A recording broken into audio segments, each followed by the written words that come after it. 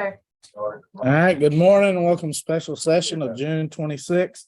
It's 9 a.m. Charity certified, we got a full quorum, all present. Charity certified, the meeting was properly posted. And Ray, if you'll lead us in prayer.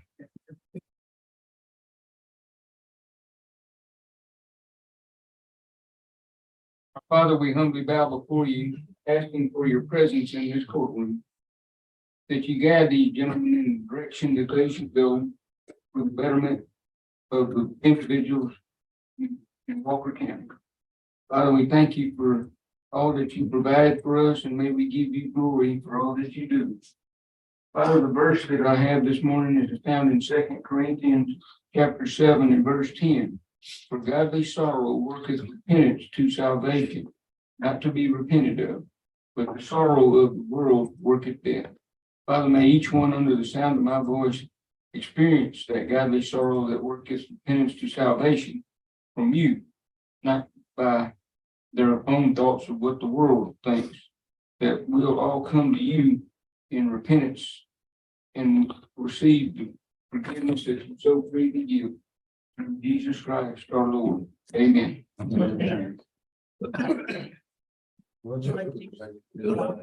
United States of America. And to the republic for which it stands, one nation, under God, indivisible, with liberty and justice for all. Texas flag. I pledge allegiance to thee, Texas, one state, under God, one nation. Okay. We got any citizens input for this morning? All right. No consent agenda, no statutory agenda. We'll go straight to a budget workshop. First up, the constables.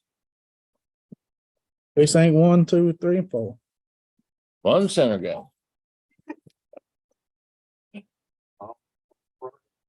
Hey, any way you want to do it, just go for it. Come on, Shane. Gang up on us. It's 5 up here, it's only 4 y'all. Hell, They do have guns. I've only got one bullet through the years. Hey, we quit buying you bullets. I didn't want to get shot at.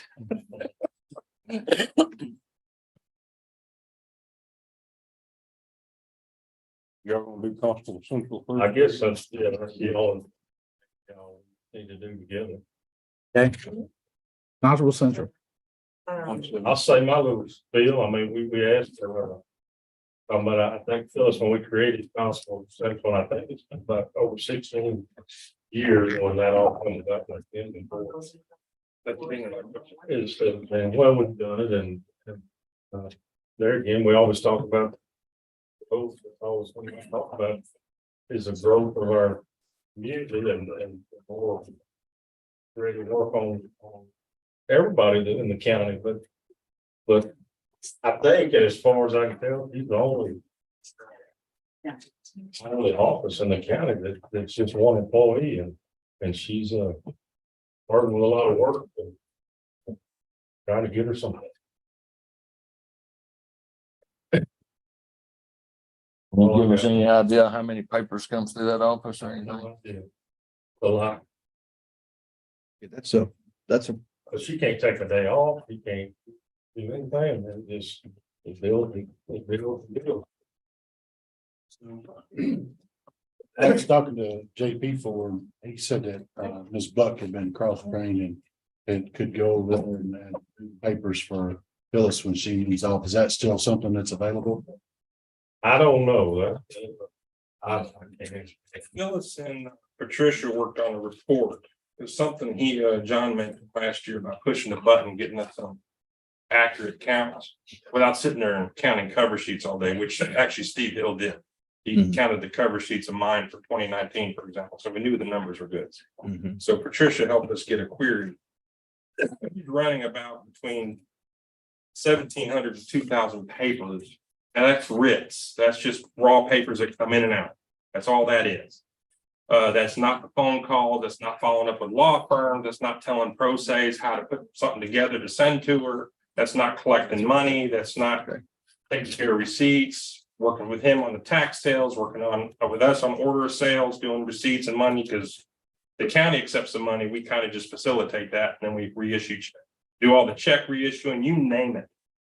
Just look at her job description. I don't have a copy with me, but of everything that she does. So a person with 3 days a week to learn her job, to help facilitate what she does for us out of that office, because she runs 4 agencies out of that office. She makes sure all that stuff's separated and everything. We don't get in trouble for not stamping papers in and not facilitating stuff going out.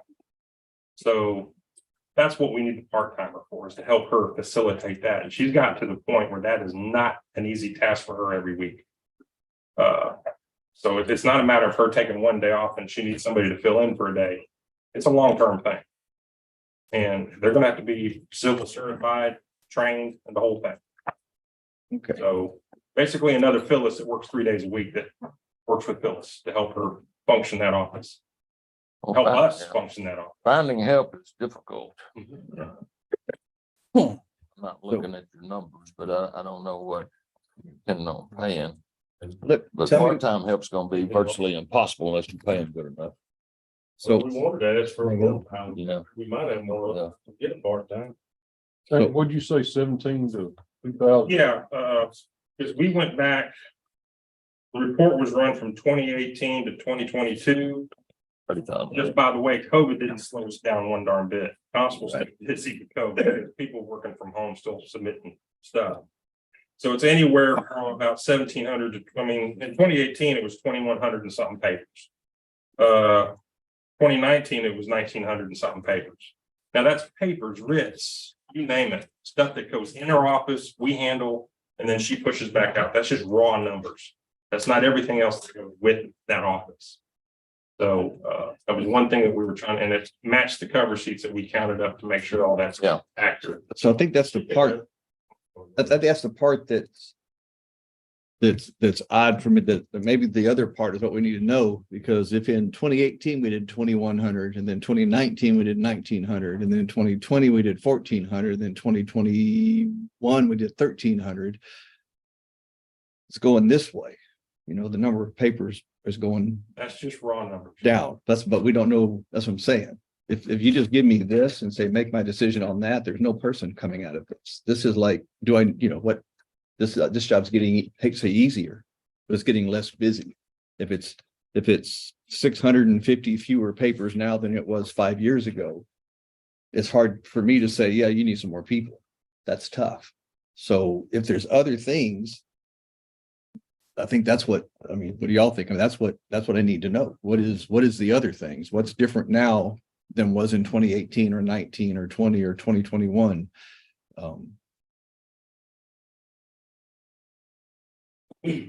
That's what I don't know. You know, that's what I don't know. I mean, when we were here last year asking for another, I think I may have been a deputy, we stressed the importance of bringing us information to make the decision with. And if this is the information that were delivered, the decision was made for us. It's like, have you seen this? I haven't seen it, no. Yeah, the decision's made for us. It's going the wrong direction. This is the like the totals right there on that side over there. So barring something else going with it, Do you I'm have her job description in there too? Yeah. Yeah, it's in there. Yeah. Just read down the job description. but doesn't mean anything. Job description doesn't mean anything unless you say there's something that goes with that. You know, it could say, Well, we don't have call logs. but you should. That's what I'm saying. We told you last year.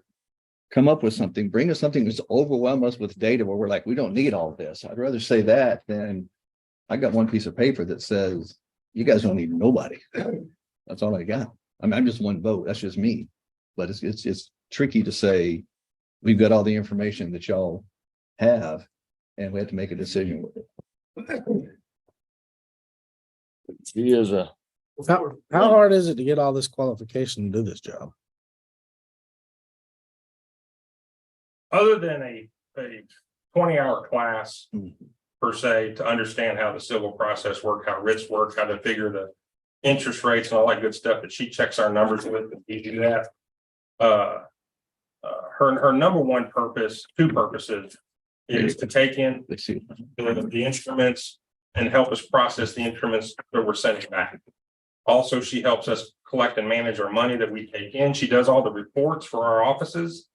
When y'all get those reports that y'all vote on, that she's the one that does those. She works with Patricia's office to make that happen, to make sure those are accurate for the monies and fees collected and all that good stuff.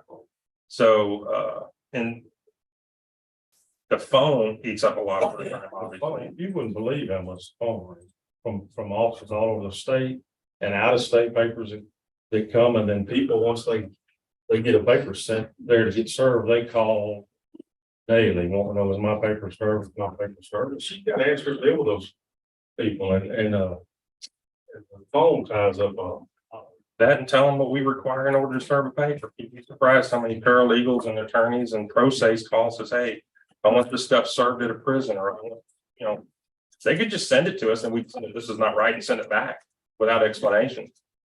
But that's what she does. She helps process and stuff, especially the stuff that comes out of state. Yeah. To make sure it's styled right, so the state of Texas we can facilitate making that happen. The best thing this county ever did was create Constable Central. A lot of counties don't even operate that way. We'd be all on our own, everybody doing their own thing, and then that's that. But that's also what she does, or that position does. It is one clerk that handles 4 elected offices to facilitate that layer of what the county serves. Was total of what, 9,000 papers, I guess, something like that. For the whole time. accurate because of COVID. We did drop off a whole lot when COVID started, and we're on our way back. And Constable, I think that's, I don't say it's a no. I'm saying I don't have enough yet. I mean, stuff like that's important. You know, all this stuff you're talking about, that when we do this, we do that, we generate this, that's what should be here. So what does this consist of? What that report was, because we weren't able to do it once before. And Miss Patricia got with Tyler Industries, working with Phyllis, saying, hey, we want these raw numbers. Other than going back and just counting cover sheets. We ought to be able to pull that out of Odyssey, because Odyssey is our instrument for recording a paper that comes in and then recording papers when they go out and whatever's happening in. So we were able to get an accurate count of the raw instruments coming through the office. Not everything that's attached to them, not all the work that goes into it, not the 3 to 5, 7 attempts, you know, all that kind of stuff. You know, that kind of stuff, but mainly focused on her office. And about call logging, we don't do that because I don't think any office in this county does, other than dispatch.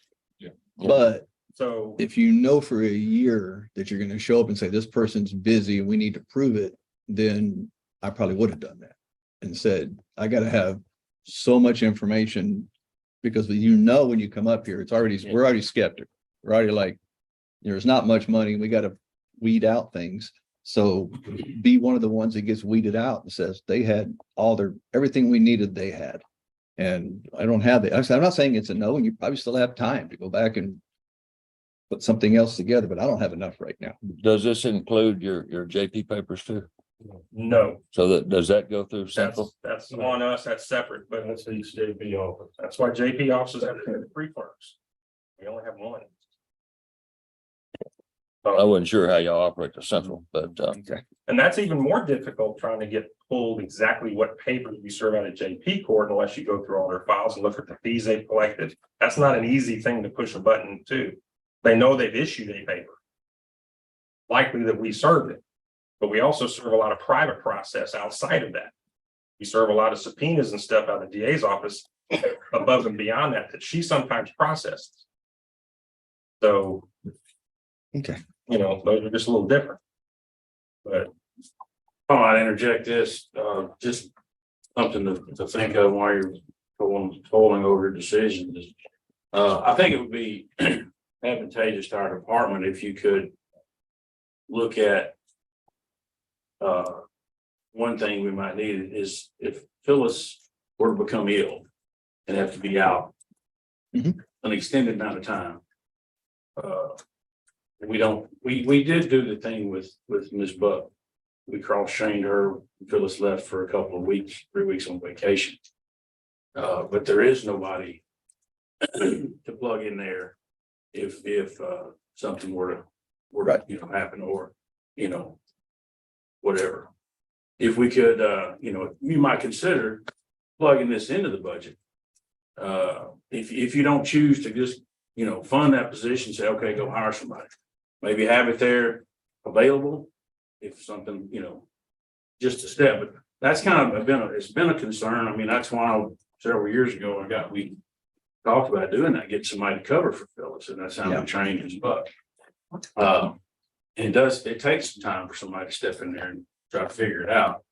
I'm sure it does, yeah. So Gene, talking about Ms. Book, I mean, have y'all, you've used it once or twice, I guess, or, and how long ago? did this stuff? 3 years ago, Several years. 3 years Yeah. ago. And Basically, she was trained to take in a paper and then send the paper out. Yeah. That was about all she did. Okay, So it's very difficult for her to even take a vacation if she wanted to. sir, It's very difficult for Phyllis to even take a vacation. it is because she knows the day that she leaves, every day that she's gone, it's stacking up on her. You know, I mean, we go in there and we can get those papers out of the mail. We can go get them and serve them. But then we gotta lay them in a stack where when she gets back, she's gotta enter them into the computer, into the system, show that they're served. And then get them sent back to and if it's a time sensitive paper, we do, you know, And handle the Constable fees. Hill and Shane, they're good about, you know, covering Yeah. the mail when she's gone and anything's time sensitive.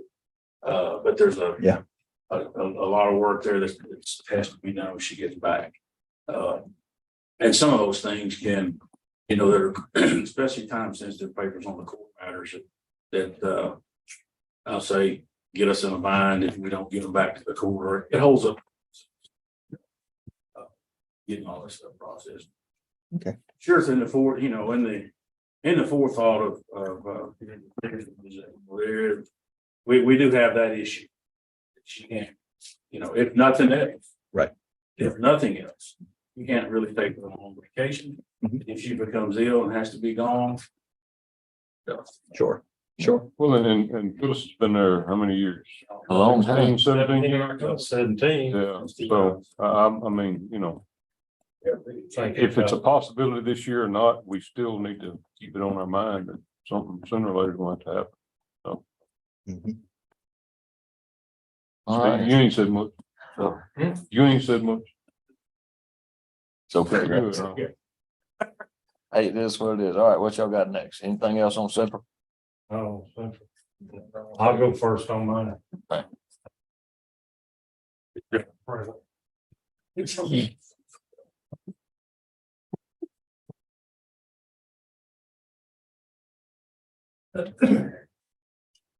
at the numbers. It's okay. I'm good. Look at that. All right, back again. Thinking, we got two new members of the court. Here, so just to kind of rewind, I'm asking for a deputy position again. Since y'all, yes, I asked last year for a position. And that was last year the raising and money was tight, so I was told money was tight on anybody, so. Yeah, but in the budget, there was two new positions hired for the county. After that, I got told no, but we moved on from that, so. Back again, the need I still have for some help, just like we talked about with Phyllis, and we talked about. The increase, everything, the increase, and like saying those numbers, the JP papers aren't in there, and then the JP court, and the amount of court. The court just a few years ago. Created another position at JP one because of the increase in the workload there, so the increase in the workload in JP one. It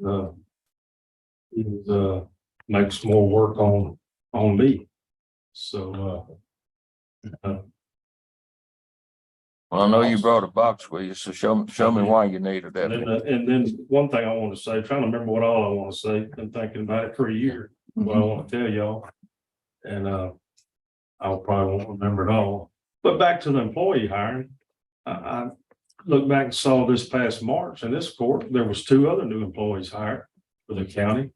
There must, a need increase in help, whatever, whatever reasons they were for, but we hired. So I guess in the last 6-8 months, there's been at least 4 new employees hired.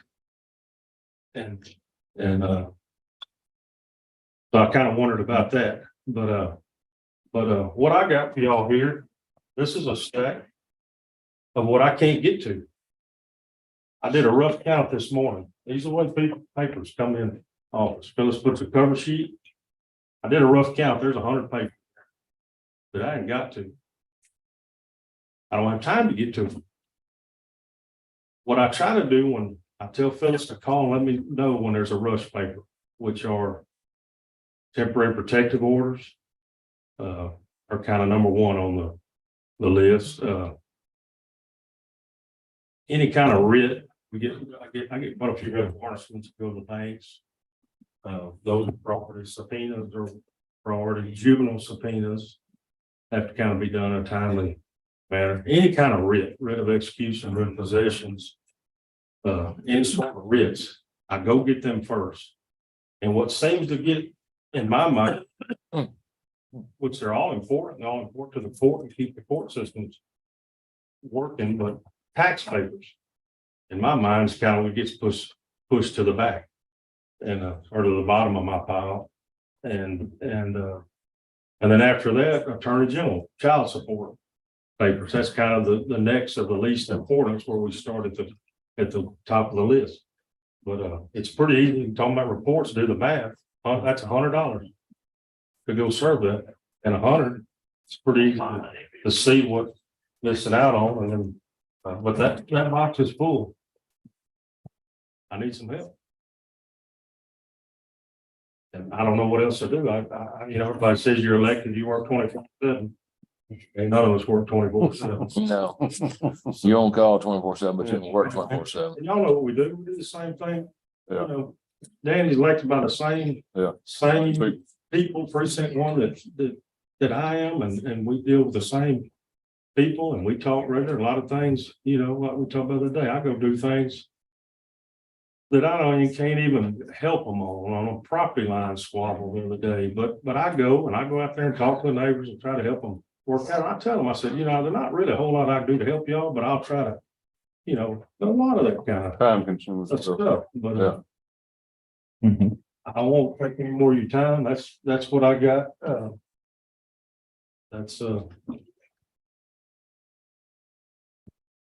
Well, I'm gonna hear from all y'all, and then I'll say what I'm gonna say. That's fine. That's fair enough. John, you mentioned the employees. Refresh my memory. I know we added a couple. Harry's was one of them. Listen to me, and I don't quote sure. Maybe Last Mr. year, Trish. I was told that the auditor's office got an employee and planning and development Yes. after it then. Yeah. And then I was told in March of this year that Commissioner White got a new employee and Gary French got an employee. I don't have a new employee. Well, but you got a position, and what was mentioned, well, that's over, because you One of have my fees posi- and. One of my current positions changed to a different position type. I still have 11 employees. So no new No, employee. There wasn't something that. And I have not added one. I put a position out of my budget. You need We help. moved You need from- help. I understand. You to need- records management. Okay. My people stayed the same, things moved around in my office. But you need help, everybody. I mean, But I doubt we could fill the position. your position. I doubt it. Hadn't put it out yet, but Well, I was just trying to clarify Yeah. the position. yeah, no, I understand. I mean, everybody needs help. Asking, we talked about all that last year, but these things don't ever stop coming. Yeah. And Well, it's and the good. same way with me, if I take a couple of days off, they stack up. And are doing some of the other things we do. Again, y'all know what goes on as far as dealing with the public and. Well, it ain't hard to get behind. That's for sure. When you're a one-man show. The growth of the little community, but and everybody knows the growth, so it's more and more, but anyway, I don't take any more of y'all's time. All right, thanks, John. Thanks, John. Number two, what you asking for? You cheap? Good morning, gentlemen. What I'm looking for, I think the handgun, that's the part was taken care of. The other thing I'm asking for, a little bit of a bump to my budget. My budget hasn't changed since I've taken office. And there's 3 line items I need to advance funds to, and I'm using complete pretty quickly. The first one is the $800 I'm gonna do my fuel budget. Because I run out of gas every June and I gotta steal money from other parts of my budget to finish out the year. And like this year alone, I spent $3,300 in fuel. And I'm pretty miserly with my fuel. I make my routes during the day. It's not like back and forth over 20 grand. And it's been consistent since I've taken office. I've always run out of gas. So, and the other thing is just a $200 increase in uniforms. Because, you know, my polos were out. I got some other uniforms to wear for court. I don't buy that many, but my uniform budget is actually quite small. So, and I usually go over that. So I just tried to split the difference and add $200 to it. The other one is for training. I do have a line item for training.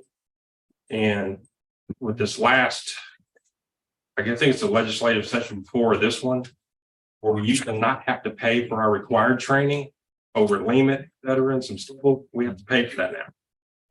And we also have some extra civil classes we have to take for the last 2 years beyond our requirement through Lehman and through the JPCA and through the state.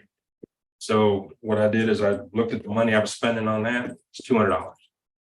And so that covers Lehman and it covers my civil. So and the LEOS money that I get is only for one person. So it's only like $600 a year. And I use that for my other trainings, my advanced civil trainings that I take and other law enforcement training that I got to pay to go. I don't go to conventions or anything like that. I just haven't had the time. But that's what I'm asking for. Just add it to my budget. Questions? Nope. I think it's. Not yet. Let's I Danny. got one, Shane. Yes, sir. You said it was for training and stuff, so, Yes. some of it was for training. So I'm assuming that it was just $200. Yeah. But, is that the consensus with all of them? I mean, Yeah, y'all have to have the same training as what I'm getting at. yes. So. And I'm asking for money. Yeah, but they may all need the same amount. Well, usually what we Or do do, you cover? you know, there's 2 line items I can't move around in my budget. That's Yeah. fuel and that's the airport budget. Everything else, we start borrowing from maintenance, we start borrowing from this. I mean, that's how I got 3 polos this year. I had to sacrifice. But he's asking for the other precinct. Oh, Yeah, yeah. that would be the same thing, because I think the 40 hours is what, $195 now? Just to go to the 40-hour course over at Lehman, plus I'm doing an online civil class this next month. It's $50 because it's online. Okay. So I just kind of split the difference. Is And then that whatever the I can 40 see out hour? of my Leo's money, and then whatever else is above and beyond that, and I can't use in my budget, I pay out of my pocket. Yeah. Are you talking about the course at Sam Houston? And if y'all approve, he's going to add some more about it. Well, that's what I was getting at. Yeah, he's asking. Yeah.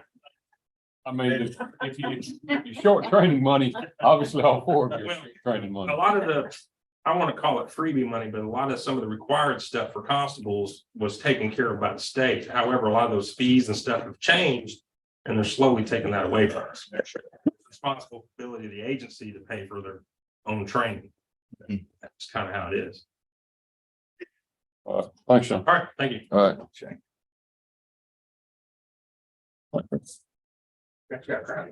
So next. Okay. What Steve got on there? Got the 2 pistols. That should be. We've already taken sent care of. that now. That should be done. So Steve, good. Well, Steve, you Mark? done? You already done, right? Do what? You've already got yours. I'm not sure. I hear rumor of it. They would do. There you go.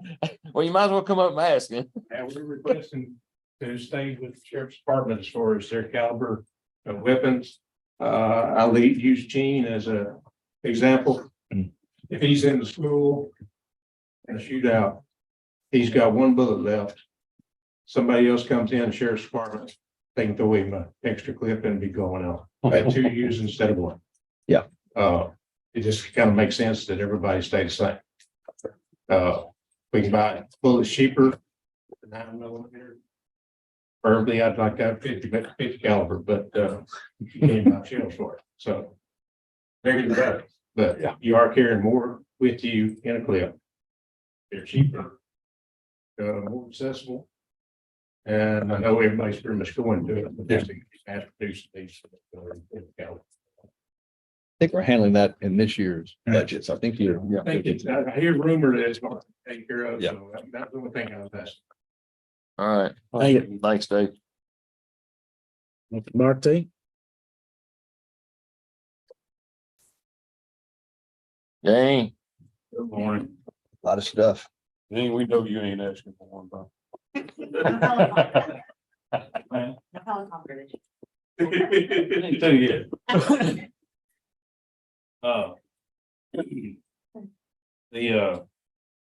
Guess the newest addition was I wasn't asking anything new until the school contacted me. They wanted to add a new officer to the schools down there.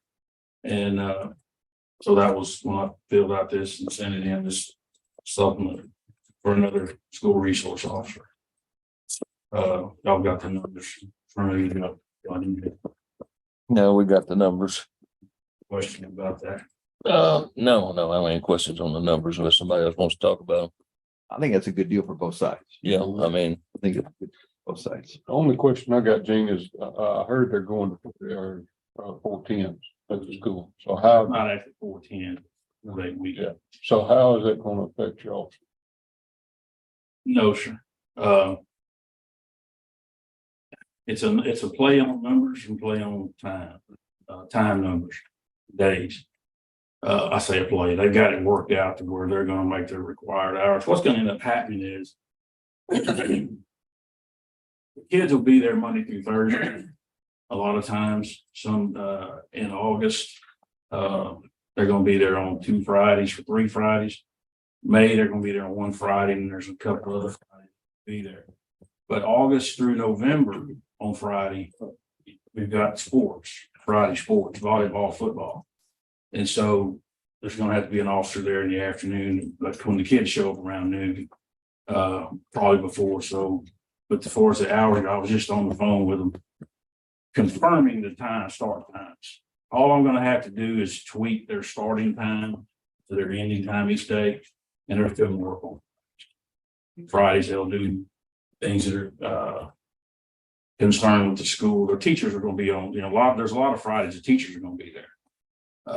Obviously, our main concern is when the kids are on campus, is when we make sure somebody's there, and because there's always some administrator or teacher out there working, and we're not always sitting right there when that's happening, but we're all around. So that, and with the days that the kids won't be there during the school year on Fridays, it kind of counteracts it because they're going to have some extended school, summer school that they don't normally have. They've got 15 days blocked out in June, and it's titled for summer school as needed.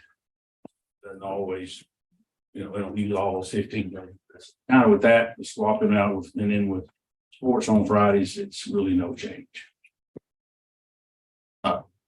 well, in the summer months, Gene, how much time do they have away from the school? You able to use those officers somewhere else? Yes, they work traffic, work patrol, neighborhood patrol. I've got the precinct broken up into 3 districts. Kind of stole that from the sheriff's department. They have 3 districts in the county, so I've divided my precinct into 3 districts. Where they're not all driving around the same spot all day long. And we also split the shifts now. In the summertime, there's 2 of them working 7 to 4 and 2 work 2 to 11. So this kind of extends the patrol in the precinct for the summer months. But I will say they've all they've had their learning experiences on the ticket riders. They've been using those. Most of them are warnings because they don't have that gap filled yet between the riders and the courts, but they're learning there's a curve using those things. Oh, a ticket ride, that's easy. Well, it's not as easy as it sounds, but that's what they've been doing the last 3 weeks, is using those on a daily basis. Gene, what's your policy on vacation for all you guys? They can only take vacation, or they take the school resource guys take their vacation in the summer. if they need to take a day off during school, it's 1 day. So they have to keep things covered in schools. Sometimes when they usually take more than 1 day off at a time, they all get their week or 4 days, 5 days, whatever it is. Some of them take vacation in June, some of them do it in August. To vacation.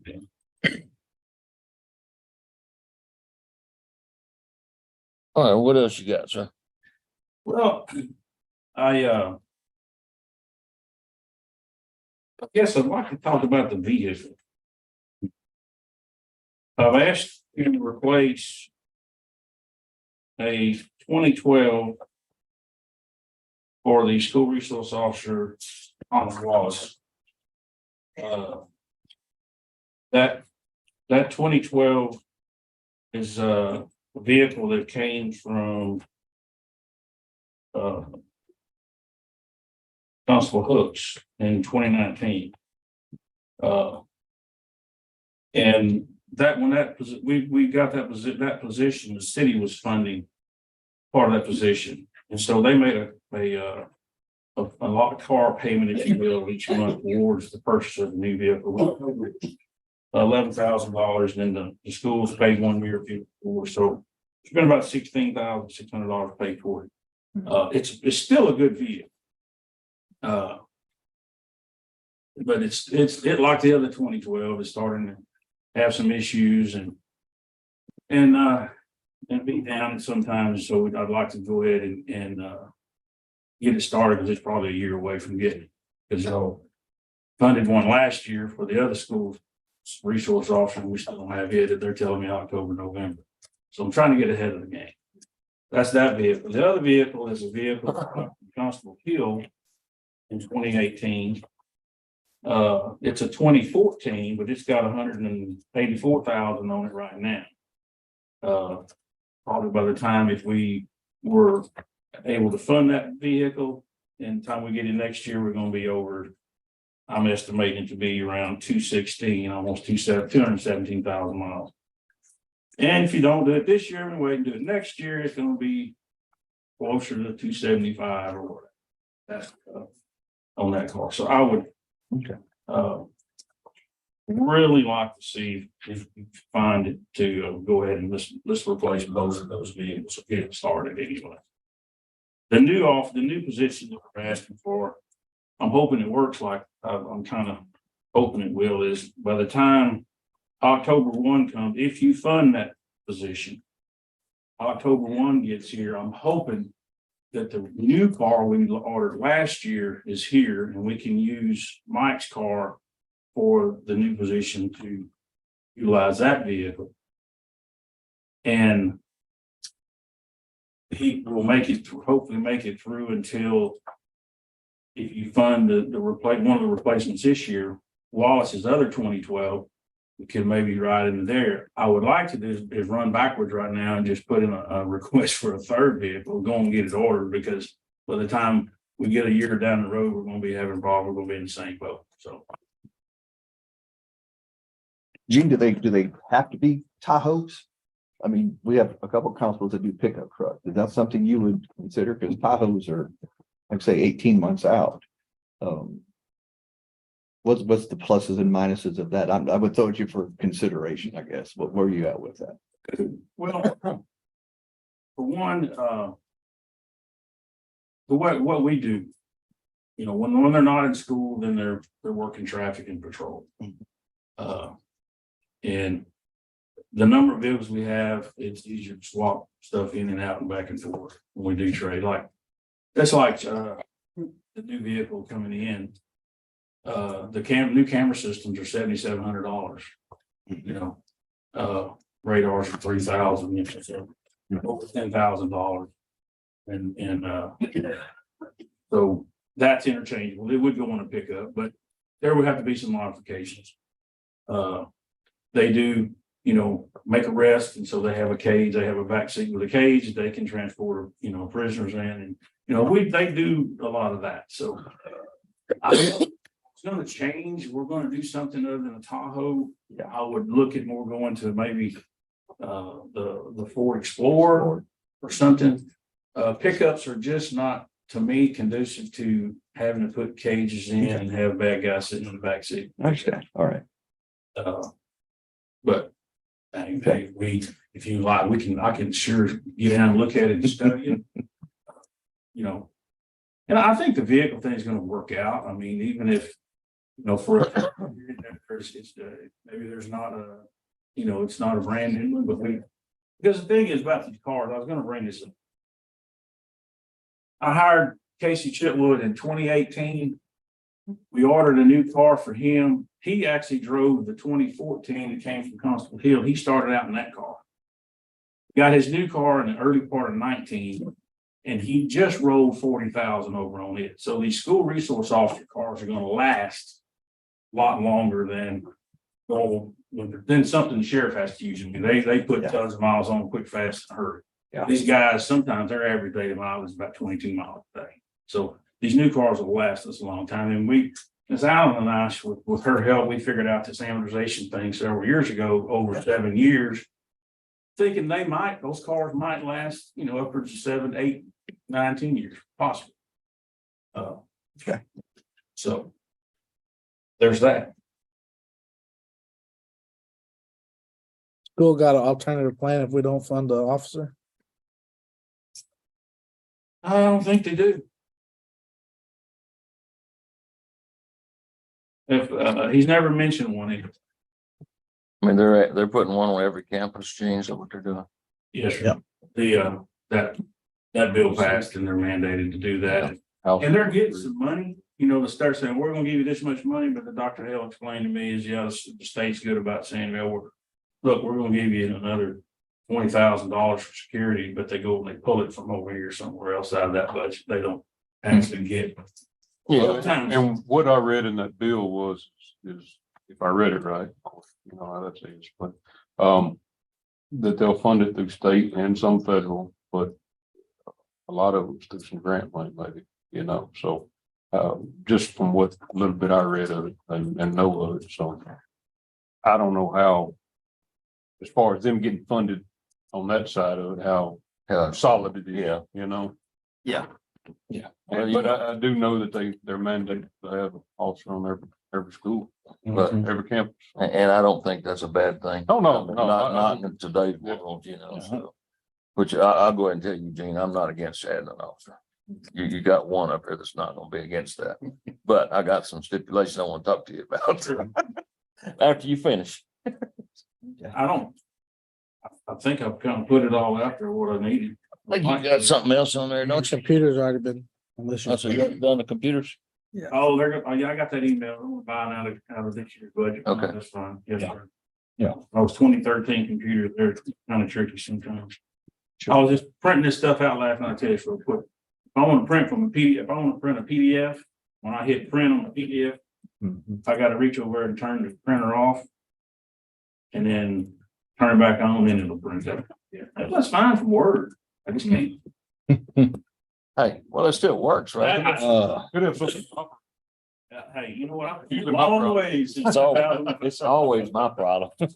Come a long ways. I don't call IT quite as much as I used to. So you done covered everything? Yeah. All right. No, you What know about what? this overtime? I should have never asked. Oh, Yes. I asked to put that in there because since 2012, when I started it with Officer, I've never paid overtime. They've always used comp time. And where this comes in, and as you see, I only have 25 hours per officer. When overtime comes, what happens is, what usually happens, something happens on 45 at 3 o'clock. And it backs up anywhere, we stand up being out there sometimes till 5:30, 6 o'clock. And I say we, because I go run the red light and they get all the intersection. So there's, sometimes an hour and a half, 2 hours that they work over that doesn't have anything to do with working in school. Right. So that's, and I was gonna, if this was awarded, I would award it like it was my special little league puppy. But being able to pay those guys a little bit overtime occasion for something like that. And there's a couple of my guys, they don't even charge. They might work till 5 o'clock directing traffic and just say, whatever, or come in and handle something. It doesn't have anything to do with school. So. That's the reason for that. You done this time?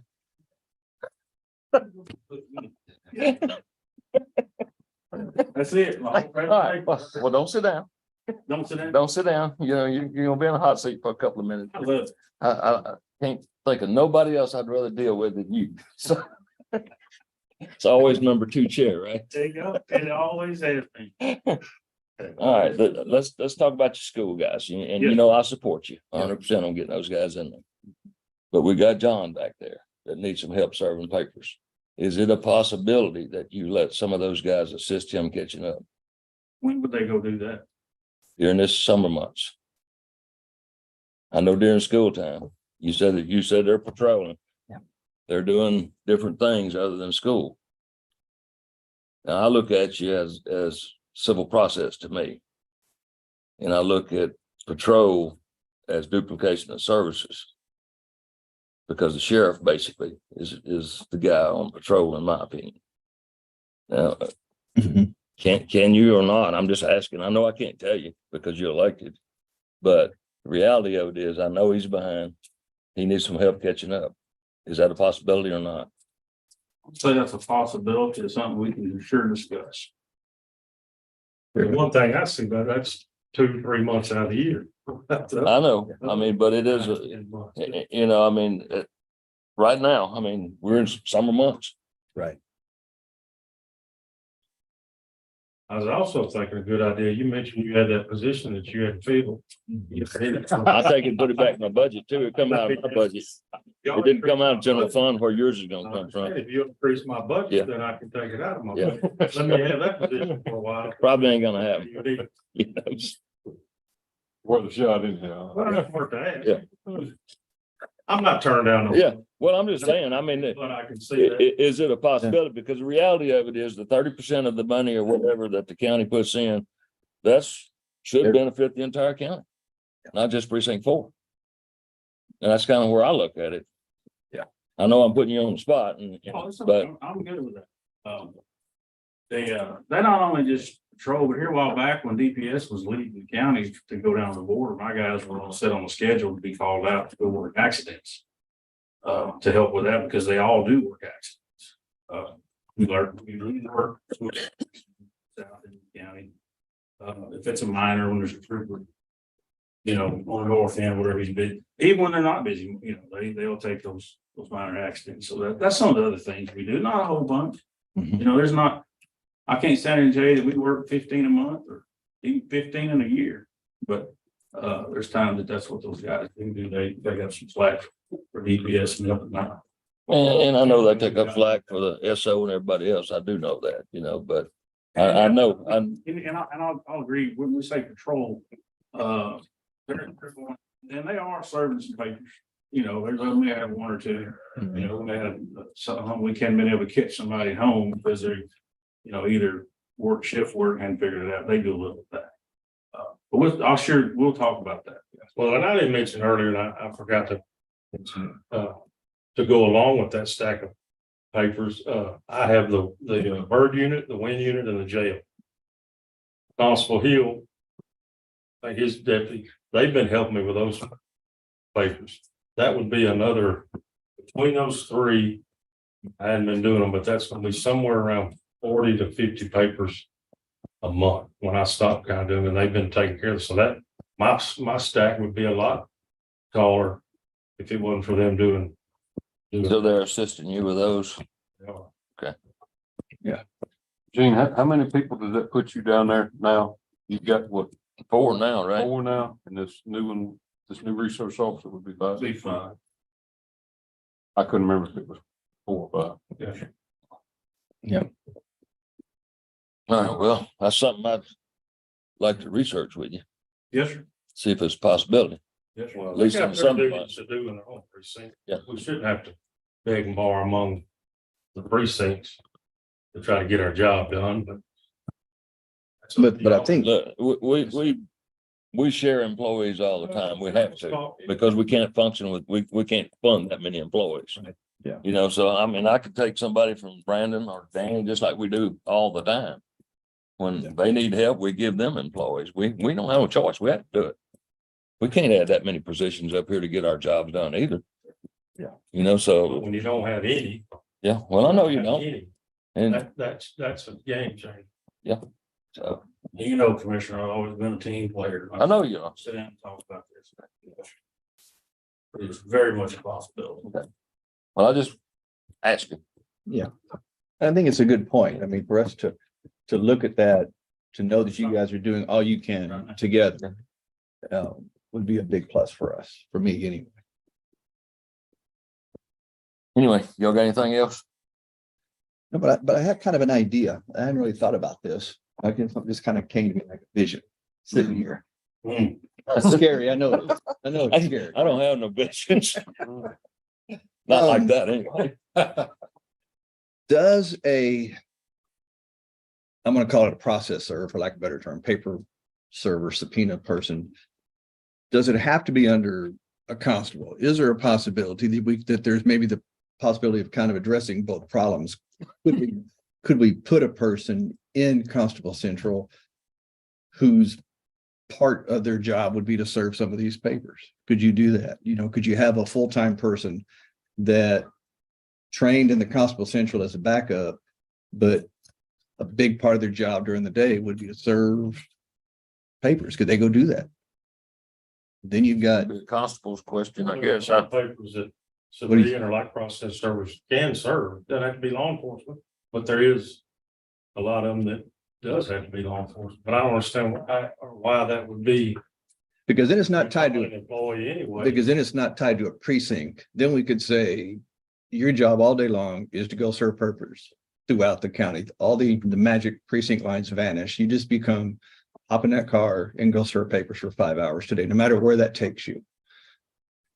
You know what I mean? Mhm. Then you've got somebody backing up Phyllis.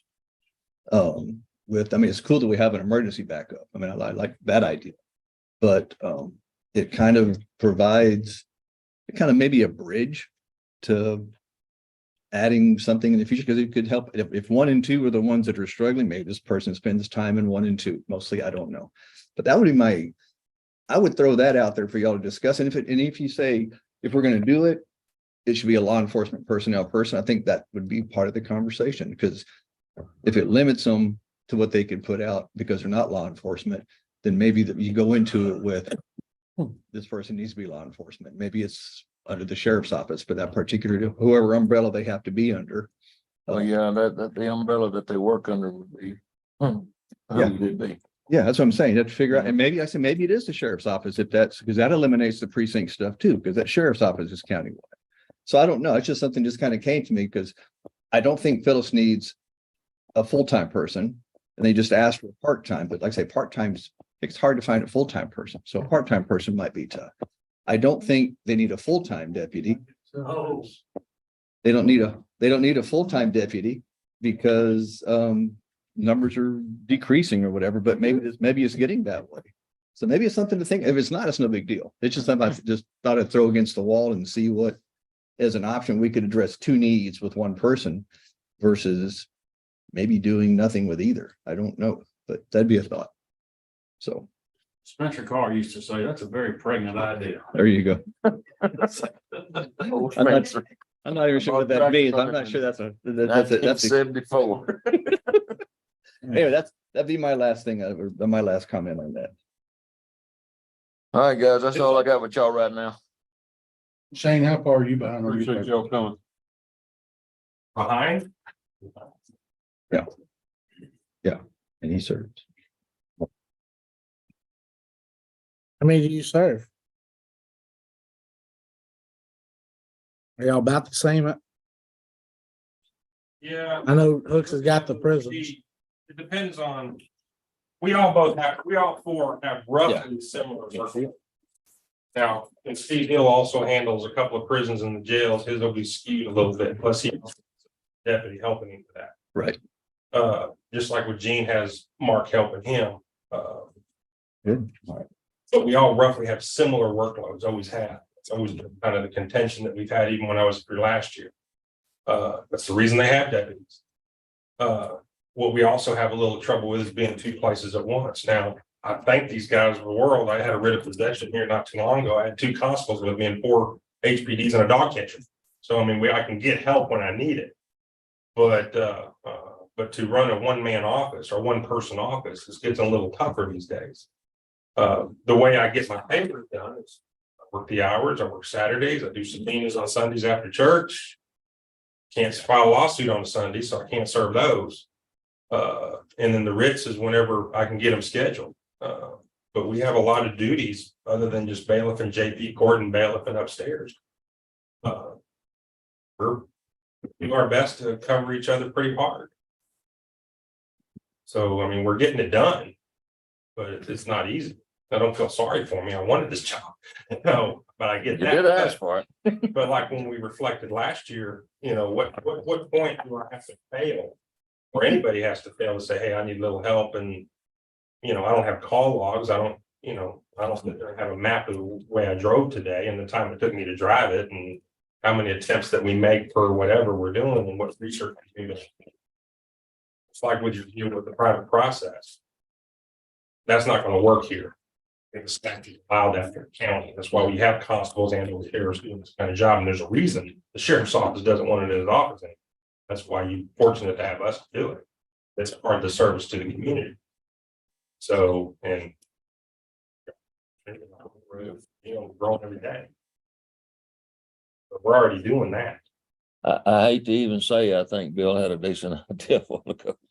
It's a thought, if nothing else, right? The only problem I see is you're gonna We be. serve a lot of private process companies and send us papers. But, I mean, They couldn't, if it wasn't an officer, they couldn't be assigned to a precinct level. It'd have to And there's be, gonna have to be somebody that manages them. They're gonna have to, You know. It would sign be- off on their paperwork, because we sign our own paperwork. We Yeah, he would, identify ourselves. he would have to work for all 4 precincts, all 4 counties.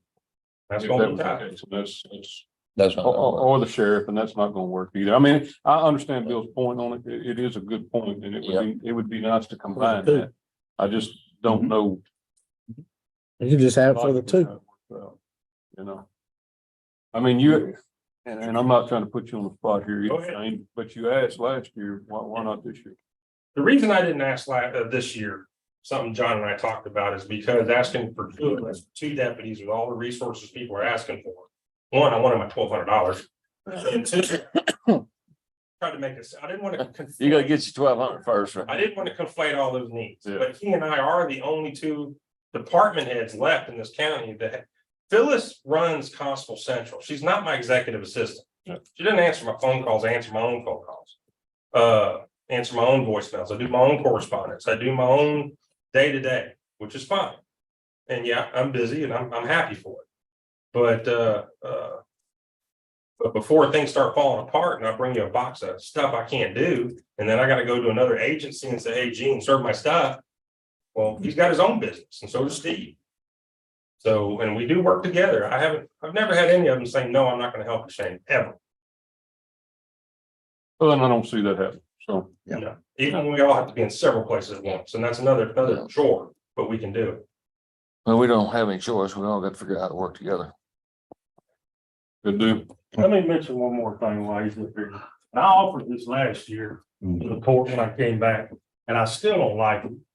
But I asked y'all when I figured out we're gonna get a deputy. And there's no doubt that he needs one and I need one too, but I asked the court last year, what about if he decided not to ask for one, y'all approve me a deputy? And I'll share him with him. He can have 20 hours a week, him or her. 20 hours a week. Let me use them 20 hours a week. That solved all this problem of part-time help, different help. But I don't want that to be a forever. I Yeah, mean, we shouldn't have to, no, it shouldn't be forever. It should be. but to get us out of a jam, if money's tight. You'll say it is, and we're short on funds. To get us both some help. Solve the problem. And we can share one for 1 year. Next year, try to let me have that in full time and maybe he can get him another one.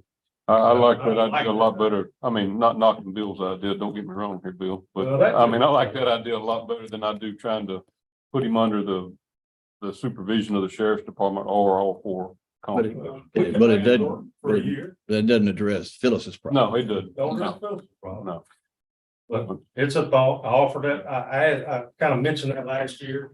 So I mentioned it again, if it helps somewhat get the problem fixed. And I mean, We still got a long way to go on all this, so. Yeah. Well, you know, he didn't ask for one, but there's no reason why we both couldn't have one. I know you can't do it in the same year. That's why we hope last year. We talked about it, that I'd got one last year and then he'd been doing it. This year he'd be getting. well, and I figured that was the reason, that's the reason I asked. That, so All right, guys. Thank y'all. Thank y'all. that stack, you want me to leave them up here with y'all? Can we figure this out? Oh, absolutely.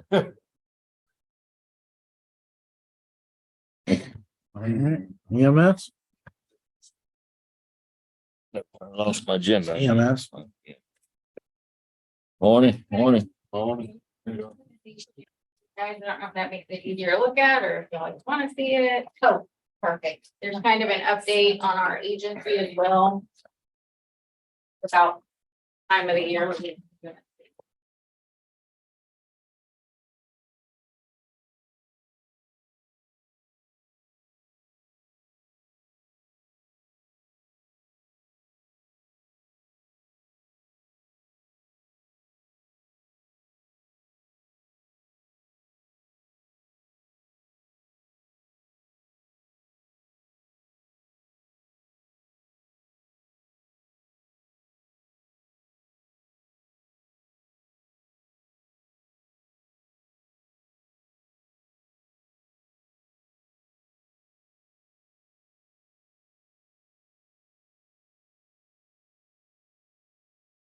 Okay, so the first several slides are just kind of a departmental update, so you guys can kind of see where we were at last year compared to this year.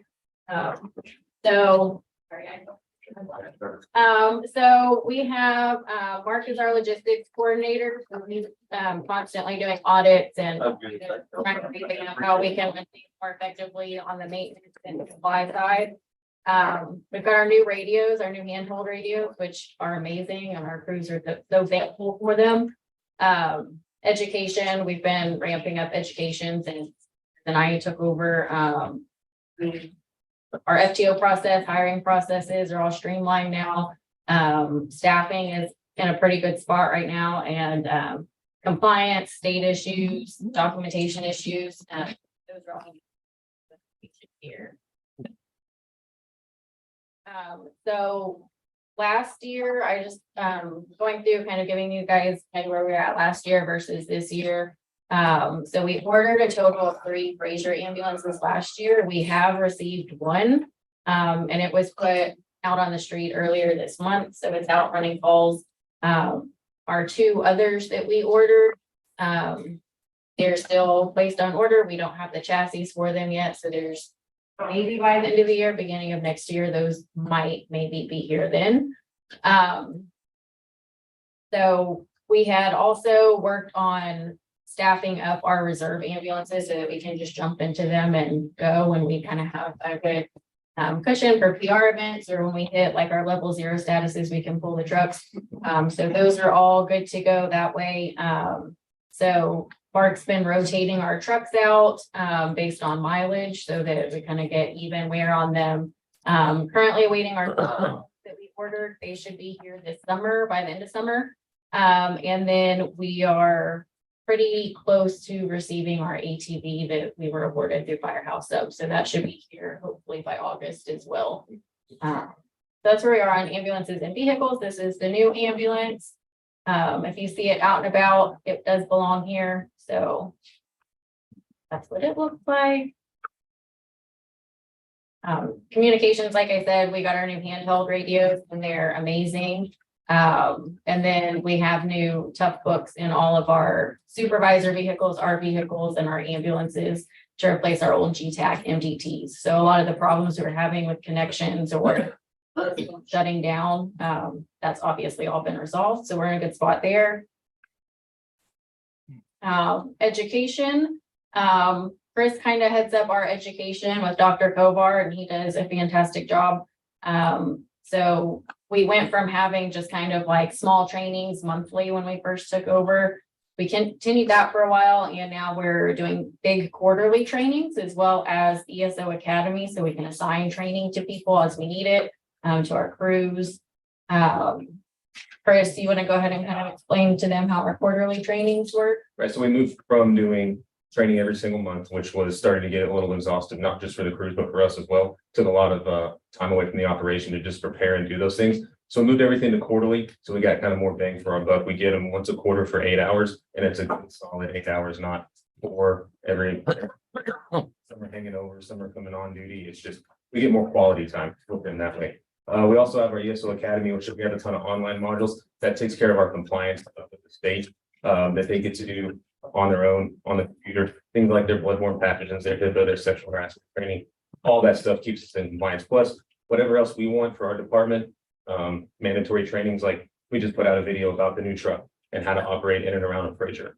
Made everybody watch that before they were able to actually operate in the ambulance. So way easier to get a hold of people, not making everyone come in for a training, so. And then we have the card classes that we're still doing, so we get a lot, quite a bit of outside people from other agencies coming in and taking those card classes. So that does help kind of get, on the recruitment side as well. And then we have our paramedic sponsorship that you guys approved last year, and so we have several employees that are kind of feeling that out, getting ready to kind of apply for that in the upcoming months. So that's where we're at on education. Our hiring and training processes, we kind of in the past didn't have one, but now even holding a hiring process is very streamlined. They have set tasks they have to do, so many interviews they have to go through. We do performance evaluations, try to do those at 30, 60, and 90 days. If it's needed that far out to kind of give new hires kind of goals, what they can improve on, or maybe where they're lacking or what they're doing really well at. And then going forward this year, we've just really been building on that and improving those processes, but the overall process is still the same as we implemented last year as well. And then logistics, I want to let you give an update on that, since you and Mark kind of oversee that. Mainly just maintenance and fleet supply stuff. It's constant job. So when we purchased all the ESO dashboards, all the assets and checklist logistics management, that was a huge game changer for us. We started to pull all this data to see where we were having kind of, gross waste, where we could shore some of that up, where we could kind of streamline any of our inventory to make sure we're not putting too much out there, making sure that we're not using stuff erroneously that causes a lot of additives. Medical supplies expires, and so we want to make sure we're using all that appropriately. Same thing on our vehicles, trying to get the most out of our vehicles. Having daily checklists that we have the crews do to make sure that that stuff's getting done every day and they know what's on the truck, and monitoring all that. So having that, and then we have ability to do something called insights now, so we can run reports on anything from clinical stuff to operational stuff to inventory, asset, and checklist stuff. So it gets pretty surgical when we want to figure out exactly what we've got, and we can trend it, and that's been really awesome. Staffing, so last year in 2022, we did have a turnover of about 8 employees, which we knew that we would lose employees as we started developing and changing and upgrading things. So last year, August was our highest, or our busiest, I guess, hiring process that we had. We had, I think, almost 15 applicants at that one. And so now we're very stable at this time. We're fully staffed on our EMT basics and intermediates. We currently have 1 in-charge paramedic opening as well as 1 supervisor opening. James Blake did retire back in May, so we'll be interviewing for his position this week. So our next hiring process is the middle of July. We're going to try to bring on some part-time employees as well at that hiring process. Compliance, we were going through when we first took over with a fine-tooth comb and finding everything with the state that we needed to get into compliance or get better at. And so we really succeeded in that. We were able to renew our provider license with no problems from the state.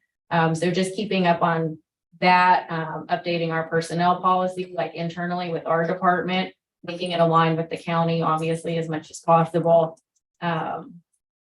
So we're constantly building on our own internal policies and procedures, clinical guidelines. And those just include anything from medication tracking to shift change to behavior, all of the things you have to have for a department. And then in addition to that, to make it easier for our employees to find this information, we have an app. So they have that on their phone as well. So they can look the county website for the county handbook, but they can also get it on their app, which is no cost to the employee, and pull up any policies or procedures anytime they want. So. Patient care, you want to touch on patient care? Chris? Yeah, so when we came on, we implemented 100% QI, so all the calls 100% are reviewed by our CQI, and then we have Sentinel events. Certain calls are automatically reviewed by the medical director. Those are things like cardiac arrests and major incidents. So we put on performance improvement plans when necessary, and that's always in conjunction with the medical director. So we've done that a couple of times with employees with really great outcomes. We've been able to mark and measure their improvements. Patient outcomes are improving. So high acuity calls, we debrief with crews, command staff and the medical director. Those are part of those Sentinel events that we talked about. And we've started at least 3 or 4 new protocols and medications just this last year. And these were things that last year we were trying to get up to standard of care. And I feel like this year we started to get things that are starting to get a little aggressive, getting us kind of out in the front, like, look what we're doing, we're on top of stuff. We're not trying to play catch up as much with our clinical practice. We're starting to get out in front, which is what kind of our goal was. So. And then, so just touching on some statistics, return of spontaneous circulation during CPR. We were at 33% in 2022. This year, we've changed our protocol a bit, more aggressive kind of guidelines and standard of care. So we're monitoring those numbers to see if they need to change that. But it's looking right in line as it was last year. Chest pain time of patient contact to 12-lead EKG to catch those like acute coronary syndromes and get them to the appropriate facility. We were at 5 minutes and 42 seconds last year. We're at 5 minutes and 44 seconds this year. First pass intubation success. So that's putting a tube in somebody and breathing for them. 81% last year success on the first try. 99% of the time they did not have any drop in oxygen level or blood pressure. This year we're up to 92% without any drop in oxygenation or blood pressure, which is really something to be proud of. We have all the training equipment at all the stations, so I think that's really played a part in it, as well as just the more intense training that we're doing. And then our ventilators, we got ventilators for every truck through the ARPA funds. We've used it 41 times since January 1st this year. So we use them for, CHF patients, respiratory patients, intubated patients, oxygenating patients. There's a wide variety of uses for them. And we offer training pretty much constantly. Whenever somebody needs something, we pretty much drop what we're doing to give them additional training on it. It's a really amazing tool to have out here where we're so cool. So that's where we are as far as an update. And then we just have our things that we'd like to ask. Okay, whenever y'all ready to hear. All right. So the first one doesn't cost any monies at all. So it's just changing some titles within our department for our field staff and our command staff. So this will kind of help better align with other EMS departments, fire departments, law enforcement, chain of command. So I've laid it out for you guys. Our positions would be just being renamed to chief, assistant chief. The supervisor would be the district chief. That would allow for any growth. If we had to add another supervisor at any time, you would have essentially 2 districts or 3 districts or however big the county gets. That would allow for us to add more if we needed to on a daily basis. Logistics just become a division. If we ever in a few years maybe got an education person, that would also be a division chief as well. It would just be over education. And then we have field training officers and field supervisors within our department. It's kind of an inter-department necessity that we have to have. But just being able to give them a different title for that rate structure. They would be captains, a training captain, and then just a captain, and then kind of at the station level, a station lieutenant, somebody that would oversee our stations. Like I said, no cost. These are all just kind of internal things for our department that would make more sense. And then the addition of an attendant paramedic position within the budget book, because there is a difference between an attendant paramedic and an in-charge paramedic. And right now all we have are in-charge paramedics. So just adding that in there, attendant paramedic is generally a new medic. They don't have a lot of experience. They just graduated school. They're not in charge of anything operationally, but their scope of practice is drastically different from an EMT or an advanced EMT. Okay. And then this is just kind of shows what our kind of structure would be within our organization.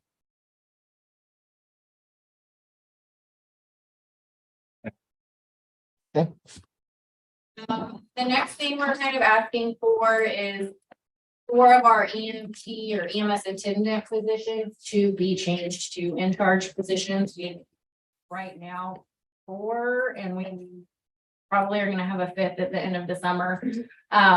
3 of our employees have just completed paramedic school. They tested at the national level and got state certified, so they are no longer EMTs, they are paramedics. Unfortunately, I can only max them out to the maximum EMT pay, because I don't have enough in charge positions for them with our budget. So they're being paid less, 4 cents less an hour than our lowest paid paramedic. So I'm asking to at least move 4 of them. That way, when they're certified, I can pay them like my other paramedics. It's only gonna be a matter of time before they're credentialed to do the higher level skills that are in charge of paramedics. Okay. Additions of stipends, this is something that I've talked to Amy a little bit, me and Chris have talked about it for the last 2 years.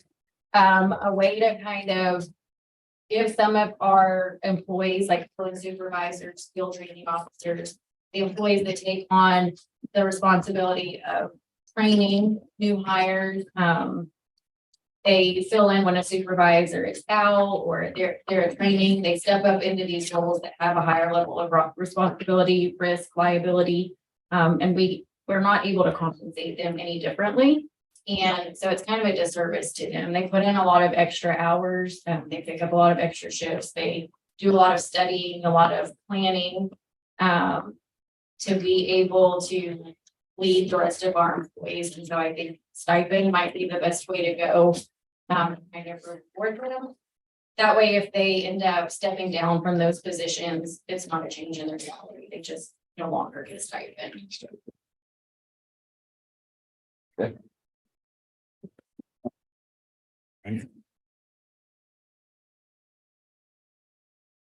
Public relations, and on the next couple of pages, I'm going to show you guys kind of all of the activities we've done just in the last year. We have about 3 or 4 employees that kind of make up our PR team. And again, these are people that sign up for these events on their days off. They purchase candy for the children, coming to these events. They buy coloring books, they buy literally anything that we need for a PR event, because we don't have it in our budget. We can't purchase it, all the rules and whatnot.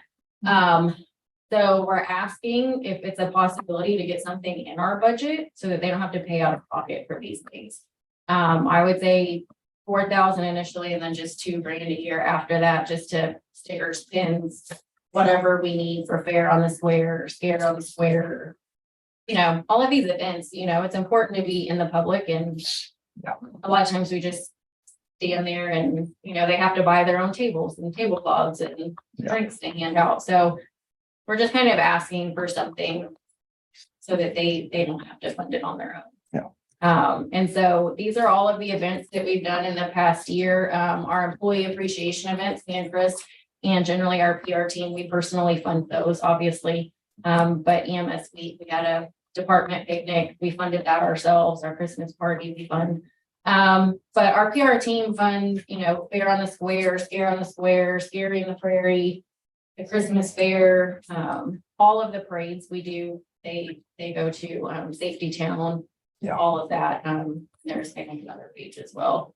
I think it's cool to send them home with something too. You know, there's kind of when the big ambulance shows up with the flashing lights, and I think I'll address this on one of your Facebook posts or something, you know, it's a little kid walking up to an ambulance could be an intimidating thing. If they've seen it before and it was a positive experience, you know, if you get a little widget to give them, whether it's an ambulance hat or a fake Yeah, kind of stethoscope. like the fireman's hat used to give out. Yeah, fake stethoscope or something. To job fairs all the time, A&M, Bland, Lone Star, I think they went all the way out to Sky Fair trying to recruit people here. Which is good, but we can't even give them a pin that says Walker County EMS, so they remember who they talked to. So that's a little bit frustrating for them. They love to do these events. We love to send them, but Sure.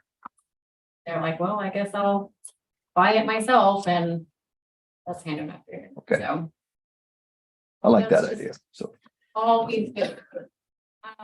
EMS vehicles, I know you guys are not surprised by this. We would like another Fraser so we can standardize our fleet. Yeah.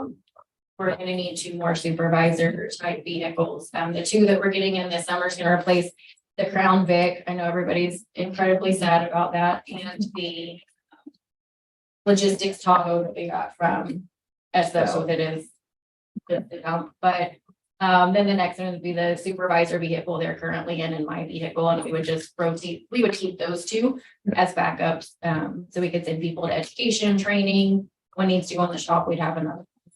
So that's where we're at with that. And then we would like a generator, spare generator for all these features working, in case one needs to go to maintenance or needs whatever they need. We can just pull that generator out, kind of like what Waverly does, put the new one in, and then you're not down a truck.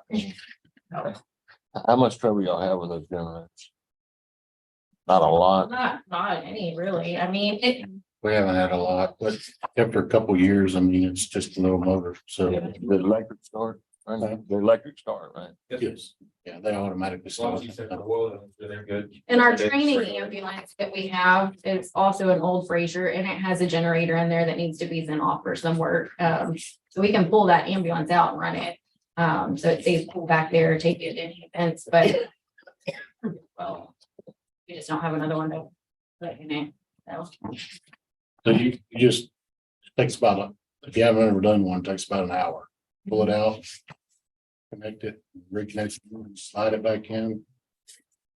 We've got one that we'll keep on. On the- Spare. The spare. Yeah, that way your ambulance is only down, you get good at it, you do it in about 30 minutes. Mhm. Well, your ambulance is only down 30 minutes, other than having to send it to a shop somewhere. Yeah, well, the other ESD, what is y'all 2 down there? To, The ESD 2, the spare ambulance that they actually bought, do you have it stocked, I guess, so to speak, to be able to use it or not? yes, all of our reserve ambulances are fully stocked. Generally, all they have to move over is their iPad, their own portable radios, their drugs. I think that's it. Personal belongings, like maybe occasionally one little thing, but they're all stocked up. So the other day, the Thursday, it was that Friday, Chris was covering our supervisor shift because supervisor needed off. And things went absolutely crazy. So he ended up responding to a call in New Waverly. We didn't have any trucks available. Montgomery County wasn't available. Ventura wasn't available. So Mark actually pulled one of our reserve trucks and met him down there, and they loaded up the patient, took him, and I stayed up here as supervisor. So it works really well when we need it too. So just hopping in a truck and going. They're all stocked, including the one in Waverly. All right, I'm just curious. Thank you. And then this is just for y'all's reference. I can email it out if you need me to. It's on the USB, but Mark put this together. You guys were asking for a list of all of our vehicles, their mileage, year, make, model, any issues with them. And then he kind of put what the recommended replacement schedule is based on years. So, Yeah, if you don't mind, email that to us. yeah, I'd like to see that, like to spend some time on it. so we're requesting some AEDs. Last year, we requested 4 AEDs and we didn't get them. There is a need for us to have 4 AEDs. We don't have one in our admin office, which is a problem if our truck is out of service and somebody walks in, and Brandon, you know, they will walk into the station. They do that in New Waverly all the time. So we don't even have an AED there. We might occasionally have a spare cardiac monitor. But we don't generally keep a spare $50,000 cardiac monitor sitting around. So an AED for the office would be amazing, as well as one for each of our vehicles. Because we don't have a monitor on my vehicle, his vehicle, or Mark's vehicle, and we're out and about all the time. So being able to jump on a CPR call as it comes out, or if we have a patient that needs it, we don't currently have one. So these AEDs we're asking for also have EKG capability. So if we are tied up and everybody's on calls, we could actually respond and still do an EKG on these patients. So we are asking for AEDs again. Okay. Raises, you guys know I have to ask for raises. Everybody asks for raises. So we're asking for, I know your hands are tight, so. All righty. Small increase to the uniform budget by $5,000, so we can have 20,000 a year instead of 15. This will allow for every full-time employee to have 2 uniforms and each part-time person 1 uniform. We go through them like crazy if you guys don't know. Sometimes you have to change uniforms multiple times a shift. And we're trying to expand it with our vendor where they can, you know, buy belts and boots and things like that they need to their health insurance. But mainly it's an inflation issue is why we're asking for it. And then the jackets are expensive. So. Okay. I'll let Chris talk on this one, the ESO. This is kind of his wheelhouse. If he has a question. ESO activities, it's kind of a new module they released, and anything that ESO currently doesn't do for us, this sort of wraps up everything else when it comes to daily activities that you want to sign or monitor that you station down to each crew member actually gets done. And this isn't something that just command staff or supervisor puts in. We have a PR team. If one of our PR people gets wind of, hey, they called me, or they got this event going on, they don't even have to call us, say, hey, can you put this on the calendar? Yeah, hang on, let me stop everything I'm doing. Stuff gets busy. You can hop right on there and add it to that calendar. I think everyone can see that. So it's better for maintenance task calibrations to assign daily tasks. And then the CAD integration. This is probably the biggest thing for, I'll go ahead and say the entire county, not just EMS. If dispatches CAD would integrate into ESO or into, if they use emergency reporting, same thing. It would automatically sync all the data over there, and we would have more accurate charting, more accurate phone reports. We could actually run data and trends and analytics that are pretty spot on, like down to 1/1000% accurate, because we can do heat maps, which is something huge we didn't want to do as far as call volume. We can't do heat maps now because dispatch doesn't sync lat long coordinates to our charts. They record them, but they don't sync. So the crews would have to manually go in and put in a lat long, and they'll fat finger one and it'll be in France for some reason. I don't know why I ran a call over there. So that'll automatically sync over when the call comes in. So we'll be able to get a really good history and plan for future growth. With heat maps, you can kind of predict call volume to a degree.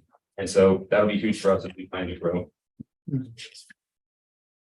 And then these are just kind of the miscellaneous, like ongoing costs or cost increases that we don't really have a lot of control over, such as Emergicon. But I think Patricia, didn't you say that Emergicon might be okay? Yeah, I'm thinking we may not need it unless revenues patterns change, so we probably can do without that. Okay, first back up to the is. Do without which one, Patricia? Emergicon. Emergicon's the billing company. I thought we approved this, I thought that we approved last year in budget time. When the Yes, one-time expense. Not get approved. So we, last year we got approved for the scheduling, the training academy and assets and checklists. So this activities is just, it's a separate need. Okay, different.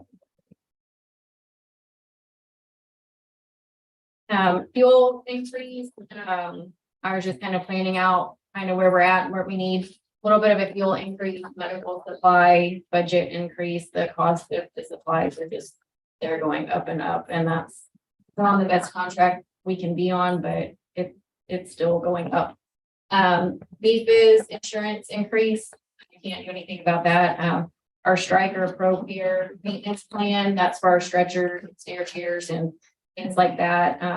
As we add more stretchers, it's just gonna go up, which we have added. Our Sim Man, his warranty and preventative maintenance, if we want to renew that, that's the price for 2 years, but he's a very expensive man, so it would be a good idea to be able to get him maintained and fixed if he breaks. Provider licenses for adding response ready units. I believe it's 180 per unit when we add them. Our NARC track subscription, we already have that in place and we're getting to roll that out, but that's the subscription fee to be able to log in and do the real time reports and whatnot. Our protocol app, that's where we have our policies and whatnot as well. Antebi has an annual fee and then ESO's annual fee. So a lot of these are ongoing. There's not a change, but some of them haven't. The ESO. That's the ESO that we approved last year? They approved? Yeah, so this ESO is what we would pay. It just wasn't built into the taxes. This just wasn't built in our tax rate? Not the ongoing, because first year was purchased and then ongoing kicks in subsequent years. And we've been paying an ESO fee for years and years. So. This is just kind of another report Mark put together for you guys, and I can email it over because this looks fuzzy to me. I don't know if it looks fuzzy up there.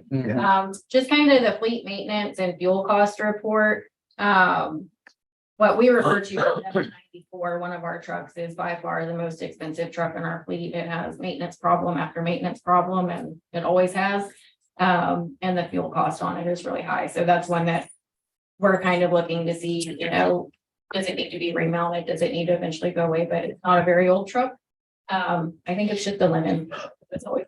But Mark put this together, so I can send this over to you guys if you want to be able to kind of delve into it more. He has it broken down by vehicle cost to run it. So, and then the last thing, EMS administration building. I know this is not a this year thing. I don't know if it's something where we can set aside money over the next few years to get a new building in place. But we need to do something and address it. The ideal location would be over off of 19 where our south station is. We have almost 2 acres over there. A lot of it would need to be cleared out, but the county does own that property. It's the blue house that's over there. So I think it's been condemned a couple times. It's been remodeled a few times. It may be caught on fire. When Mark goes in the supply room, it's like on a tilt. So we get like one tornado and that probably is going to knock out all of our medical supplies. Because we just don't have anywhere else to store anything. So we're kind of at the mercy of the city buildings that we're in. It has to be temperature controlled. We just don't have anywhere else to go. So we can store 3 ambulances over there. It's not a pool through bay, so we have to be a backing up situation. We were able to finally clear that bay out, get rid of trash that's probably like 30 years old, I would imagine. All kinds of stuff in there. But another problem we run into is we don't have a conference room. We don't have a training room. Anytime we want to do these quarterly trainings or host a class or a CPR class, we have to go to the hospital or the fire department and see if we can reserve the room for that day or however many days. We've run into setting up a big event and getting told the day before you have to move because we're doing this other thing now. So that's really frustrating. Hiring processes, we have to reserve the area at the fire station to be able to even hold a hiring process. Health concerns with some of the stations we're in. I'll leave that conversation for another day, but that's a big concern. Okay. Ideally, if we were able to put something over there on that property, it would be 2 sides, ideally, an admin side, bays in the middle, and then an EMS side. We would need a training room, a conference room, offices, spare offices for growth. We would ideally like to have 4 or 5 pull-through bays so we could store more than one truck in a bay.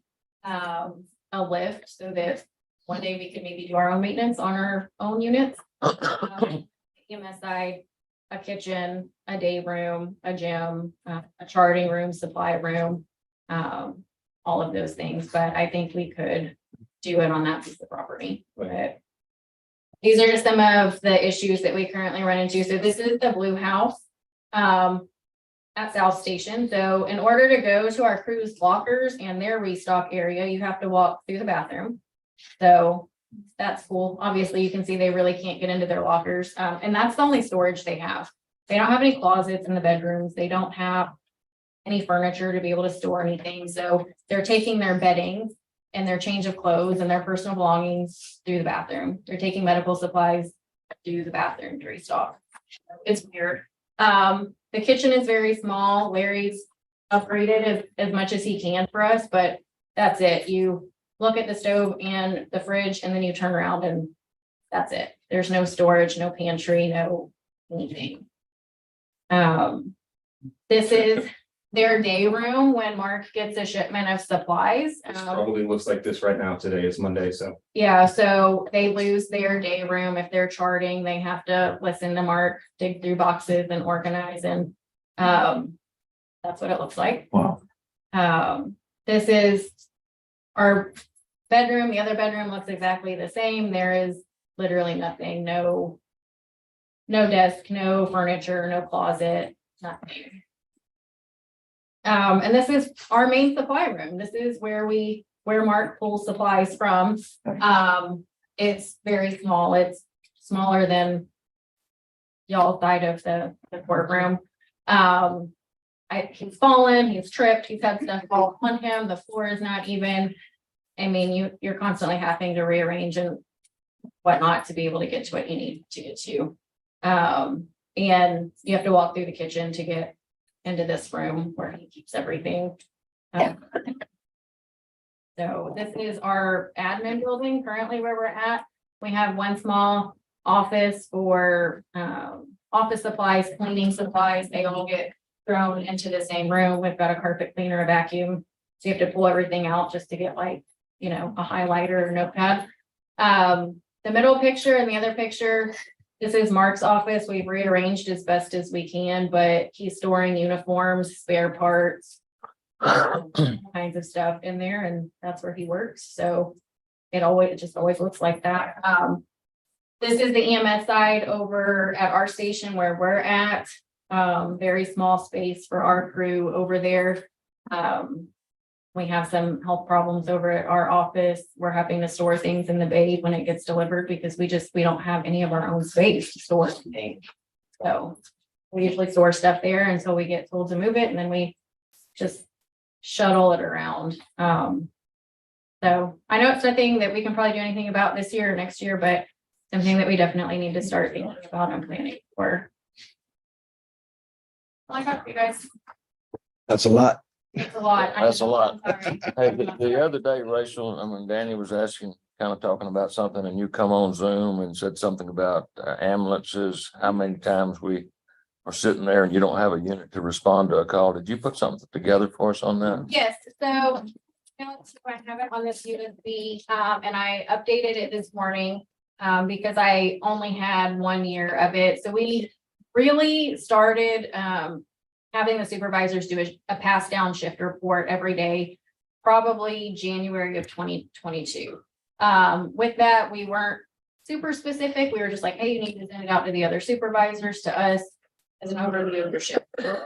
So now they report how many times they hit level 0, which is no trucks available in the county because they're all out on calls. That doesn't account for how many calls are holding at that time or how long they're at level 0. It doesn't account for when it happens in the middle of the night or when everybody's tied up on calls and we don't realize it's happening, because there's no way for Anthony's software and dispatch to track that.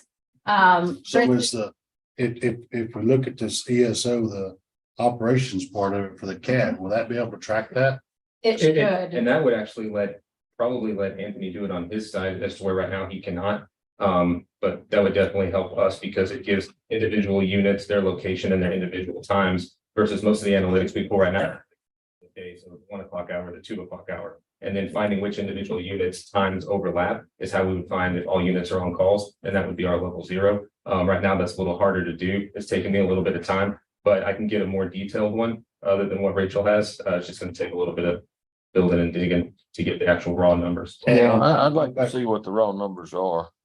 And not just go to the level 0, when we're at level 0, how many calls are holding and what kind of calls are they? Yep. Yeah. Yeah, and generally when we get to level 0 and there's multiple calls holding, it then rolls to the supervisor to triage who's gonna go where next. So it's not just, you might have been holding, waiting for an ambulance longer because you have toe pain, but you know, so-and-so with chest pain called 5 minutes ago, they're gonna get the next ambulance as opposed to, you know, those lower acuity calls. So yeah, it's just, I have a binder that's bigger than this one and it's just all manual. I've been going through and counting. So like I said, that's not accurate because it doesn't account for in the middle of the night or when it happens when nobody catches it. It only accounts for when the supervisor says, oh, I think we're at level 0 right now. Let me make a note. But I'm also kind of tracking, and it's the same way. It's not completely accurate. How many times we are having to call for mutual aid to assist us and how many times other counties are calling for mutual aid from us. So Yeah, I just, it's a whatever rough you got, I'd number, like but to it's see it. not accurate at all. So Chris is working with ESO on their side to see if we can get something a little bit more accurate, but it's just hard without the integrated software. And we can reach out to our partners in the counties we have mutual aid with, like in Montgomery County, say how many times have y'all ran mutual aid to Walker County for 2022 or 2023? And then we could compare those numbers and see like up against our own. Well, it would be helpful. Yes, sir. All right. All right, thank y'all. All right, I'm ready for 5 minutes. I went 10:42, man. No, bro, be back at 10:49. All right, I'm gonna start timing. 10:46. 5-minute break. 10:49, right?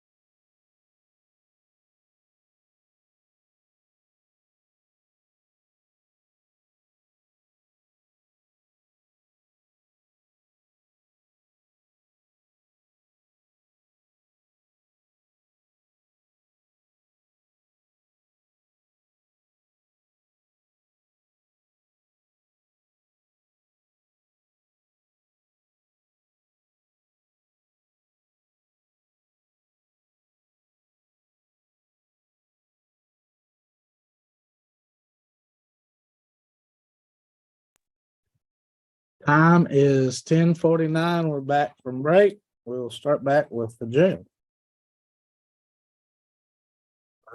Let's go. Morning, gentlemen. Morning. To start for one of my requests was for the enclosure for our TVs. And we are gonna go, after talking with the auditor, we're gonna go number through our commissary budget for that. So that can be excellent. Good. Didn't we buy enclosures a couple of years ago? No, sir, we looked at doing it.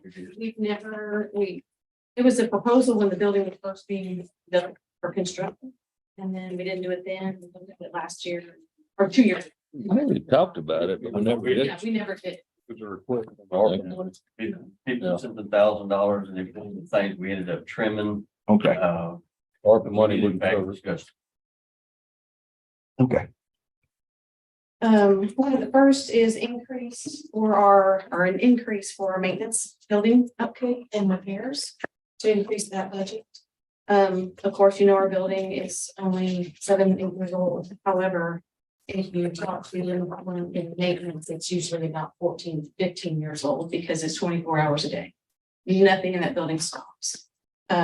A lot of our repairs are coming on pretty strong right now. So we need a little bit more budget for that. You have And then- something in the radar that you know is coming, that's gonna, Of course, our plumbing, and we're working on that with the engineers. I know that's at a fault right now, so someone gets in that position and we get back with the engineers. okay. But this is just your everyday type plumbing stuff, kitchen stuff, hoses, just about everything. just daily maintenance in general, as we noticed, the cost of living in general has increased. So most all of these particular line items are strictly because due to. The calls, when we call someone out, our building doesn't break between 8 and 5, it's usually after hours, so our service.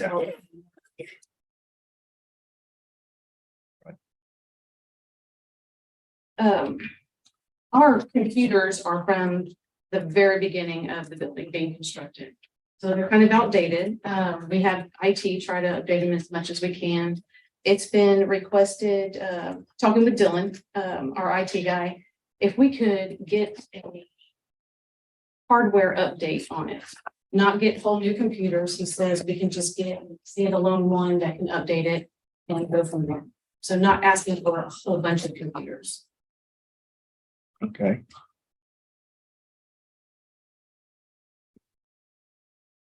They're called solid state drives. Where's that in there, Jenny? That's the 15,000, page 240. That's the IT software. Yes, sir.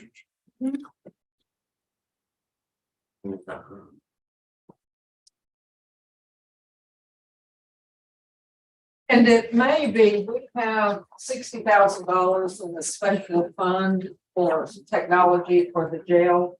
That actually was a grant at the signing of the last contract. So that may be a source for this, because I think this was asked for as an ongoing, so that would give us money for several years and let you have a plan. So we think we have the money in there now. We think that money is there now. Yes, and then it's in the projects fund, so it'll be there until it's spent for technology at the jail. But yes, there's no reason to. I was gonna say, if the money's there now, Oh, yeah. yeah, do the item and bring it, that would work. Bring it now. There's another. Yes, How much of the software ITs was that?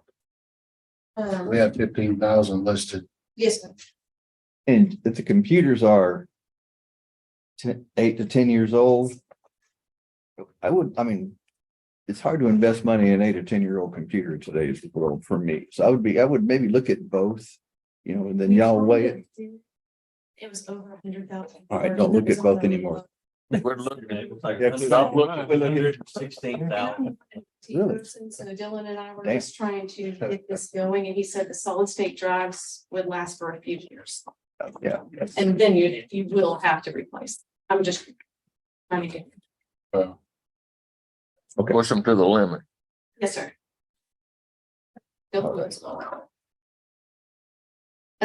Next, increase for budget operation and medical supplies. That does not include the prescription medication. That's totally different. That's a contract. This is just for the medical supplies, daily stuff, Band-Aids, Tylenol, all that kind of stuff.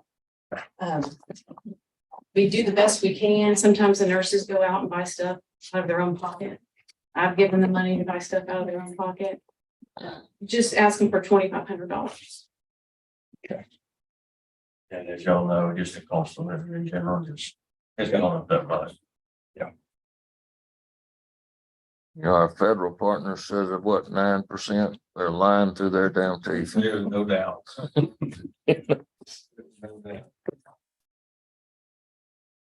Next is for increase of the utilities, getting with the auditor's office with Kim.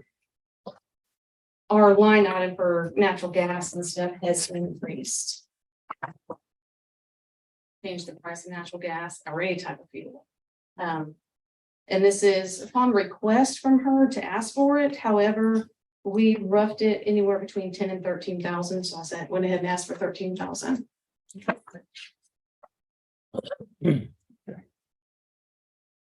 No, some of these, and this might be, because I know natural gas a while back was $9, for lack of a better term, a gallon.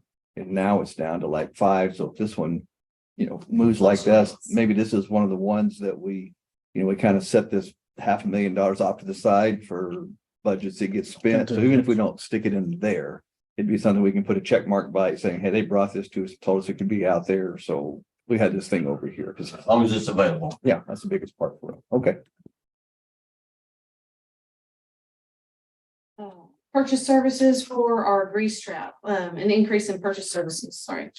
Our grease trap is what they call the muffin monster out back.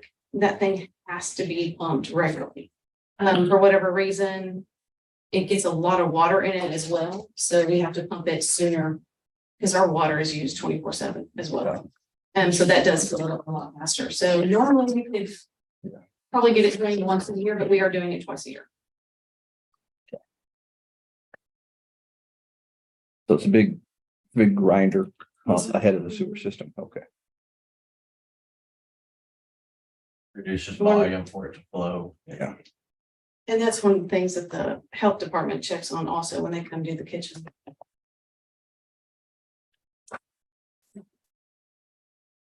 Also a request, or not really a request, conversation with auditor's office on our Canon copiers. We use so many copies that ours keep going over budget, going over budget, going over budget. And we just approved that last week?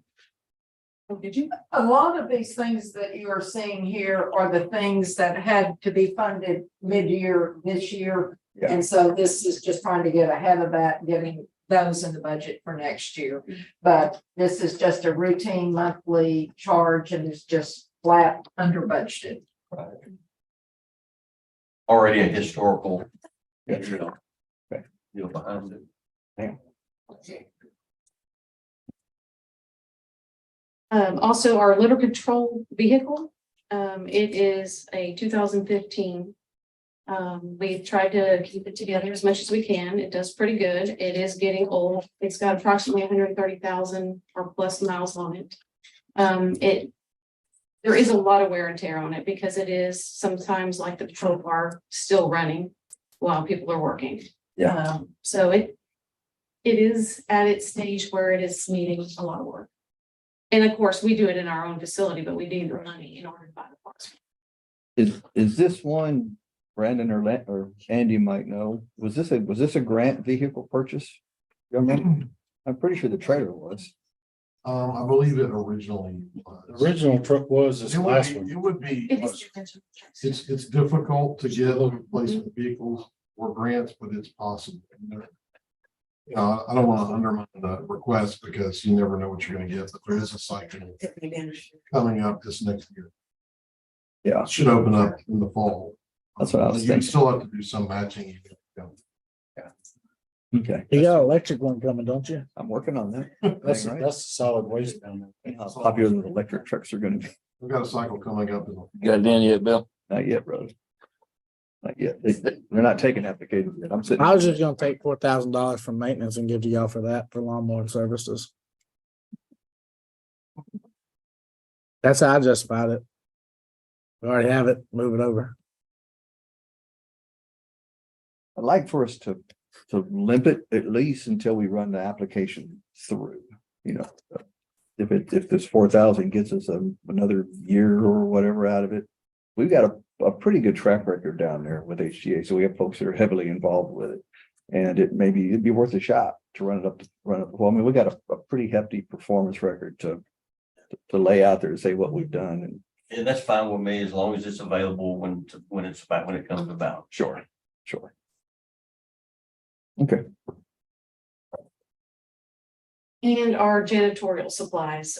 We've had multiple increase in all of our vendors with the chemicals and whatnot. And just cost of living has gone up. Of course, we have gone over budget on the janitorial supplies because we have to supply them. We do move a lot of money around. Kim's really good at helping me do that to make sure that we do have what we've.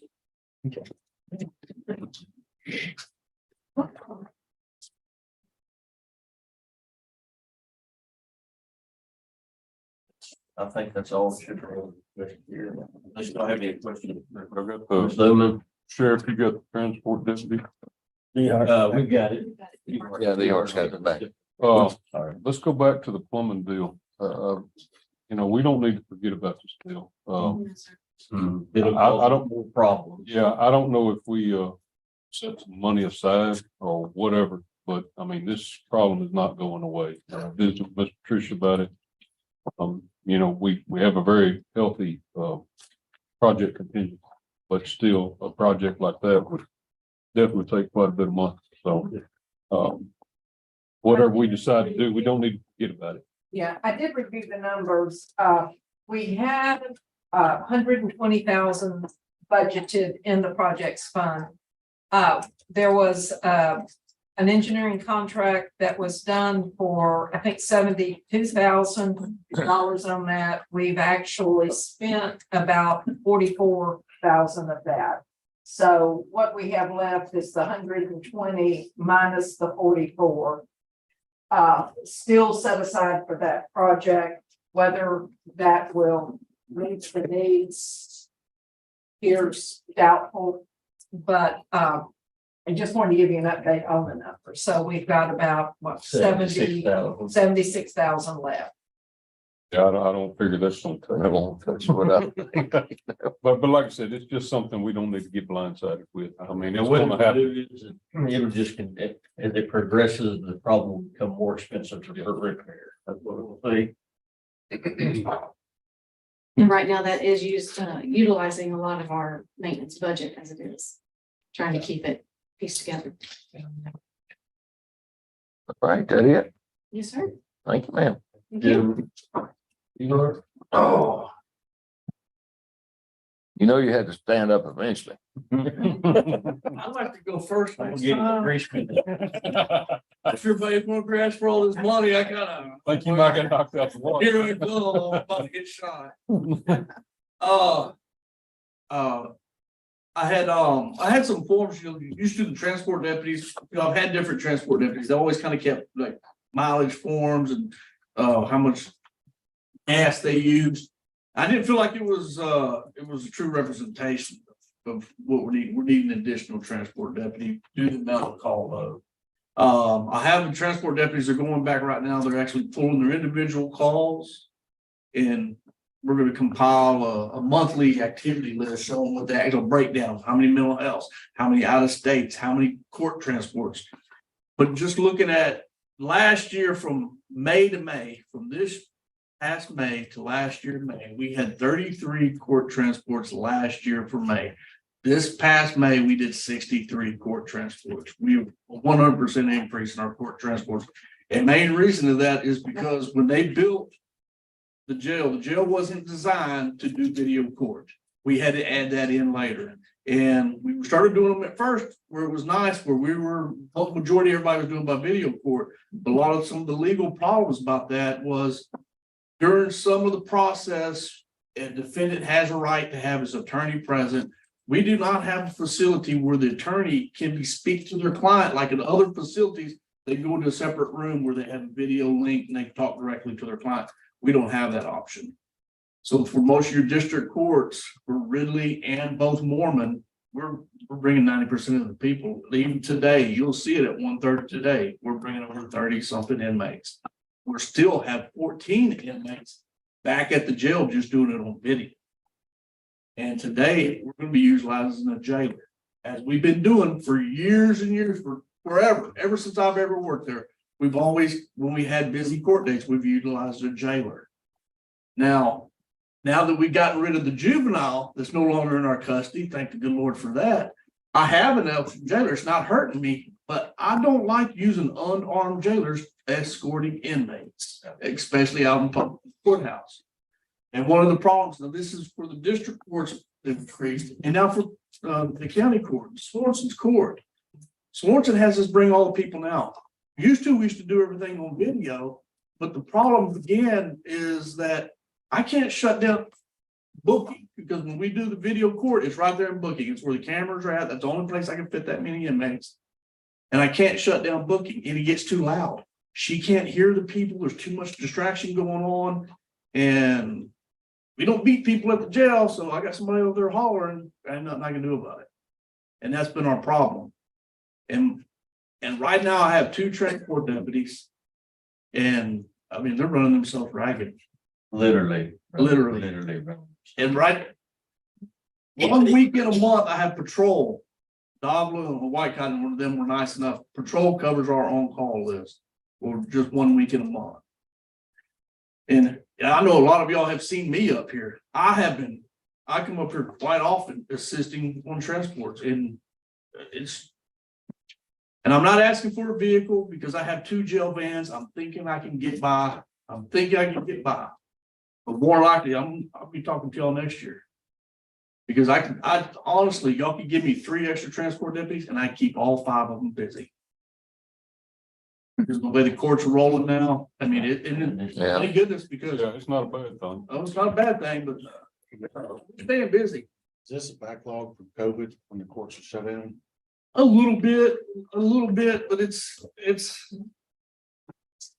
I think it's just a sign of the times, because I don't think COVID, I think COVID caused a lot of this problems, but we're kind of getting past COVID the way Mormon and Ridley been running their courts. I mean, they're busting through like cases.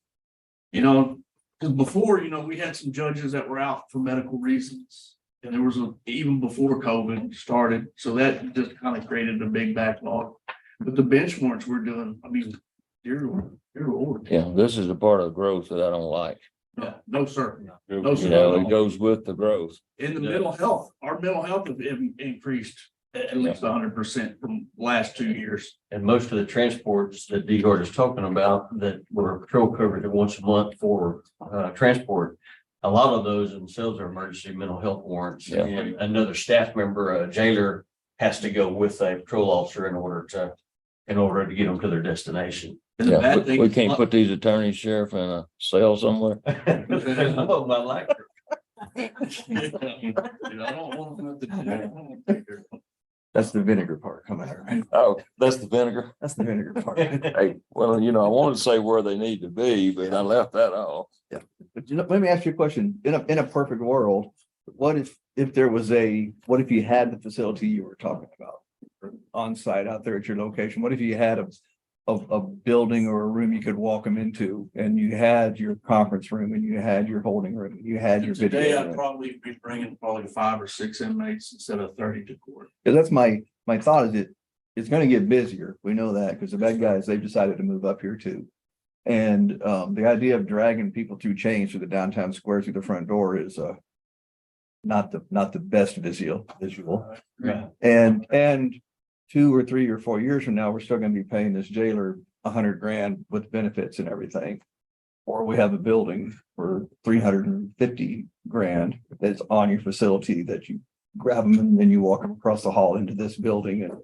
And if that takes you from 35 to 5, that'd be something I would Look at it. look at. I mean, I'd do something to throw. I don't know. I don't live in that world, but it seems like if you're going to try to make a long-term fix, throwing a body at it versus changing the environment, I'd rather change the environment than throwing a body at it, because 2 years from now, we need another transport guy, because now we're up to 70 coming to the courthouse. Oh, I'm definitely gonna be going up with transport, if I can tell you that. Yeah. But yeah, other than adding on to our building, because I mean, you wanna look around the state, I mean, we're not the only ones. They're adding corridors, walkways, and even when they're building new jails now, they're trying to attach them to the courthouse. Right. It's because of this. Yeah. I mean, That'd be the technology is there, it's good and everything, it's just a lot of it doesn't apply to, the law. It's kind of what they done in Grahams County, wasn't it? They tried to tunnel them over. Waller, they just built a new facility, they have a whole video courtroom thing they built, real nice, because, it'd been nice if we'd had hindsight, but it wasn't something that was really impressive when we were building our jail. Yeah. It'd been nice. Didn't need all that other stuff. It was different 10 years ago, and amazing how different it was 10 years ago. Sorry. Now. We thought we covered all the bases, but you did for a good What you had portion. then, yeah. Yeah, the known basis. Yeah, exactly. Anyways, that'd be something I would invite you to entertain the thought of. Oh, believe me, if y'all want to we talk about building on a courtroom facility there to the jail where I have a corridor that just attaches from inside the jail out there on our property. That'd be ideal. Sure. You gonna do some form of that? No. And I believe all. The engineer's gonna come. Yeah, I know what I'm doing. But put it this way, I know- five years from now, we'll have $500,000 invested in a transfer deputy with nothing to show for it, No, you're right. but a deputy, that's Yeah, all. it's definitely something to look at. Well, it's not just the court, adding if I got 2 more transport deputies, I keep them busy, not just with court, it's just the out-of-state transports, the bench warrants. Because used to years ago, TDC was a lot more friendlier and happier. When I'd have a bench warrant for somebody, it had to be in TDC, they'd ship them to the Walsh unit, and then their guys would bring them over for court. They don't do that no more. that anymore. We're driving all over the state. Yep. Yeah, we see the. And plus a lot of things, even like Polk County, which is kind of similar size to us, they have 3 times as many transport deputies as us. But one of the things that I've always explained to people is makes Walker County in the sheriff's department so different than everywhere in the state. This is where TDC releases and entrance accepts into. So we get calls. We're doing one. We did one last week from Maine. Maine gets a call from TDC. Oh, hey, you got a murder charge on this guy? We're letting him out 2 days from now. Well, Maine calls us and says, holy crap, I can't get nobody down there that quick. So we go and pick the person up for them and we bring them over. And we do, I don't know how many of those we do. I mean, No idea. what, all the time. And Bear County, we did 3 for them, but last week. So we have a lot more that's on our plate than the other departments, the other state does as well. And I don't like, I'm glad I have jailers. I do not like using jailers outside the jail facility. Sure. Well, that's not what it's trained for. Increases our liability across. Yes. Appreciate it, gentlemen. All right, sir. Next time I'd really like to go to the front. I don't like asking rollins after everybody, especially for EMS. Yeah. Appreciate it, man. Thank you once again, appreciate it. Sheriff, one other question. Yes, sir. You were asking for the overtime money. Me and you talked about this. Yes, the sir. other day. We spoke about.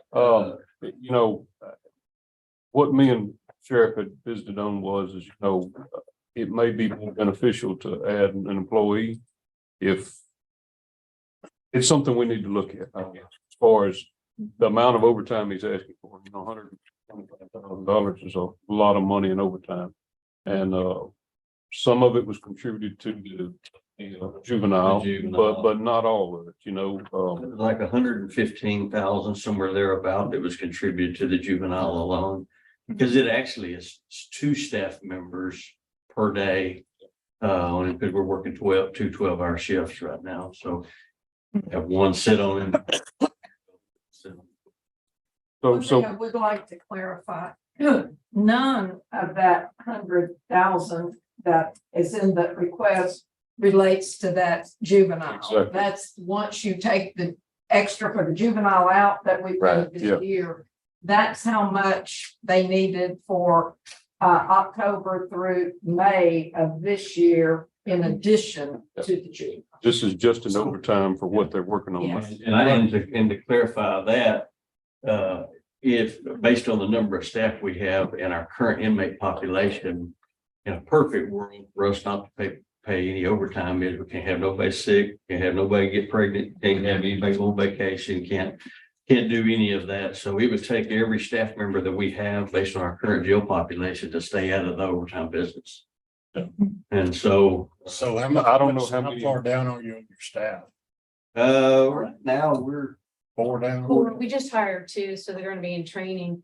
What I was gonna add to that about utilizing people, I'm tense, the girls that work up front administration still hold a jailer license.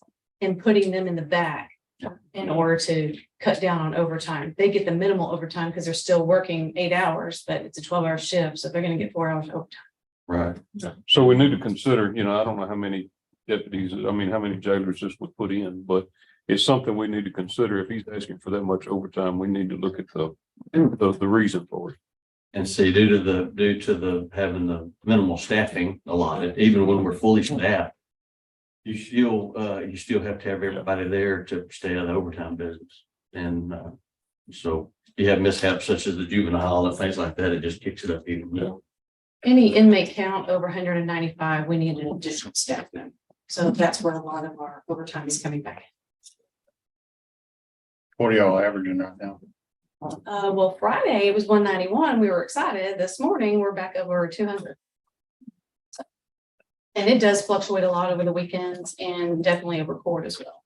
And the thing that we're noticing a lot more of now than what we used to notice, is y'all remember, we were trying to house a lot of inmates from further counties to generate some form of revenue to come back to the county. The problem we're running into now is there's enough local arrests that's keeping our facility full and the utilization of our staff, our jail staff, in order to stay within us. So a lot of that, we've had to kind of kick to the curb temporarily. I'd love to have the ability to continue generating that revenue, but we just don't have the staff and space size to do it. So we're seeing a lot more local arrests. Well, that speaks for itself. That's the bad growth we talk about. I just assume they go away. Me too. Montgomery County. Absolutely. But gentlemen, thank you all. Yeah, again thank for your you. time. All right, thank you. Yeah.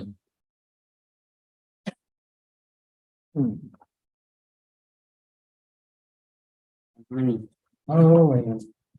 Andy, you last. Yeah, I'll keep it brief if they'll let me. The two big items, I think.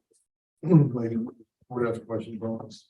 One is I've got a increase in vehicle maintenance. We've been getting older every year. We have to replace the vehicle. I did get it investing again this year. I understand it's under the guide. So we're asking for an increase in maintenance. If you did fund the additional vehicle, I think we could almost lose the increase in maintenance if we had change it maybe to a one-time, get me through the year. And I understand that they're going to come back. Takes a while to get them. The copier fees, I think maybe I heard that y'all may have already dealt with that. I think it's big one, I think, is you got a staff engineer. I know that this was discussed last year. And there's some interest in looking at that every year. So just to kind of keep that before the court. We are in a situation right now where we are, keeping up with our engineering needs using a contract engineer. I think Wayne will very that. This is just addressing what I do in my department. I know all of y'all use engineers from time to time for projects y'all are working on. Y'all got grant projects that are out. Those are other things that are outside of sort of my daily scope. But in my department, there's pluses and minuses, I think, both ways. You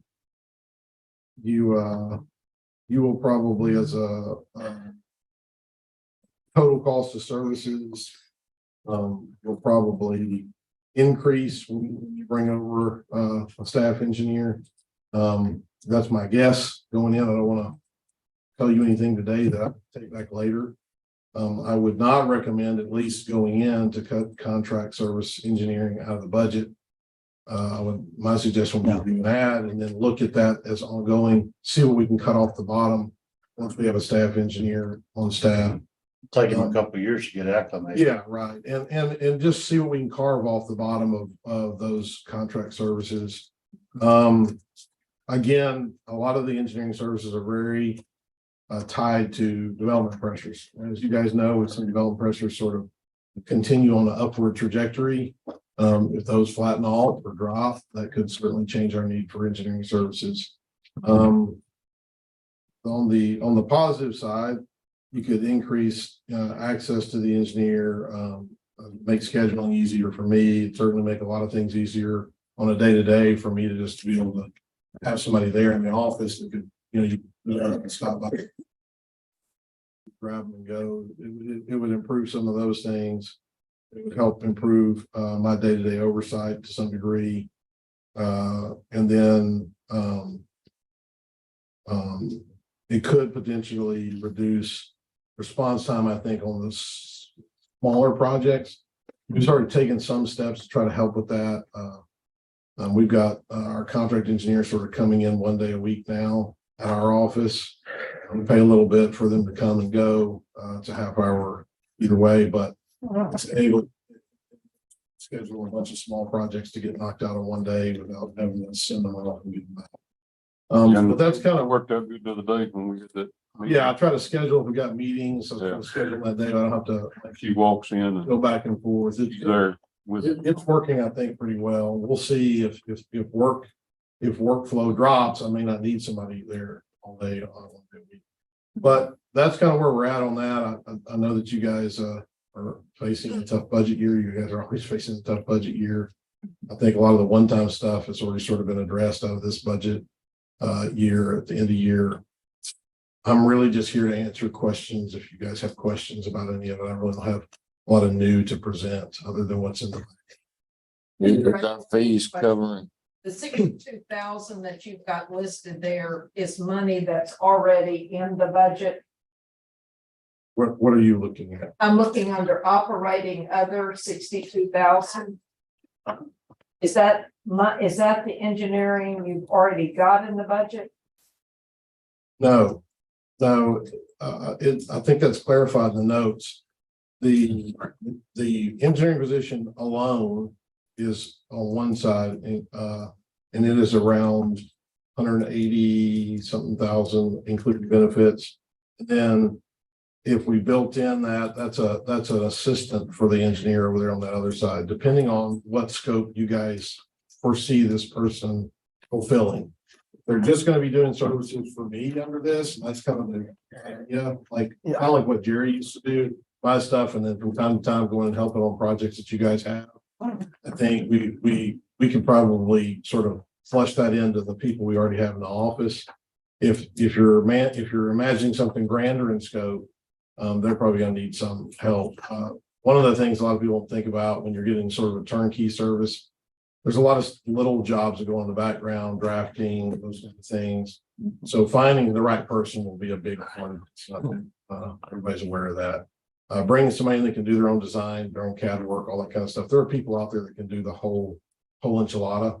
There's less of those people than there are people that do one thing, Right. And I think that's one of the reasons I'm just, to be honest with everybody and upfront, saying that, eliminating contract services is completely is probably not realistic, because you're going to have areas like hydrology. They may get a person who's really good with roads and road drainage, which is primary what we look at a lot of at the local level, but you guys need a lot of help with, certainly, but maybe not as good on hydraulics and hydrology, which is one of the other areas that we deal with. So still let you reach out for help, and let that person reach out for help under those contracts when we need it. All right, Andrew, and what I'm saying though, the 60,000 or something we've already got in the budget, right? You're saying that stays there, but is this another 60,000 in addition to that? I'm not sure where the 60,000 is coming from. Are we talking about the engineering item? Yeah, and under other, you've got Operating. 80,000. But operating other is what's called out down below. That's the assistant person over there. He's basically asking for two people on this one sheet. And that's my question. Yes. Okay, It's all not an- right, that's. That could be an existing, if it's something that's incorporated into sort of my daily, what we're doing now, sort of. Yeah. If not, then if you want to bring somebody in to help them and set them up, sort of doing bigger and broader things, they may need some help. That's why I just built both items in there. Okay. The side to the left, salary benefits side to the left, outside of that. And then the operating, the 5,000 operating above that, that's for setting them up with a desk and a basic computer and that kind of stuff. And just getting the engineer in. Then the side to the right, that's your optional. If you think that if you're taking over the whole thing, if you think they need their own interface, if they operate the way I'm kind of thinking, which is they would come in as staff, I think for the most part, you may not need to the right, at least initially. You could feel that out for a year or whatever. Decide whether you need those to the right, but just. Well, you got to let your engineer get in sync with. Just to warn you guys, when you bring all those essentially all those duties in, they come with a lot of paperwork and administrative work and those kinds of things that are being done Right. By the contractor now. So Andy, what did you spend this year to date on? I don't have my to date, but I budgeted with the request that we just made before, we budgeted up to right at 180. With the other 65 that we. Now that's not all spent yet. Less than 200. We can keep our fingers crossed that we're coming below that. But we haven't exceeded this total cost yet in past years. I'm trying to keep it in front of the court because I feel like, ultimate trajectory, this is probably someplace you're going to want to be at some point, whether that's now or later. That's really for y'all to decide.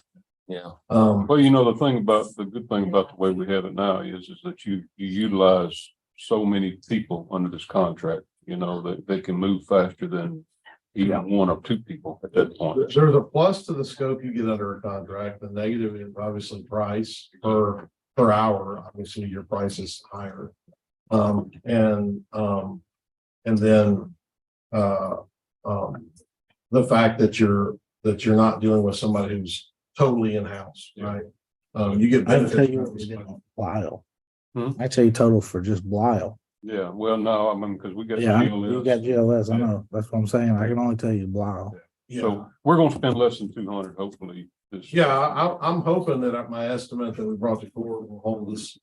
I'm hoping I'm not coming back to you again, but I can't make any promises because so much of it is what walks in the door dependent. These engineers, the bulk of the engineering stuff that we do is not on permitting side. There is some on permitting side, but the bulk of it is on new subdivision, infrastructure reviews and those kinds of things. Yeah. How In much? is April, that we for are at fees? 140,000, which is Blile. I think the vast, I'm putting together those. 200. You asked me last time. It's a little project dependent. On the smaller projects, I think we're still maybe losing a little bit on some of that. On the bigger projects, I think we're coming up about where we need to be. And there may be some fine tuning we need to do to that. I'm wrapping projects. It takes these projects from beginning to end take a little while. Should be wrapping for the next budget year, probably 2 or 3 or 4 projects. And I could give you total intake versus expenditures on those projects. But right now, we're hitting about the mark that we need to hit on recovery, on the fees, on the big projects. And some of the smaller ones, certainly when I go back and look at the old projects that we started before, they like Waverly Place Section 1, not to call anybody out, but that one, I mean, those were certainly taxpayer funded. Yeah. Yeah, we've certainly come a long way since then and doing a whole lot better on recovery. So I would say a lot of this is being recovered now, year to year, project to project. Now, if you go to a full-time staff, then without knowing the projects walking the door, I can't make any guarantees on that. Right? It's so dependent on what walks in the door. The fees are dependent on what's in the engineering costs. If the fees are kind of balancing, then we're really okay. Yeah, well, I think I'll just give you an idea of where. You don't want to Where go you- whole. Well, we don't want the people that's making a living out there developing. Yeah. We don't want to be contributing. Yeah. to them. Where you typically want to be, I think, is somewhere on the engineering cost. And when you take the fees, subtract the engineering cost, you want to be retaining about somewhere between 30 and 40% of that fee to pay for the county's cost. Because the county has costs too. You'll have staff, you'll have meetings, you'll have all the work that's done outside the contractor. And that's about where we're looking on some of the big projects. I got a couple of kind of small ones. And because of the way we do the fee schedules based on number of lots and mile of road and that kind of stuff, the small ones, I think the recovery is not quite as good, but it's coming close. Yeah, so it's not as bad as it really sounds. It's not as bad as it sounds because of the changes I made to the fee schedule. You're right. 3 years ago or whatever. But this, I would say, in addition to that cost, at least up front, I think, like Brandon was saying, you'll get a feel for it. I can make some prediction, but I could be off. You'll get a feel for it, what you can carve off the bottom, but a lot of that depends on what walks in the door. So much of the engineering costs that we have right now is review based. So if a project walks in the door, then we have a project to review, we have costs. If a project doesn't walk in the door, you know, if development stabilizes, which I'm not looking for it to do, our permits did drop a little bit this year on new starts. But lot development did drop this year. I'm sure interest will have some. We're also in summer, so dropped right now, but it could pick up easily over the next couple of months. Summer's a big month for permit. Summer are a big month for permit. Okay. All right, what else you got, Andrew? That it? It's up to y'all. If y'all have questions, I'm here to answer them. If you don't, I'm done. I am done. All right. I know how to find you. Yeah. if y'all have anything else, let me know. Oh, Andy, what was the GPS unit? So we've been limping along on GPS using like the iPads and that kind of stuff. And I really would like a unit that can collect tracks and streets more accurately. That's the cheapest upgradable unit that I could find. Trimble's a company. It's been around a long time. This is not a Garmin, like go to the woods GPS. This is where you can guarantee the accuracy of some stuff. Main use for that is 911. Yeah. That's what we want to start using. Collecting our 911 points, our address points. You guys could use it. It's an all-in-one unit. You can also use it if you guys want to borrow it, go pull culverts or whatever. And it's accurate. It's accurate plus or minus a foot. You can get it all the way to, you can upgrade the unit to plus or minus centimeter or sub-centimeter if you want. But we don't have that need at our office for what we do. It's actually weird. It's the same unit. You just, So it's a handheld? it's a handheld unit with a screen on and everything. It's all in one. You don't have to hook it up to a computer or anything. But what I thought was, what was weird is they sell you this unit for the price we have. But the sub-centimeter unit's like $11,000.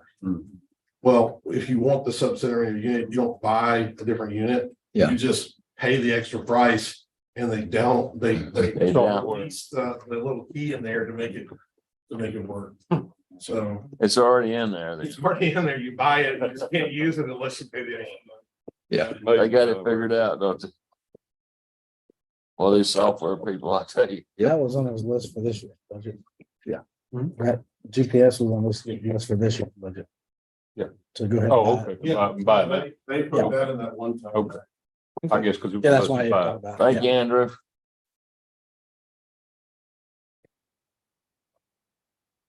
What'd you get out of all that, Patricia? I got out of that, I don't have lots to see. Same as it is every year. That's right. Big We wishes, may- little pocketbook. We may need to bring a couple extra Kleenex boxes. We only got one up here. I can have it. I ain't lying. I'm talking about for them when we start doing it. We can There's continue another one this, over there. The court would like, if y'all would, like to, go through the list and do some yes and no consensus that will give a lot of feedback to the county judge and what he's going to put together for his proposed budget. So is that what you want to do, or y'all want to think about it? You want the judge to put together his budget, bring his recommendations, and y'all do the yes and no's after that point? It's really up to the court. I'm good either way. Don't bother me. You Before want we to do put too together the much, budget could- or we'll- Amy's been here the whole day. Could we let her maybe talk a couple of minutes about the salary? Could we put you on the spot for the salary request? Would that be all right? Let her. Yeah. Oh, absolutely.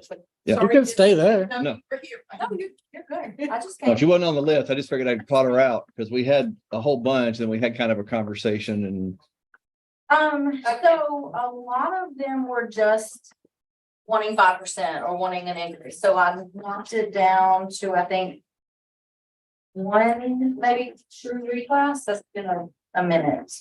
The rest of them were just, salary. increase. A lot of them were, I know dispatch was a straight 5%.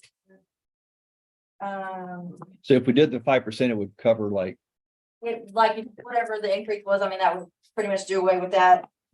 I think the district judges wanted 5% plus maybe 3,000. So I only found one true reclass. That's what I talked to the judge about, and he didn't call the committee together, but yeah. we can still do that if we needed to look at that one. Amy, what about AgriLife? They were asking for additional money.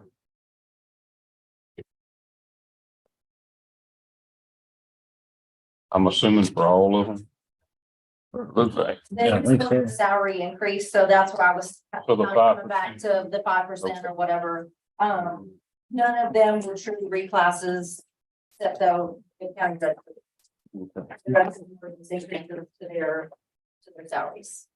Well, I knew last year, some of them got left out of the salary.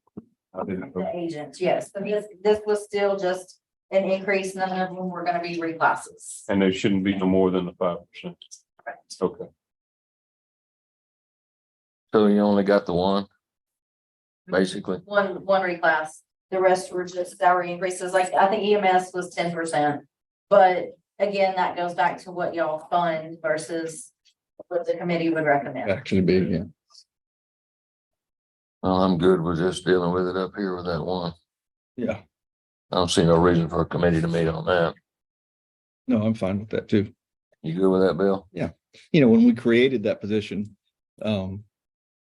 we started off like, if it wasn't the lowest tier of we had, it was close to it. I remember that. And you've taken it and kind of grown it up. And if that's what it's going to be, then we should recognize that. So I don't have any objections, I don't think, to making that what it should be now, if we're going to keep adding things to it. So I'm fine with that. All right. Guess you back, Patricia. Sally?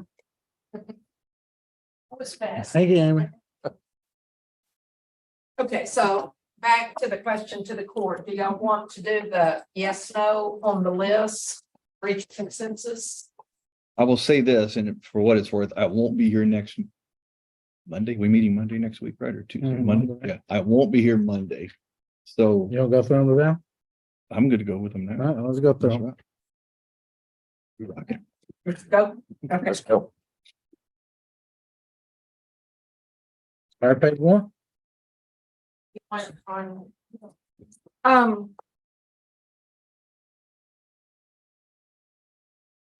Thank you, but. Tangle, board. Yeah, that's cool.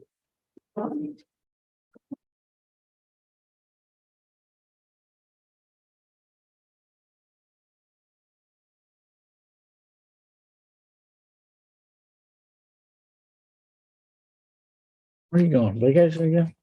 Hmm? You going on another vacation? I'm going to see my youngest son who I've seen one time in 4 years. Is that to Alaska? Yeah, yeah. For this? I do, maybe on. Bill, I'll make all your decisions. I for know you. you will, brother. I know you got my back. I'm gonna help you, Bill. Don't watch on Zoom. Though. I will don't not want watch. I guarantee you. Yes, yes, I You will. might be poking holes. I'm gonna ask they can insert a buzz or something. Stop. Like, we can't hear you, Bill. Got interference, but we think that's a yes, right? You're saying, okay.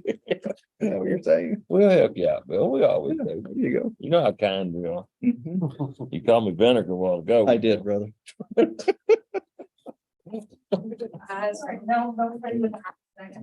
Where the sugar at in that? Yeah. That's the question we all ask, bro. You think it's there, huh? You never knew my mom, did you? I never did, brother. Well, you know why I got the vinegar.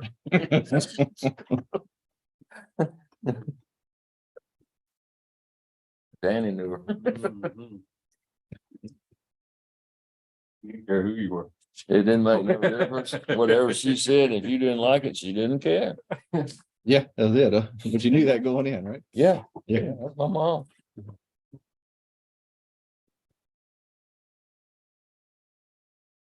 You don't like it, you can get over it, or you don't. It don't matter. Yeah. You know? Yeah.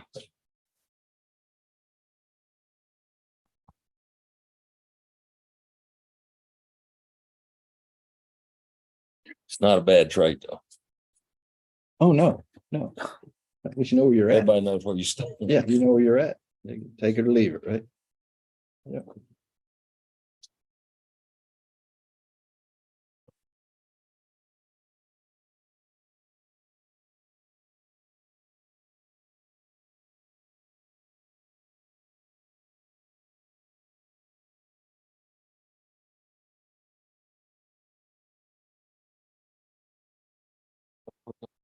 Third of what they're asking for, then the raises have got to go away.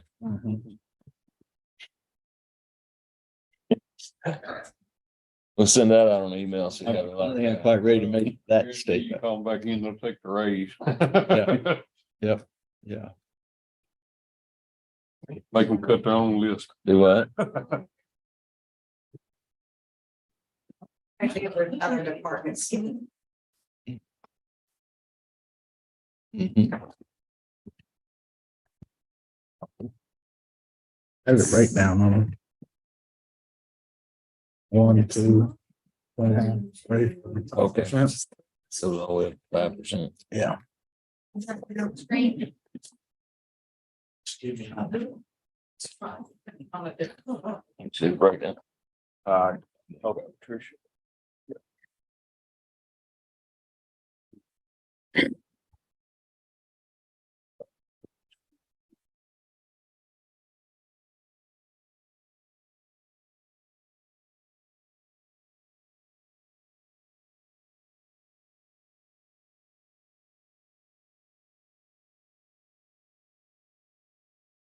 I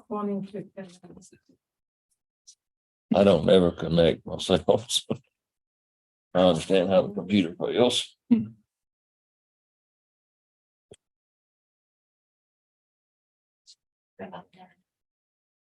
you talking about the internet or are you talking about the big screen? Talking about, well, maybe. I think the guy's got that Hopefully. set for an application for his septic system filled out. I'm gonna get it picked up.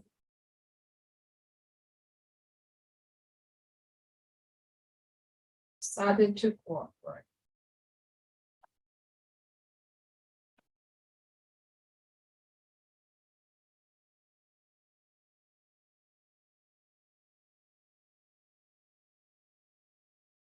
What do you think, Miss Liz? It's good, right? I'm being quiet today, so. Really? Whoops. No. Okay, to kind of recap what we talked about before, that best estimate we got at this time on the revenues is about 2,020,000 in new revenue. If we take 300,000 off, got a revenue of 7 million. Okay. We have 400,000 last year that we transferred to EMS that's not built into the tax rate. So it would be court's decision on how they want to reflect that.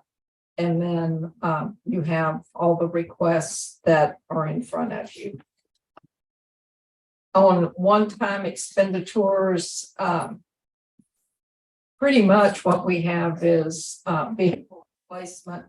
800,000 or so on equipment. One time is normally where we use as our guiding point. And of course, we've got money in the project contingency fund.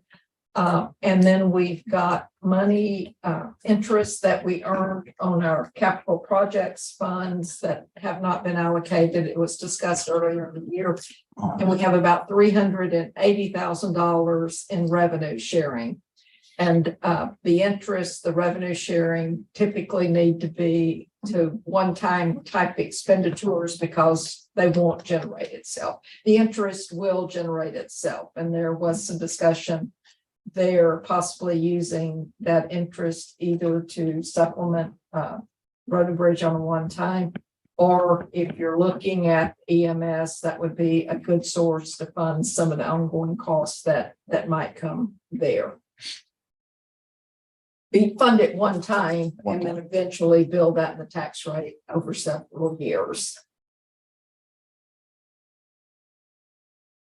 You're gonna have your Excel sheet like we usually have up here. Do what? You can have your Excel sheet like we normally have up on I the do, screen. is it not showing up on the No, we need to get screen? No, you need to get- Yeah. all right, we can see- Share the screen. Yeah. It's. And basically not here. I'm not technically savvy. This is the right button for her. Maybe. Yep. Yes. Somebody's front page there. There we go. Thanks, fine.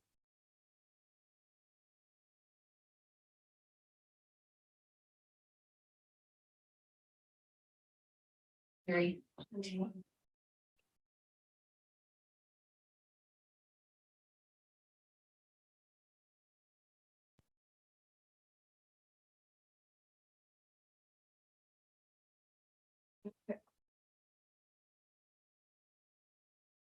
See, probably need to make this bigger.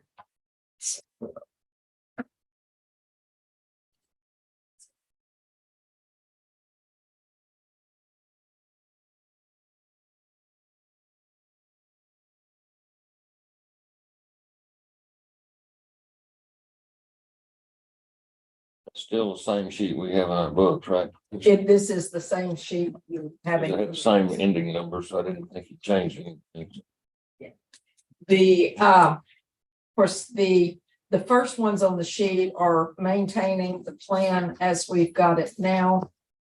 Second one is the across the board, classification system. The number here is at 5%. And of course, to adjust it down, you basically would take this number and divide it by 5 and multiply it by whatever percent, can be afforded. The third one here is expanding on the longevity program that we talked about last year. This numbers that are computed here raises the annual amount from 170 to 220 per year.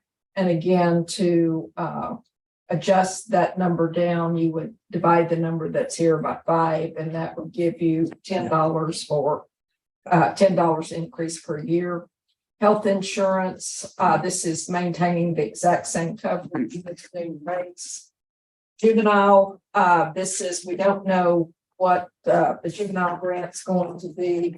This normally runs in the 20,000 range to keep their salaries current with the county. Contingency operations, this is the money that is put aside for the contingencies. This is one-time money, so it's not built into the tax rate. Central Appraisal District, 91,000, that's pretty much a hard fixed number. Because it's a state calculated formula to get to that. So most likely that one's a go. The dispatch operations, 17,000 for subscription cost, and then the county's half of the 5%. If the county goes with the 5%, that would adjust up or down depending on what the court decides on that. Senior Center has asked for a $2,500 only increase, basically just due to increased cost of everything to maintain the same programs. Tri-County asked for the 50,000 one time, and then to continue the 728. This is currently built into the ARP money, so this one actually could come out of this year. So if we assume this one's going to come out. And we figured it in for the expectancy of the ARP fund till 26. Right, it'll be 2 more years More years. that this year and next year would be funded from ARP. Yeah. What about the 50, Miss Patricia? I had it I got it. The 50, I haven't read because last week, the consensus appeared to be that the county was doing the 200,000 a year, that not this year on the 50 is. Yeah. Is that still the consensus? Absolutely, I think so, yeah. Brandon? You and. Talking about exiting off of there. Right? Yeah. I'm already. I spoke up last week, but nobody on that end spoke I up. didn't hear all that special wording over there, but that's a, Matt already that's a had no it. for me. All right, so, Wright County, what did they choose for central dispatch? all right, All so, The 28,728, I think it was, we talked, it needed to stay in there, right? It's ARPA money though, so it'll come out of our. It'll come back in 3 years. we can leave it in there, which we wouldn't spend it, or you can take it out and then bring it back in 2 years, It's already figured in the tax roll. up to court. I mean, if you take it out, it's kind of like a little savings account or whatever, but if you leave it in there, we don't spend it, it rolls back in. We take it out, then in 3 years, we're gonna have to put it back in there. Yeah. So it doesn't matter to me which way, as long as we're. Me, yes. As long as, like I said, you know it's coming, so. In 2 years, so. You're leaving the 28. I don't know. So- Tell me. All right, I need Knox ahead. Leave it in, take it out. I'd say take it out. 28. I'd say leave it in. Okay, one in, one out. Well, that's up to you now. Yeah, no, it's up to. I like your logic that it's a placeholder in there. I'd almost like to make our, It's also a few loads of rock. well, I know that, but I'd almost like to take it. You may be back up or Stick it up in our little special contingency, make it $528,728 and just, Yeah, but that's one-time money anyway. so I can't do that. Judge, what do you want to do with it? I had it out. Well, take it out. I'll say, it doesn't make me no difference. So I've got. It does. And so- I mean, in 3 years, we're gonna have to put it back in there. Did they decide on the central They'll be asking for more anyhow, Yeah, Brandon, so don't worry about Yeah, she's got 3 already says out, so we can get. Take it out. dispatch? Did they go over those numbers? That yet. Not yet. Okay, I'll just make sure I didn't miss something. All right, Team Life, the other day, it appeared that was out. I Is did that out. Still out? Yeah. Still out, yes. And you said that was what the what? YMCA? YMCA?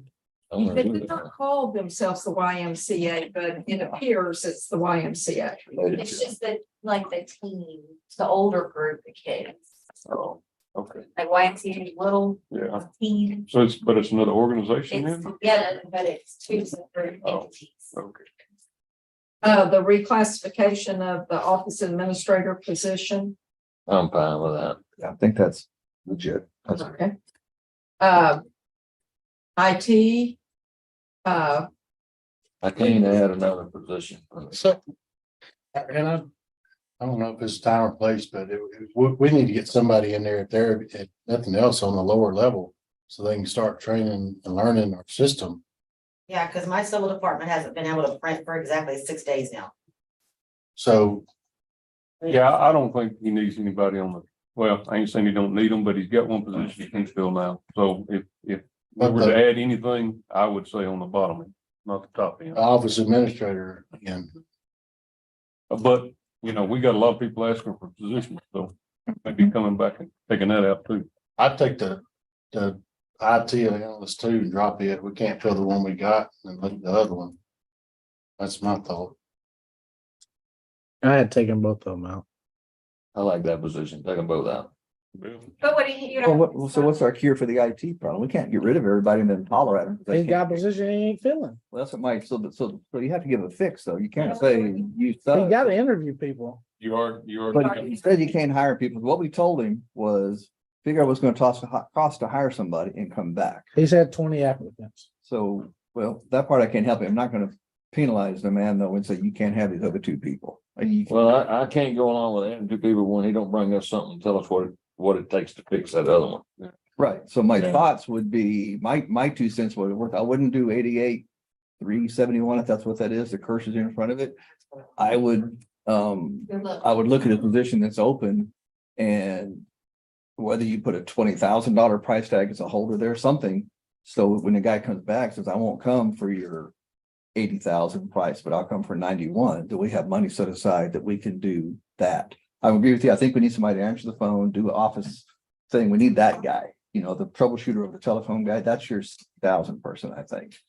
But I think we have to have some money set aside to fill this position, the one above. I mean, if you can't fill it, you can't fill it. I don't know why we've been asking the exact same question for the 5 years that I've been here, 6 years. Now, one option, of course, is to, you communicated to him that the cost of the person he needs, the court would look at that.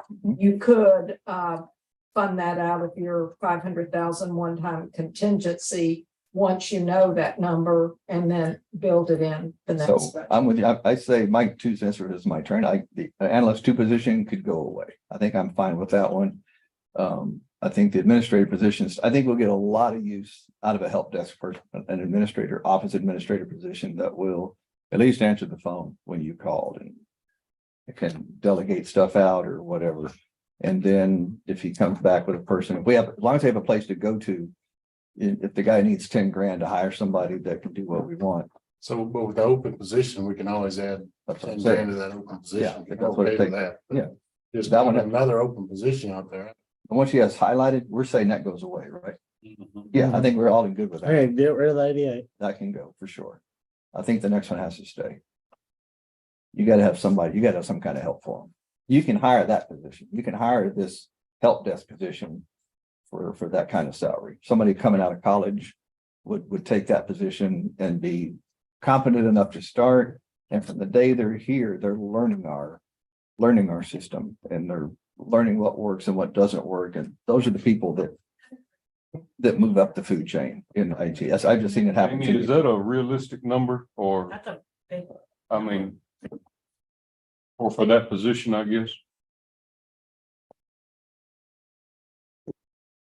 That's without benefits. So, That's all in. Oh, no, that's. oh, I don't think so. Okay. Not if That's you my want deal. them to have the IT knowledge. And that's with benefits, okay? I was gonna say that would probably be. But this is the lower end. This is a fresh college graduate. This is a lower end, no experience kind of. Its base pay is 40,000, How much the base pay? 40. That one might have to be up a little bit. I was thinking this was the base pay. No, that's all in Base cost. pay, yeah, that's not the pay. I just, unless you hire a high school kid coming out of school. You don't want that one. You want But probably, for me to generalize it, probably a Walker County, Huntsville resident graduating Sam Houston State University with a computer science degree that wants to stay. Look, That's who you're looking for. Is that one. Or a computer tech degree or just something. well, I agree, he needs a position, but I don't think he'll hire nobody for $40,000. Well, that's our opportunity, man. Do you make that base position? Yeah, it's something different, but You make the base, do you raise it to 50 and then that changes Yeah, to no, I 75, right? I mean, like, I said, That's kinda like somebody answered the Your phone. IT analyst is 46 with the market of 54. That's Yep. just, I didn't hear what she said. I'm sorry.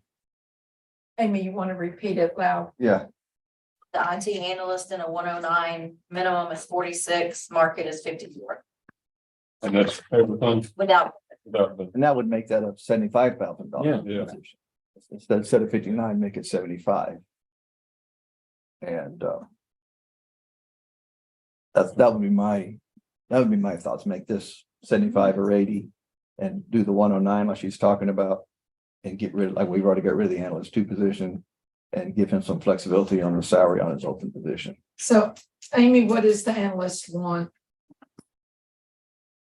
Minimum or market, We've been budgeting at market, Market. so 54,296.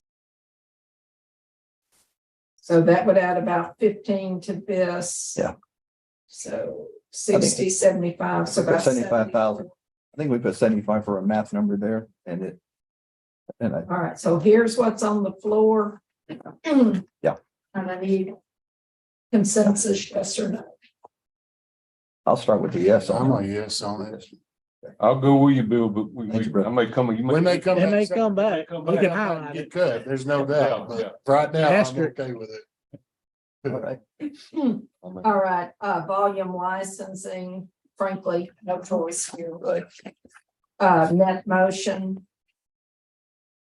Pretty much no choice. Yeah. Laserfish, I think there was kind of a consensus that we wait another year and study it. We got a year and I've asked him twice now. And I haven't heard back from him yet. He was, I don't know who to do that, but the idea of, I did visit with him. He is comfortable with not doing it this year and looking at it. and see, And figuring out what the other Maybe you don't offices put a would line like. up Okay. Consensus. come out, right? Yeah. Out. Out. It's only two. I'm good with it. Well, stretch it. Yeah. So- 55,000. Oh, yeah, yeah, no, Yeah. yeah. Thanks, stay up. Yeah. I'm up. I was writing the top stuff, so we'll read. Okay, the 9315 is really much a must do. Got you, This is software that was approved during the year. I think Judge said this one was out, but there was still some discussion on this one. Yeah. I think that amount of money, $2,700, I would make it a 2. I mean, he asks everybody, he can say he's just an entry guy, but he'll eventually ask that guy to do everything that everybody else does. Yeah, well, that's the way it works, yeah. It is. So why not give it this $2,600 for God's sake? Is that the new guy? It will be. No, it was the old guy, but The he position- left for another job and we got a new hire. The position does need the money. But that's what I'm saying. The position needs the money. Yeah. I'd be okay with that one. Yeah, I think. Okay, leave it. Okay. Overtime budget. What was their overtime last year? Yes. I Didn't don't. really get know. much. It's like nothing almost. I'm not sure there's any. It ain't much. We were spent. Yeah. And they get over. Yeah.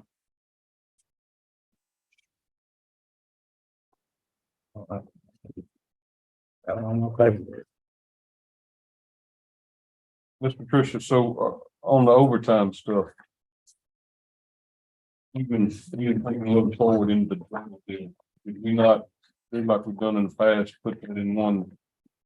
Maybe a one side pot, and if they use it, they use it, if they don't, they don't.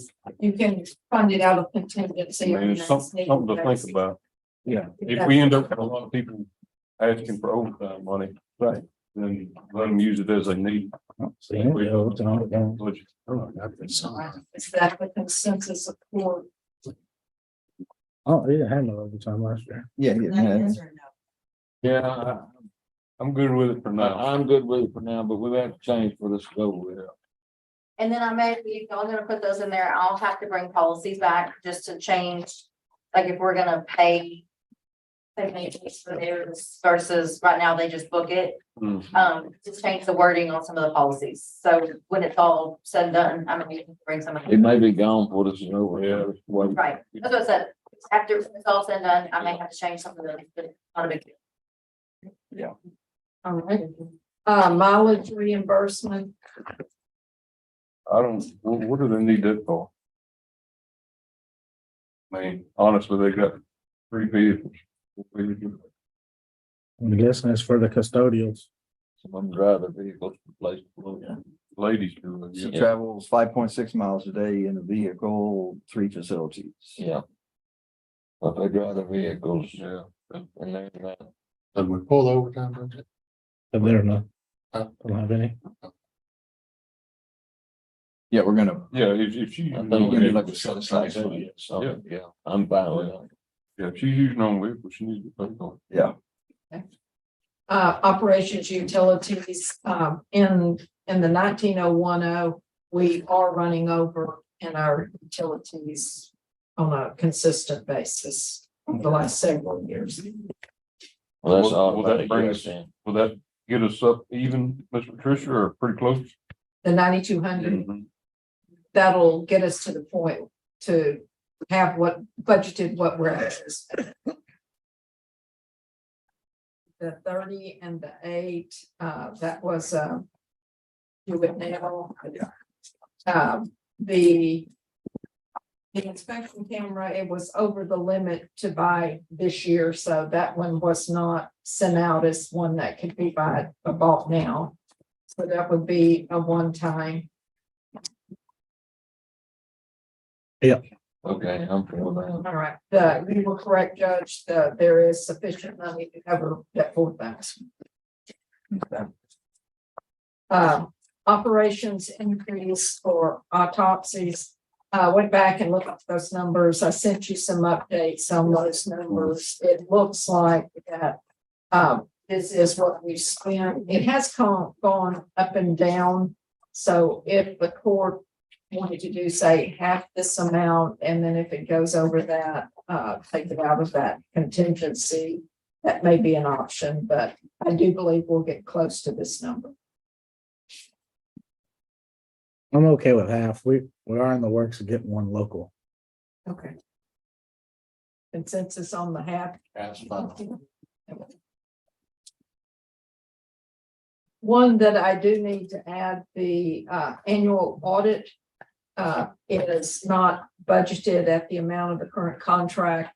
And then the contract goes up for renewal for next year's budget. So we need about 7,100 in this budget. And which one, Patricia? One that's not there, under central cost, we need about 7,100 in our external audit numbers. Backing back up real quick, 'cause I didn't realize it was buried in there. On the DA repiping of their plumbing, is that something he's gonna bring back to us with his, when he goes in? I mean, we gotta, and cause I called him about this, cause he got a quote from a plumber, I'm not gonna say which one it is.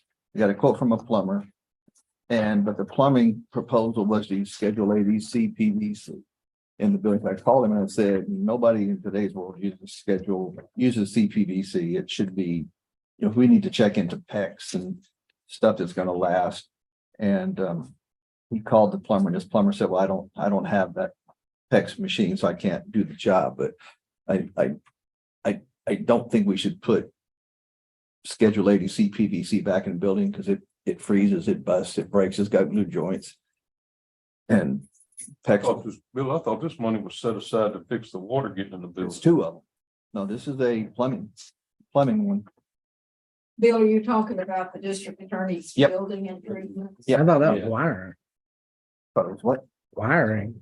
Nope, it's part of electrical panel. Water getting in the building. What is electrical panel, Get in there. plumbing line, and exterior. One stop now. This doesn't say water coming into the building at all. What, and certainly the court can revisit this, what Larry was told is that this was something he could pursue with this year, but he knows he has to bring it back to court before the work is actually done. But we can remove that one from his list. Well, it can stay. I think the project can stay in there. I also be sure he comes, that he knows, because like I said, I called him and asked him about it, but I don't have any authority as me. So, Sure you do. but I want to have him, he should come back and say, these are proposals to fix it. Yeah, So- in fact, due to the cost, it is, would. They'll have to come back. All right. All right. I thought that was the guidance we gave him. That was the guidance we gave him, wasn't it? So, like, bring it back this year, let's get it taken care of out of project contingency. Yes, Okay. So Yeah. So that's he's, really going away. I will shoot him an email and bring him up to date on the court's discussion. Yeah. And something. yeah, it doesn't have, get the water out of the building. Yeah, no, it wouldn't. We talked about it. Yeah. So that's not a. I misunderstood. Yeah, in fact, when he was here, that's what he said, was we just want to get the water out of the building. He didn't mention these other things. No, He did not. So they may have some more discussions amongst themselves. All right, apologize for the backup on Did you that. put your 7,100 in? oh, no, I didn't hear a consensus. Oh, yeah. Well, if we ain't gotta have it, we don't. We need it. In fact, you'll see a budget amendment. I actually wrote mine in, so I'm a yes. Okay, All right. I got it right there, external audit. Crazy how expensive those are. in the last few Yeah. years. How much And I expect it to. Yeah, Patricia. I can't spell, but that was pretty bad. That was I know I can't spell. I just put EX. I usually can spell better than that, but obviously I can't type better. Okay, we did the half on the autopsies, one-time request for software. Again, hoping that I don't need that money, and especially after the introduction, more so hoping.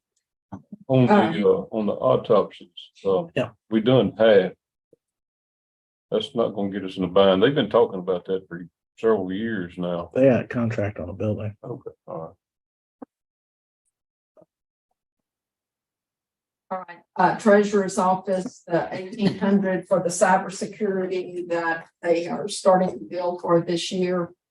The postage is the new jury software, the postage and the fees associated with that. Was none of that postage in any of our built-in tax rate? I did go back and look at the postage in the other departments. There's some postage in the JP's budget, but they're using very little. Most of their postage wasn't for the jury summons. So what they could give up would be very minor compared to the cost of this. The district clerk has some money, the county clerk has some money that they probably could give up to cover some of this. Probably, I would guess, 1,000 to 1,500 between the two of them. So I was looking at the budgets for like planning and development before his presentation. He's got $6,500 in his budget for this year. He's used $89. And EMS too, they've got a line item for 6108 for EMS. They haven't used any of it in their budget. We run on 6/1. Did they send postage through? I know the other day when Diana was looking at hers, we had a different amount than what was actually posted to the ledger. Like Diana only had like 80 something dollars and Yeah. hers was up to 1,000. So I don't think everything was posted. So let us check that to make sure. Well, that was just the two budgets that I looked at for court this morning, but Yeah, let us make That's sure that we've got $12,000. those, that information from Amy and that they've all been posted. Because that, for EMS to have none, that's not logical. But they probably don't need near that much postage because we don't mail out the invoices anymore. That's part of the Emergicon contract. So that number can be adjusted down and moved to some of the other line items they need. Yeah. And that 8 is If I high, redirect I've done them. for right now, but the JPs hadn't done any juries. When we do the jury packages for the JPs, we charge that to the sheriff's department. So theirs could be adjusted a little bit as well. I just figured if we're already sending out, it didn't change anything but a program, right? Correct. But before, when so county clerk's office would pull a jury, they would send the cards down and we would pull that from their budget. Now, the vendor that the district clerk's office got, they are mailing all of those. So I have to put the money over onto that postage, permit, and the company mails those, so there'll be money left. Okay. But that 8,000, I was gonna have it put in my budget only because when I need to refill the postal permit, if not, I need to get 6 different people to sign a check request to be able to move money. So Amy, have how 2 times we filled it now? I think it was 2,000 each time. So we've only done 4, but the JPs have not mailed out any jury packages. Okay.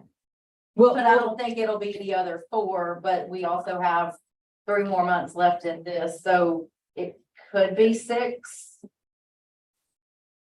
Okay. we'll put 6 and we'll see how much of that we can recover from other budgets. Well,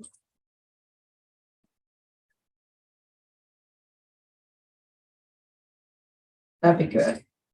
And then $500 increase in office supplies.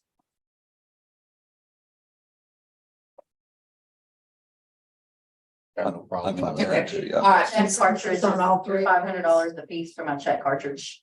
Oh, yeah. Check printer. I guess I'll pay attention.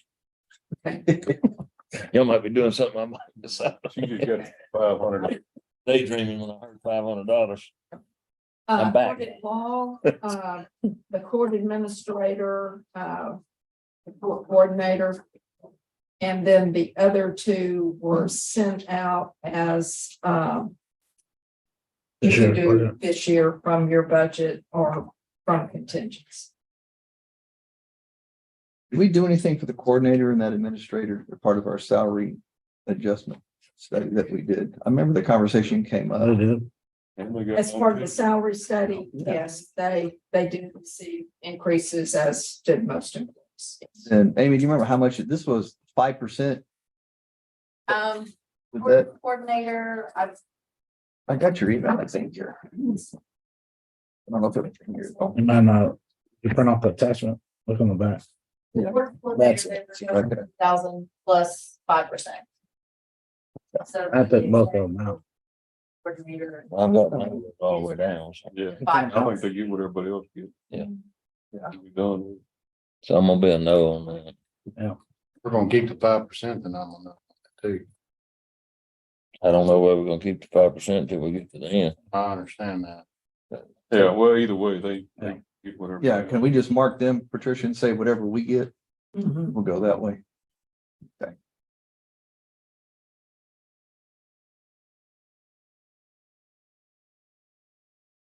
I mean, it'll be something, but That'll be for all the court letters. They get those numbers to the side if you need it. Uh-huh. Deleted ones to the side too. Like where you copied them over there to the left side, they went away. Oh, well, that was not good. avoided it. All right.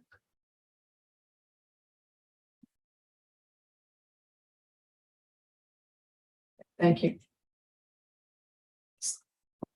All right, next, increase for the appointed attorneys and increase for professional services.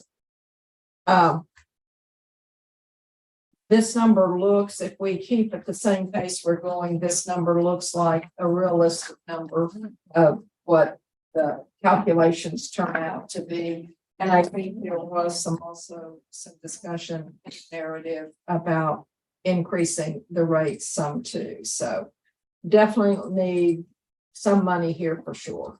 It's part of that negative growth I don't like. Increasing the rate. What? I think the rates went from like 5, Yeah. they like doubled or tripled, wasn't it? So we got more criminals, they gotta do more work.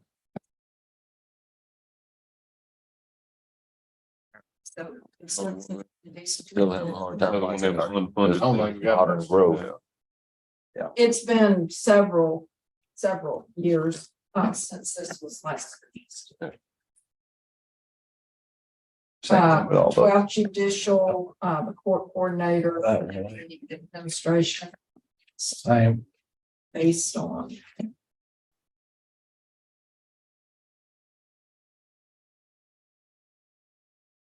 And then the rest went out. 3,000 for operating supplies. And then these two. This year stuff. Quentin kind of spoke on the TV the other day, so I'm kind of with his. They went on thoughts this that. budget. Yeah, Yeah. We're like right now, this fiscal year. so that's striking. They're checking on it. Is he What about this replacement computer computer, than a TV? Mr. Christian? The replacement computers on the county court at low, like $9,000, But it's 3 of them. 3 of them. Mhm. So are we moving forward with that this year or? Based on court guidance. This year. Okay. Okay. They won't run Odyssey. As they are. Yeah, well, Yeah. I'm good with it. I just. Yeah, they got the email to go.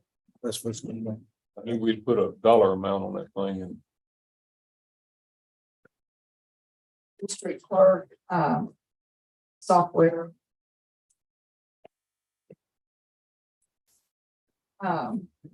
Central District Attorney to Victims Assistant. At this point, Clinton, seems to feel that that will come through this year. All right. Good news on it. The Justice Premier software he talked about. So part of it's one time, part of it's ongoing. JP, the shredder, that was part of what was sent out to do this year. Sheriff's Department. That's a big. The 4 deputies.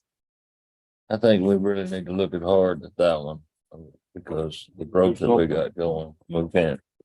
Yeah. Can't say no to what's happening in the county. Consensus. So my consensus, if we can figure out how to do it, I mean, I would be for all 4 of them. I think it needs to be looked at very hard. That sound that 60,000. White Cotton said he had 25,000 to add to that, to take off from that. He did. Mhm. Okay. Yeah, the Gentex system. Yeah. Didn't So he's work asking out. for 35. So, He had 25,000 to add to, or to take away from the 60 to cover part of it. So that 60, there you go. Good news. yeah, it was, they said it didn't work out like they wanted. Yeah.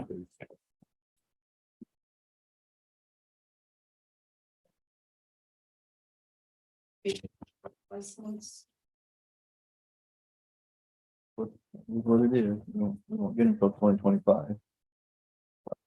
The K9 patrol. Pretty excited about that. Yeah. Yeah. They bring it again. Constable Central part-time. Must have had a hard night. Where we had, Constable Central. Constable Central. Yeah. I think she does need some help. And I may have to back off of it later if we can't fund it, but at this point, I'd be okay with her help. Yeah, I just don't think it's gonna be enough money. I don't either, but So this is, the yes for me at this point, yes for me, For now. for now. I'm Yeah, sorry. leave it for now. Leave it, yes, ma'am. Leave it. I got it, I need to speak up a little bit. obviously. Thank you, Miss Patricia. Thank you. I can do that. I got no problem Well, speaking you up. can hear better. Okay, the Constable Precinct 1 request. I'm gonna be for it. I don't know that we won't have to take it out later. You know, obviously needs some help. I've talked to him over the last year or so, since last year, and you know, things ain't getting no better. He's staying behind, and that's not good for everybody. No, but at this point, I'm gonna be against it because I keep asking him to bring up. Last year, we asked him to tell me why you can't do it. Yeah. How many papers, instead of just bringing a dang box and dump, I can't get my Yeah. paper started. Well, So I can't go along with it with that. I mean, he has to justify it a different way to me. It's kind of I like can White understand. Guy did with it. yeah, and I can understand. You know, so. Yeah. So I'm a no right now. I'm a no. Like the one that, well, you know, I had my idea out there as far as Constable Yeah. Central and splitting that there might be some logistics messed up with that. They can't make that work. I think I think it could work. And to me, it'd probably be the cleanest thing to make it work. I think John's idea of a 50-50, That don't fly, you don't think so? not for long. Well, I think it's a start. I mean, Mhm. if Yeah. we had to back off and share it between the two, For a it year, it is a start. for you know? a year and Yeah. say, hey, we're gonna call you on the carpet in March of next year and we, you know, Get another box thrown at us. Now what? Another box. Well, I mean, the realistic is, you know, I understand. I'm not the most computer savvy person either. Don't get me wrong here. And, you know, he's asked 2 years in a row and, actually, I may have asked longer than that. He's been asking for a while, but, and we say the same thing, Yeah, every, yeah. come justify Yeah, it. though. and I understand. You know? I do. But how can Shane stay caught up in Hook's cane? And Shane's got almost 100 more papers on just this one part. I don't know what those other stuff are. But that's Whereas just. I know, but Exactly. we don't know what the Yeah, numbers I don't are. know either, and that's been my deal too, you know, is I would like to see a little more notification. But, you know, there is a need. And, I'm gonna stick with mine and see where it flies and go from there. I know we do get a lot of, I'm gonna use their term papers, I guess, out of JP one. That's like the busiest one we got, almost double everybody else's, to the point we added an extra administrator to the front. That's where you get To help handle that. Most of your DPS files through JP one. one. It's been like that since Jamie was there. And, you know, it's probably a more accessible court, I guess, but, Yeah. so. And how much is that is Hill and his deputy cover? Well, that's not counting the. No, he said that That's not Hill, counting the wind farm and. I know, all but that. he said Hill and his deputy helped Hooks cover all their stuff. They help cover this stuff at the units. Okay. Yeah. That's not counting all the stuff that goes through the And the JP jail. office. Yeah. Let's come back to this. Let's circle back, see how things. Well, like I said, it's probably gonna get shot out either way because we're gonna need them people somewhere else. But at this point, you know, I'm still gonna hang in there for him and see where it flies. And what about you? I'm a no. I was a no. I was like, no. Judges. I'd say you can't come back. We come back with. We can definitely come back.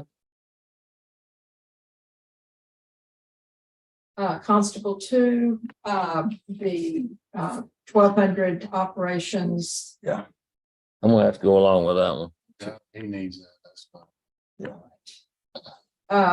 It still doesn't answer the, well, I guess, all right, Gene, you're still here. It still doesn't answer the question is if he needs it for training and all that stuff, then don't all y'all need it? I can only speak for myself. I understand. My Leo's training money that we get from the state. And I have a line item budget of training. It's not much, I don't remember, $600. The mandatory training that I have to do every year and what school officers do, I'm covered. Yeah. I do. Well, I mean, I get more Leo's money than anybody else because you get so much per Yeah. officer. but it's still the same amount per head. You got 387 in your budget, if I'm reading it right, Gene. $387. That's what's left from this. Yeah. That was the original budget. Plus Leo's. Okay, the Leo's not in here. Yeah. I mean, I'm still good with it. Don't get me I'm good wrong, with it too. but. I You just just have kinda- to, yeah, we need to put $200 on everybody Yeah, else. exactly. I I think mean, we but can- if this is additional training and he wants to get some more training, I'm still good with it. Yeah, and John mentioned this when he was here, Yeah. you know, pass it out. So if it's $200 for all 4 precincts, that gives them something and it's not a big hit to us. I think it's all for it, 200. On top of whatever. That's not much in today's world. All right, where are we at? All right, so we're adding the Okay, so good. training to the other precincts. Yeah. So you putting another 600 in there? The handgun was. Okay, all right, so in Constable 4, the addition, retaining the 3 school resource officers and adding an additional. I'm gonna be for the school officer. Yeah, I'm with you on that. No, I'm not gonna go against that, but. I'm gonna say it out loud because Gene's here. There's 30% of that time. Could be used a little bit to help John. Would be nice. Right, the I'm still good with it. 40,000, But either way, I'm still gonna vote for the officer. I'm not to that one right now. So what was the 40,000 one-time money on that one, Gene? I don't have that in here. Or what? Yeah, right. I got it right here. I'm trying to find you in here. Sorry about the 201. Oh, no, whack. I didn't know one. That's a big one.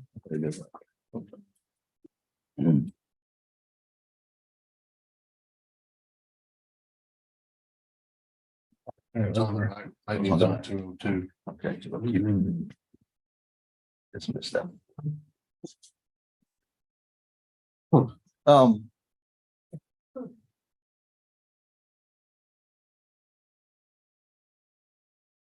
If we're doing 70 30 with them, I almost would like to see them be part of this upfront, the startup cost. Rather than us taking the whole thing for it. That They would- are, It does say 30%. yeah, down at the bottom. Okay, but that's the, That's just of the operating. Yeah, no, it needs to be everything. It's 93,262 is New Waverly's part, and the county's 40,000. of Just the officer. just the cost of the officer. 92, the ongoing cost of the deputy is 92,457. So there's 133, so Oh, yeah, I that's see. the 40,795. I mean, that's a big, That's the county at 100% of the minor equipment. right, that's what I'm saying, that's our whole note, and we shouldn't have to tote that whole note, I don't think. What do you think they're gonna say to that, Brother Gene? Would say we need them to participate in that upfront cost, that first year cost. First year payment, the school's gonna pay 93,262. That's 70% of the startup. The school's paying, 93,000. all right, so I don't understand what I'm looking at here. The total upfront cost is 133,000, startup and everything, right, Gene? Yes, sir. There's 70% of that's New Waverly, and we're paying 30% of the total. That's vehicle, gun, salary, everything. That is a $6,000 payment on a vehicle. If it did buy a new vehicle. That's payment towards it. County will pay 39,470. If I did this right, 133,232 is the total. Startup cost. 30%. 39,470. So what is the $40,000 minor equipment? That's what I'm, because they're down below, it says we're using an existing vehicle. So what is $40,000 on, I guess on the back, I don't see what adds up. That's to breakdown of all the equipment that we bought. on the back. Yeah, if Gene is saying that they're paying 70% of everything, including one time, then I need to. That needs to be read these adjusted. numbers right here. Yeah, all right. That'll make it better for me. Okay, Yeah, thanks. so. I'm gonna put these in green because I need to change how it's displayed here. Okay. It will decrease the. Yeah.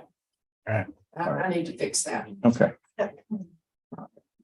Overtime budget. 5578. I'd be fine with that. They go with that. Replacement vehicles, 2, one of them is for the school resource officer and, The other one's that real high mileage one. The hand me down. Gene, the one is for the new officer that get that. One is for an existing, I didn't ask for a new vehicle for the new position. Okay. He's got a hand down. John's old Tahoe. Yeah. You had years. Don't want to replace it, 2012. Mm. Second one, just says replacement Tahoe. That's one that came from Steve Hill. It's got 185,000 on it. Kind of looking at the box. Okay. See, I guess there, yeah. I gotta read his lips. I can't hear you. There you go. I'm sorry. consensus on this one. I think they both have to stay. The SRO vehicle's already, has that been paid towards it? And the other one's about to fall apart. I'd be okay as long as we got the money. Yeah. Everything, come back, we're gonna cut you first. Hey, let me just say this, gentlemen, as long as you don't cut my salary and my car and car and budget, I don't. Oh, we can save a lot of money then. I'm good right now. Did his computer go on this year's budget? No, I got an email about, but yes, I'm sorry. There you go. All right, emergency operations, the emergency management app, the tower rental increase, fuel, and the copier. Copier was this year out of the copier replacement fund. All right. I probably differ with the court, but I still think he needs a way of notifying people, and I'm not against it to try it.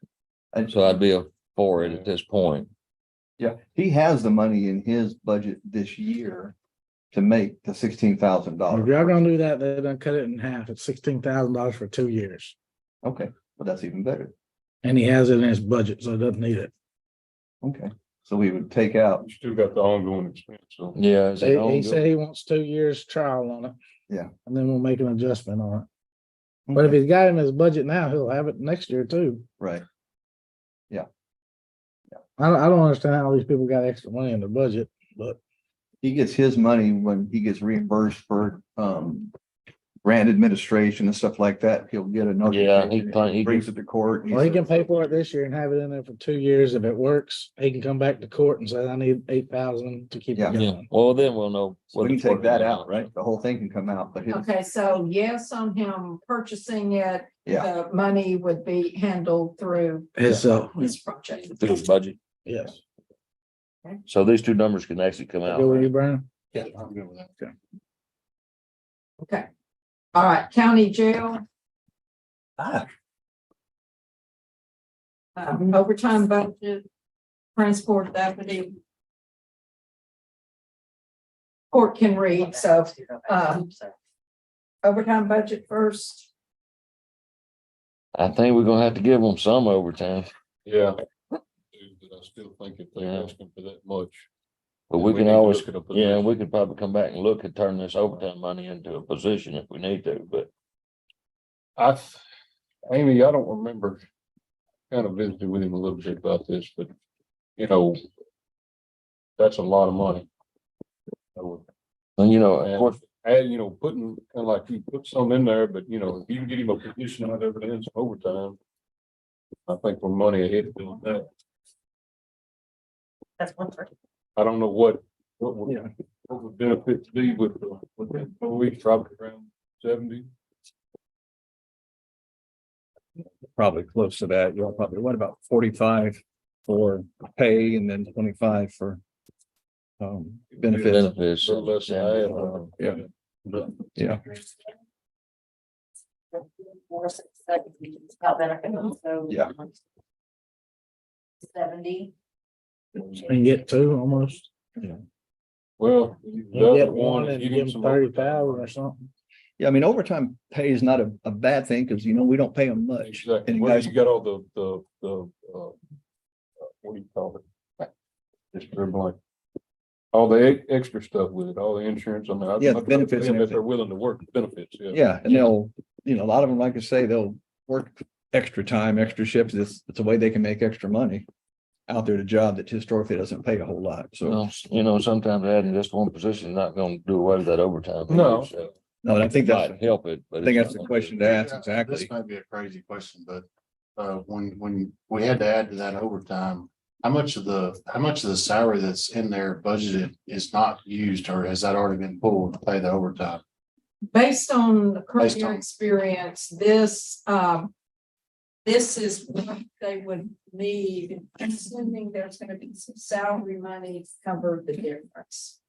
Because, So the unused salary money for vacancies has already been pulled out and yeah. that's a I reflection of assume- that. Yes, You Yeah. assume, I assumed that they would have X amount left from salaries to cover it, and this was kind of the balancing. But it does assume basically the same high level of incarceration as Yeah. we've got now. And if it goes over, like she said, the 95, then you're gonna have to add another officer. Another, judge. Now, of course, if you Yeah. budget for an officer and they're able to fill that position and they're 2 vacant, then that money, if it is vacant, is there to pay the overtime. So you still have the money for overtime if in fact they can't hire the position. I think they said there were 4 down right now. And they just hired 2. Yeah. Hired 2. Makes That thing sense. up there is a revolving door anyhow. I mean, Yeah. that's not uncommon. And they Yeah. work 12-hour shifts, so one week they work 48 hours, so some of the first week overtime, then. 3 days. So. It kind of offsets, but if it goes, you're looking at the overtime budget. We code it that first week, it is paid overtime. but in theory, it evens out over time. It does, right Kind now, of. if you had 100% employment and everybody worked their shift. We would still spend about 45,000 in overtime. And we've got 14,000 budget. Okay. So in a perfect, world, you need 40,000 of overtime. Well, we know we're going to move something there, so let's leave that number in there, move on.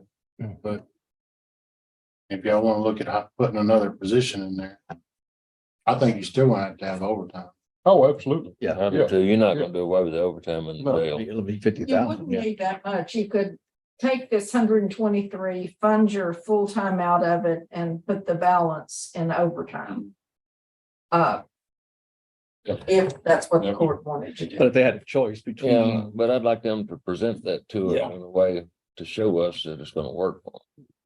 and if it comes down, like, say, if we have to circle back, if you have a choice between a transport deputy and another jail person or overtime, which one of those is most important to you? Which one of those three, maybe, depending how tight it is?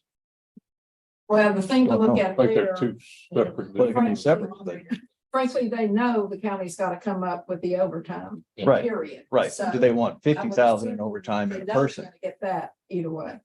Whether they're gonna Whether we do get, it Now or out of contingency in the middle of the year. well, they're either gonna get 50 in a person or 123 in no person, Yeah. or the 80, they're gonna get the 50 no matter what, or the 123 no matter what, or I'm with you. I need to they didn't ask for a person. They said, we want. Yeah, I mean, I just assume they present it and let's just see what works out for us. And if it's a person gonna help do away with some of that overtime, well, then we can look at that. The transport deputy, that's a security risk. I don't see how we can not do that. Or at least look at it. I'm for it at this point. Yeah, I am too. But I would like to see them find something more permanent than investing $85,000 in a person and just doing more of what we're doing now, knowing it's gonna grow. I don't disagree with you, but we got to fix it for now. So that's something we can definitely look at. And in reality, he probably needs both. That Senate Bill 22, does it have anything in it for something like that? I haven't seen all the details. Evidently, it's got a lot of stuff in it, but I don't know. Seems like that would be one of them. Seems like that would. But it ain't no help from the state. No. Where we at, Patricia? Jail food? Jail food, Do we have to feed them? Cut back. that one, I think is a must. We have an escalator in the contract and the escalator itself, is going to be 25,000. Yeah. Janitorial supplies, they historically need that. Facilities maintenance, they historically need that. Software, we can take that one out. We've got an alternate source on that one. Copiers, utilities, we might get by with 9,000 to 10,000 there. On the copiers, don't we have a copier fund or? This is ongoing maintenance cost for the copies themselves. Okay. Utilities probably can go down a bit. And then the grease traps, based on the equipment, she's budgeting for an extra cleanup during the year. TV enclosures, alternate source. Overall agreement on, at this point, this amount. On which one? All of them. I'd say that we will need to be there. County jail medical. Probably. Don't get much choice on it. Yeah. Adult probation, I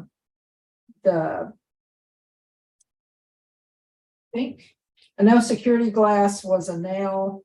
The I think he office did all three chairs of it. Or a nail, and the carpet, I think was a nail. So I All three think were. theirs are all taken care of. Assuming that wasn't part of the water damage that was in that building a couple of years ago. I don't think so. I think it's just wore out carpet. Well, see, they replaced part of They it. They replaced it with replaced a bunch of that stuff. I thought they done all of it. And the hallways, and all the interior Went stuff around, they didn't do. Yeah. All the, They replaced about half of it in there when they had the water down. yeah, The other half is just come in the, old. Veteran services, look, we're gonna be good with that for sure. Okay, planning and development. So I think on that staff engineer. He put that in 2 deals, and I've been a big proponent of it, but I think we need to fund the engineer, get the engineer sit in there. If we got any way to do it, but let the engineer get in there and get settled before we start hiring staff support for the engineer. I don't see I the don't need think we can afford it. for an in-house engineer. I don't see that happening. I mean, the whole trend in the industry on engineers is to get away from having somebody on board. Because they can't keep up and they don't have the skill set, and we're still gonna be. We'll pay this guy $150,000 a year and we'll still farm out 150, we'll spend 150,000 more than we're spending now. Well, if we can stay with under 200 and Just still our keep it, fees to yeah. cover them. you know. But I mean, if we can stay under 200 and be able to resource it out, even if we have to add another 100 to it, you're still money. You're talking about 20 to 30 people versus one person. Versus one person. You know? I mean, one day we may get there. But Yeah, but if he's a good engineer right now, he or she's a good engineer right now, they're making good money and they're at work. You know, they're not here. But I think, you know, even if we went to that, I don't think money wise, we're gonna be able to. I'm gonna say no for now. Yeah. I have 2 no's. Yes, ma'am, no.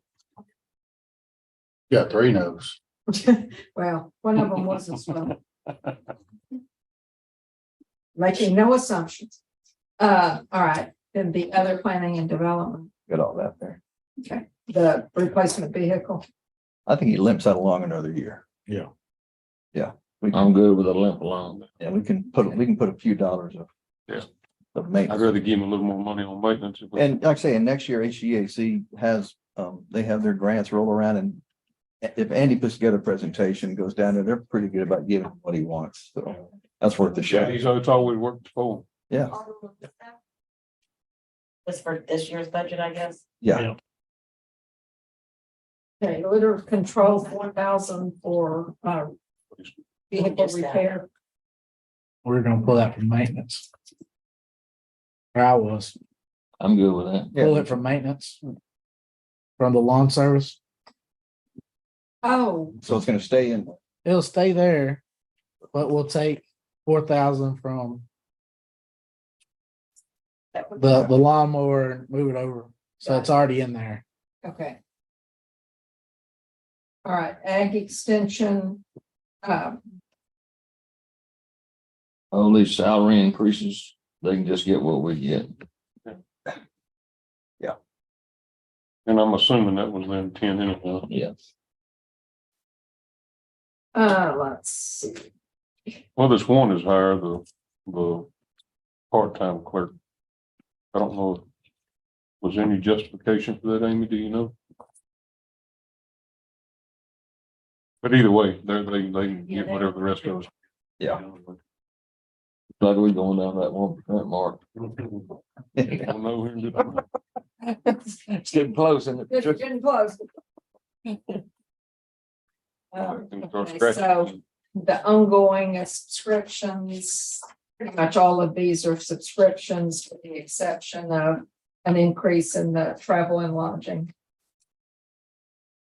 That building, I'd say take that out. Oh, the allocated money. Yeah. There's no reason. Consensus on that. Yeah. Yeah, Taking out the Out. 50,000 Out. building allotment. Oh, I did go out there and look at the furniture. Furniture's pretty bad.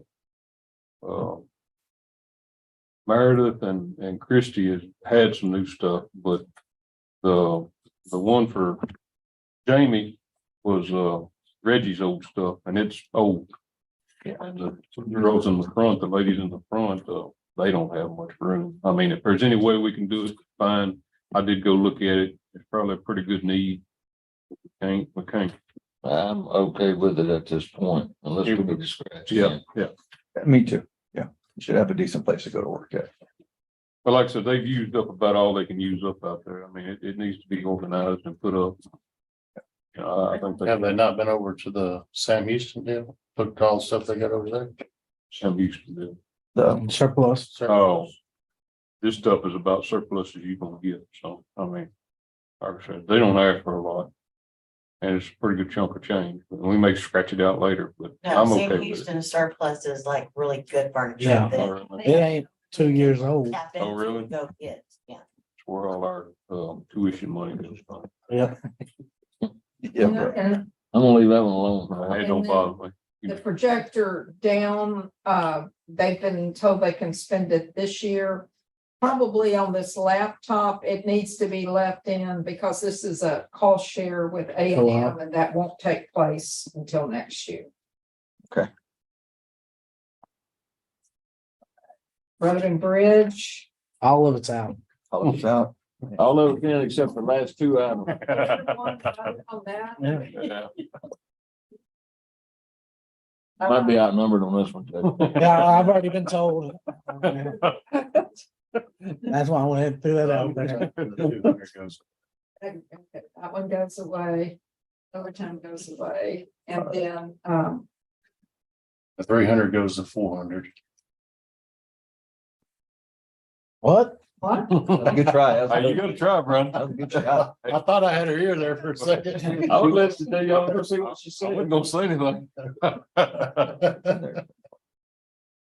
So we. All right, so then we're down to EMS. All that.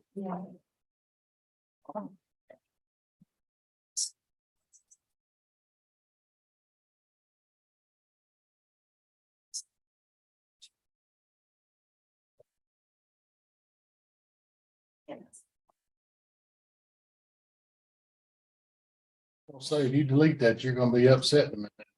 Yeah, you are very right about that.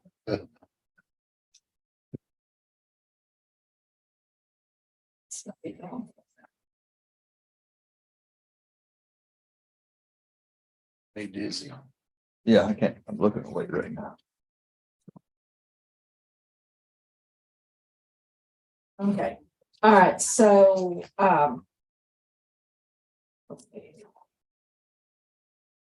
that's page. Okay, so the first one is our, the renaming. Yeah. Yeah, I'm fine with that. The changing of the adding more paramedic positions, and less attendant positions, based on the qualifications Yeah. of the people she's got. That's gonna help us keep folks here. So I'm good for that one. I think we should do that. Addition of stipends. I don't like that one. I got that one struck out. I can go for that one. Do I have a third? Yep. Just mine. They get what we get. They get what we get. Fuel costs. Fuel costs, you don't have much option on. So is that fuel cost? Is it included because if we staff a whole nother ambulance, does that go up to the 20 or is that just, are we over 20,000 this year? We're over 20,000 this year. Okay. The ESO modules, That seems like a pretty handy tool. Based on- devices. This is just the maintenance on what we've added in the past. That's all them radios and stuff. Mm. So really, all of these, is pretty much the one you might think about is doing 2025 to supplies and putting the remainder of it in contingency. Because they had a lot of replacement of old equipment, restocking and whatever, so hopefully there'll be less of that needed. Yeah, I was gonna ask about that one. I didn't know. course, I don't know he's gonna do all this day, which is fine, but I mean, is that a realistic number, Mr. Tricia, as far as? It in some ways, it is a totally non-controllable number. So it's depending on how much they actually use during the year. Mhm. I think they absolutely need some increase and then put the rest in contingency because they may need it. We've been real fortunate in the past to get a grant that will cover some of the supplies, but it'll be there when they need it. So you want to put 25 or? I think 25 is a good number. Yeah, and then put the rest of it in, Supplies, increased You supplies. can take that 6,000 out. they have. Yeah, love that, yeah. You can take that 6,000 out. I was gonna ask, what's the 6,000? That's Well, out. all that. That 6,000 can come out for long term. Well, that's where you were putting your 4,000, right? No, the jail's covering it. The jail's gonna start mowing it. Oh, So we can cut this one off too, right? Just, Yeah, which one? that's 6. Is what That's you just- 6, okay. You did the winch for the generator in this year's budget, the 1,200. That one. You did the mattresses under this year. That one, maybe. you done the generator too, No, we didn't do generator. We just did the winch. the winch. Pick it up with. I Yeah, think the generator could be a good this year purchase. They obviously have a need for it. Okay, Yeah, if we're going. yeah, we're gonna buy it now. Take it off. Buy it now. Mattresses. One day, mine are on. I can't even see it. I'm just gonna wait for the printout. no, it Doing no good, it don't go all the way across. You know, this That's paper. all I got. So the ambulance, the 2 Tahoes, I think ambulance has to be in there. We're talking a few years down the road before it shows up. If we don't authorize it and order it. I would like to see, I still want to see the breakdown on the ambulances and the mileage. I don't doubt another one coming, but we don't. When they had the graph up here, you couldn't read it. real good. Yeah, no. Whenever it said there, the line, all of them but one was over the. Everyone we have is north of 100,000. Well, that's a recommendation, you know, and they're not. We are, we're kind of faithful, so. I'm good with leaving the ambulance in, but we need to see that information. Yeah. Yeah, I think we need to leave it in for now. Yeah, we've been buying one a year. Yeah. ARPA bought us a couple extras, but we've been buying one a year and keeping it in the budget. Like I say, look at the point. And, so I think it's. EMS station, I done scratched in. What about this, all this candy and stuff that she was wanting? I think the You know, the little PR package or whatever, we're talking about $6,000, we're not giving that much. 4 and 2 ongoing. I mean, you know, that can often open up a can of worms, you know, why is the sheriff's department doing it, or jail, or, you know, I mean, they go. And he'll the stickers out of his pocket. Nobody should put anything out of their pocket. Nobody should have to reach in their pocket to go do something for work. If we I want to don't have agree a, with that. yeah, but I if we still think- tell her, you know what, let's give her 2,000 and say, what can you do with $2,000? That's not much money. Give her $2,000 and say, go do something this first year and bring back some results and we'll talk about it next year. But I do see them out there. Yeah, I could go along with a small amount. Let's just see how it works. See how it goes, because I do see them at all the events. That's who's there from us, is the EMS. I don't see nobody else. I see the EMS people out there and they're kind of the face, so. Let's give them a shot. we don't get to go out in public, we get our ears chewed off. That's true too. Well, I mean, we all, you know, us, it's different. We buy candy out of our own pocket and all that stuff. Yeah. and We make a lot of these events, but Yeah. I mean, they do need a little something. I ain't arguing that. Yeah. Yeah. That's a little extreme. I think we give them 2 to start with and see what happens. I'm good with 2. I'll go with. And ongoing goes to, there you go. Nothing right now until we Start with a figure 2 out what's going on. and see how it works. Yeah.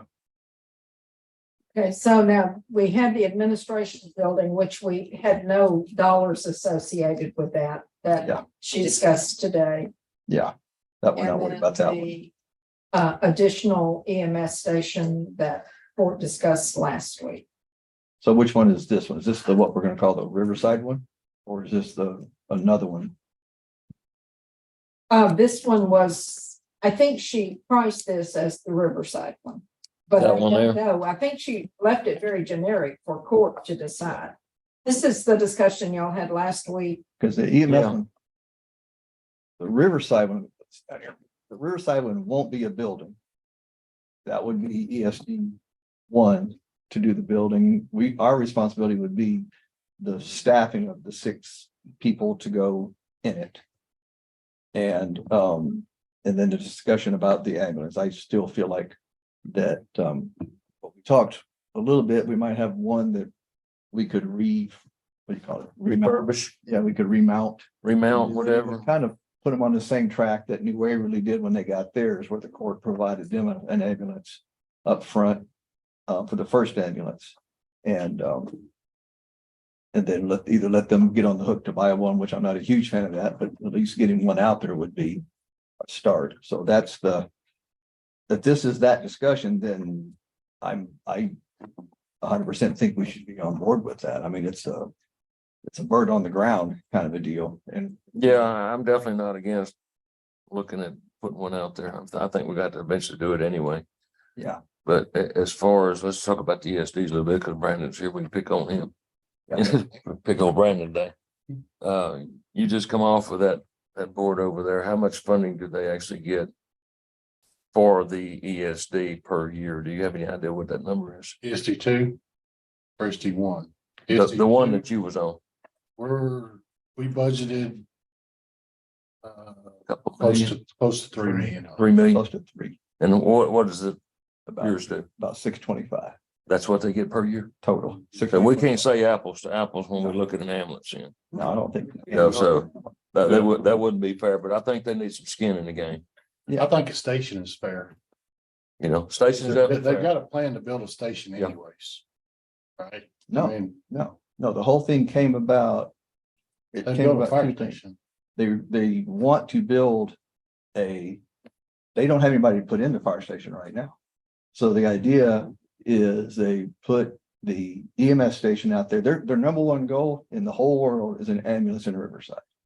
If we get the deal done where they can put an ambulance in a Riverside, when they build that building, they will build it big enough that at some point they can staff it, hopefully, with like a duty crew. But they don't have the money for a duty crew right now without going to their voters and saying, hey, can we have the extra 4 cents? And if they say no, then there is no duty crew.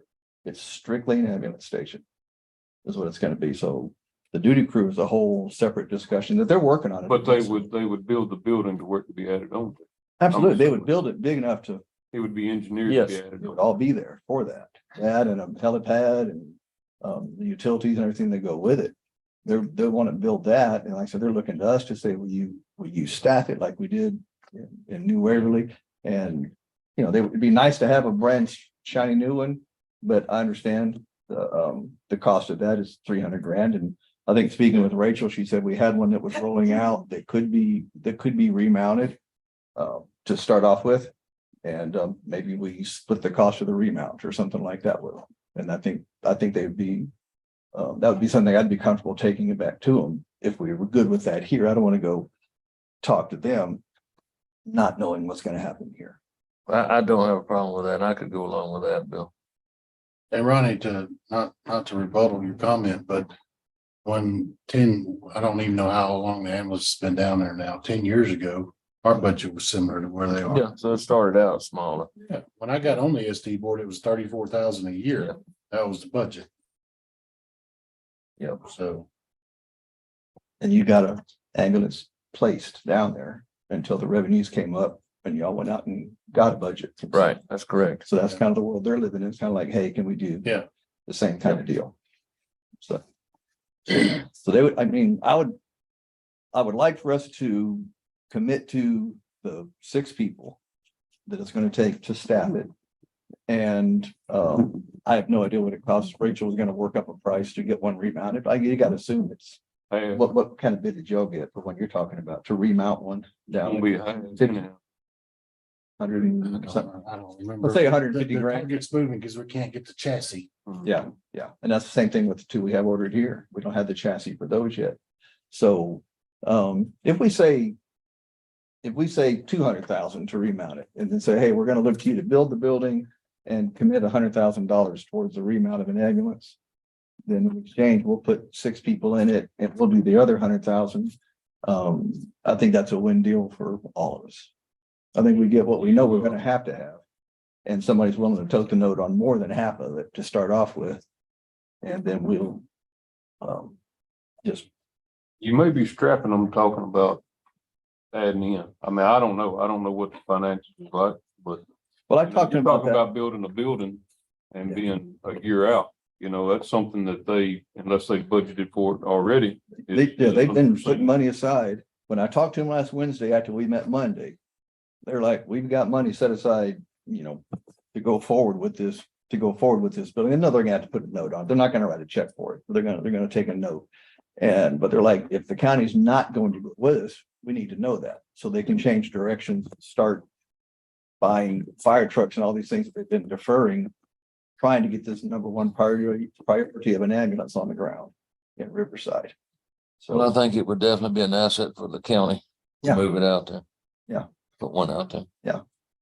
so it's probably $500,000 for people, I guess, for 6 ambulance attendants, paramedics, 2 paramedics, something like that, probably $500,000 for that.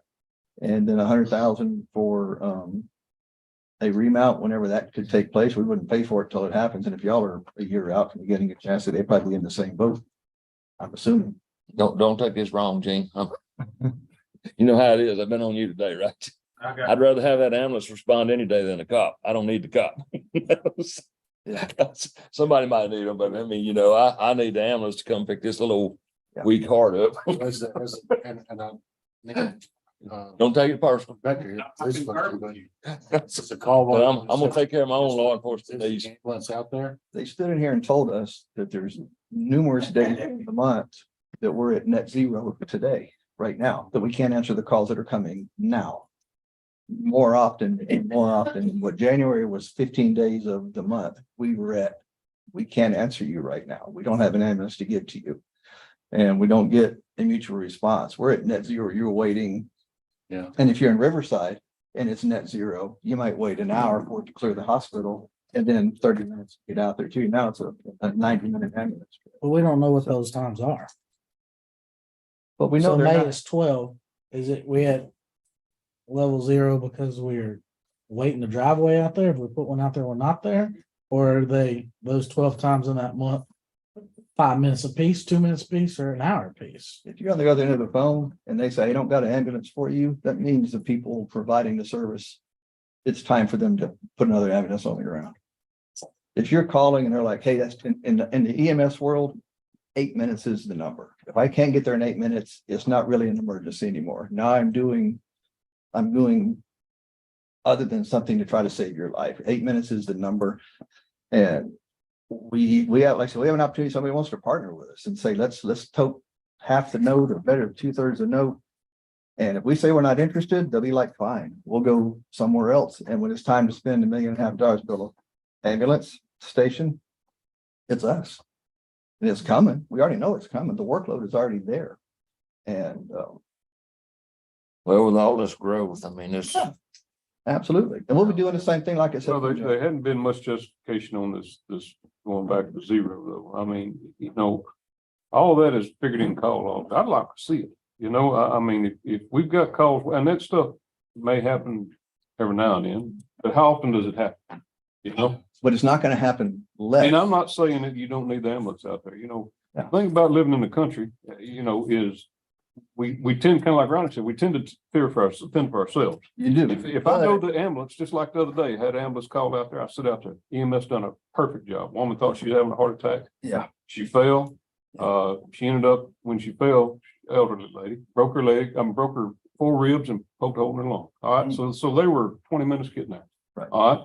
But in the grand scheme of things, when you live in the country, if you know it's gonna be a while, then you get in the truck and you go to town. You do, but you have to think of it this way though, too. So If- it's 2 sides to it. There is, but if I'm in Thomas Lake, for lack of a better place. And I call for an ambulance. It's coming from Highway 19 right here. So now if a guy falls at Highway 19, that ambulance is gonna come from Spring Lake or over here. So it impacts, it reaches out and impacts other areas. If the Highway 19 or 40 or the one on the loop out here, if they have to go cover another area, there's nobody out here. And if you have one out in Riverside, you bring it to Sterling Chapel. Now it's closer. So it's not just they're in the country, that's their ambulance. It's when these ambulances leave the area to go out there, this area is not covered anymore for the people who live close to town. Well, I'm not arguing that. It's just. It's a fine line on, and do they need it? Absolutely. You know, if we can figure out some way to pay for it, I'm I'm a for it, yes on you know, it, by the way. but Yeah, I mean, on this round, I'm definitely for Yeah. it. Let's see if we got any money anywhere to do anything with. well, Next you know, round. you know, I'm all about We've it. said a yes on a lot of stuff that we're probably going to end up going back and saying no on. Alright, so let me tell y'all where we are. All right. I might not Especially want since to. we- We're at lunchtime, that's what we're at. Yeah. We passed lunchtime, and I know it. We said yes to $2,475,000. Plus another $416,000 for EMS Road and Bridge to include them in the cost of living. So that's a total of $2,891,000.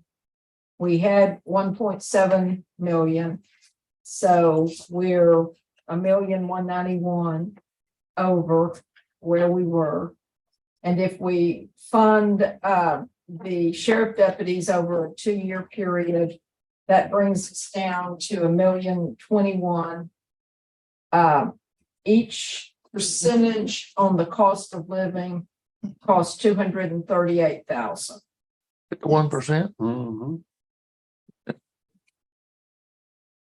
where I thought we'd be. And this, I did not add in EMS. I did not add in EMS to these numbers because we had talked about anything we did there would come out of that 5 million.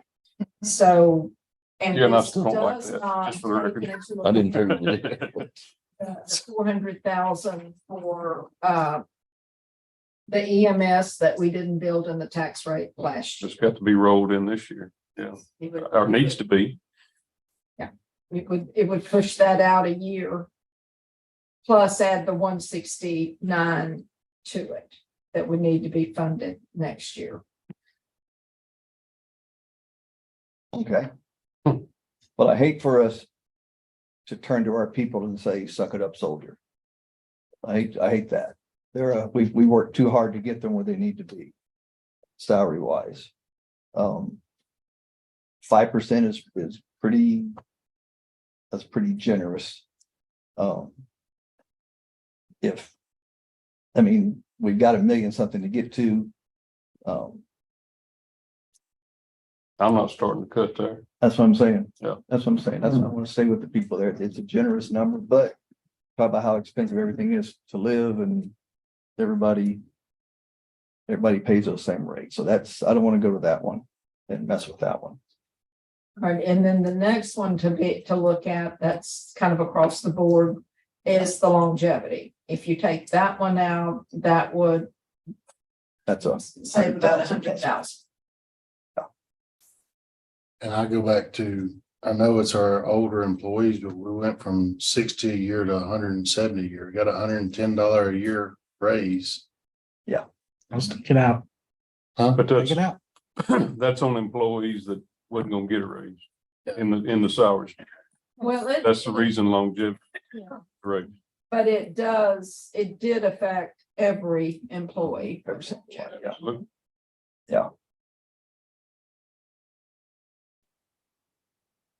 Maybe midway, it's 170.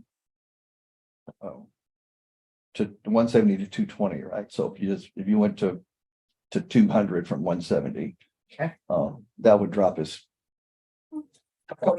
I think you ought to get rid of that Yeah, Get rid of what? longevity. the longevity bump. That was like the most popular thing. I'll we go did with last you. year, Bill. Was that. You got mine. Oh, you need one more. Go from 170 to to 200. 200. It's on you, Ronnie.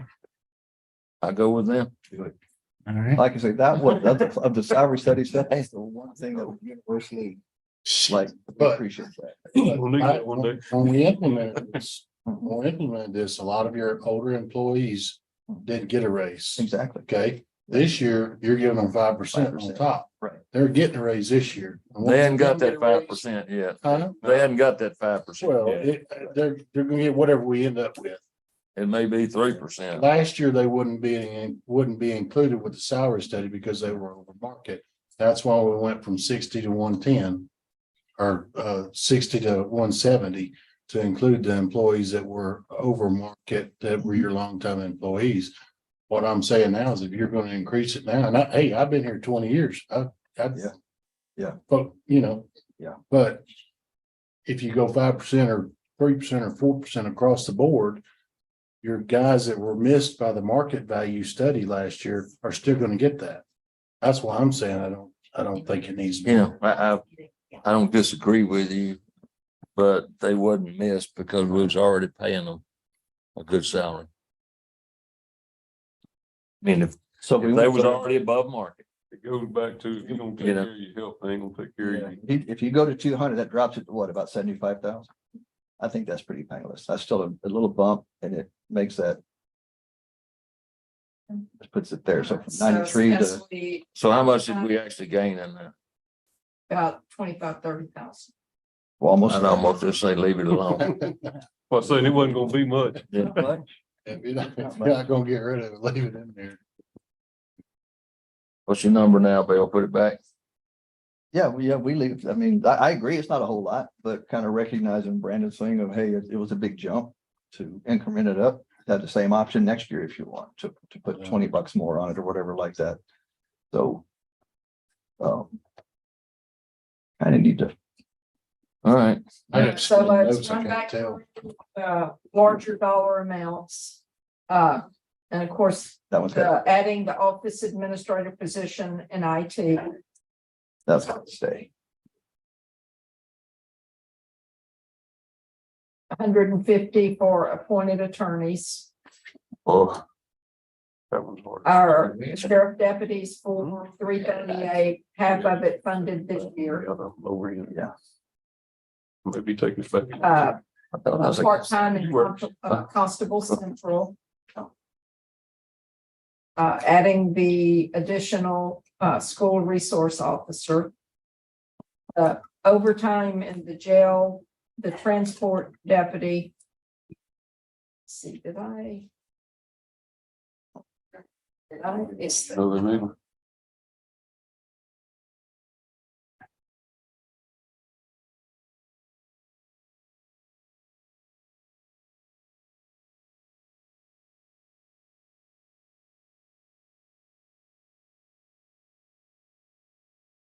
quite a bit added in operation cost in the jail. When you add those become pretty significant. Yeah, that's like a quarter of what we're doing. Yeah, the operations.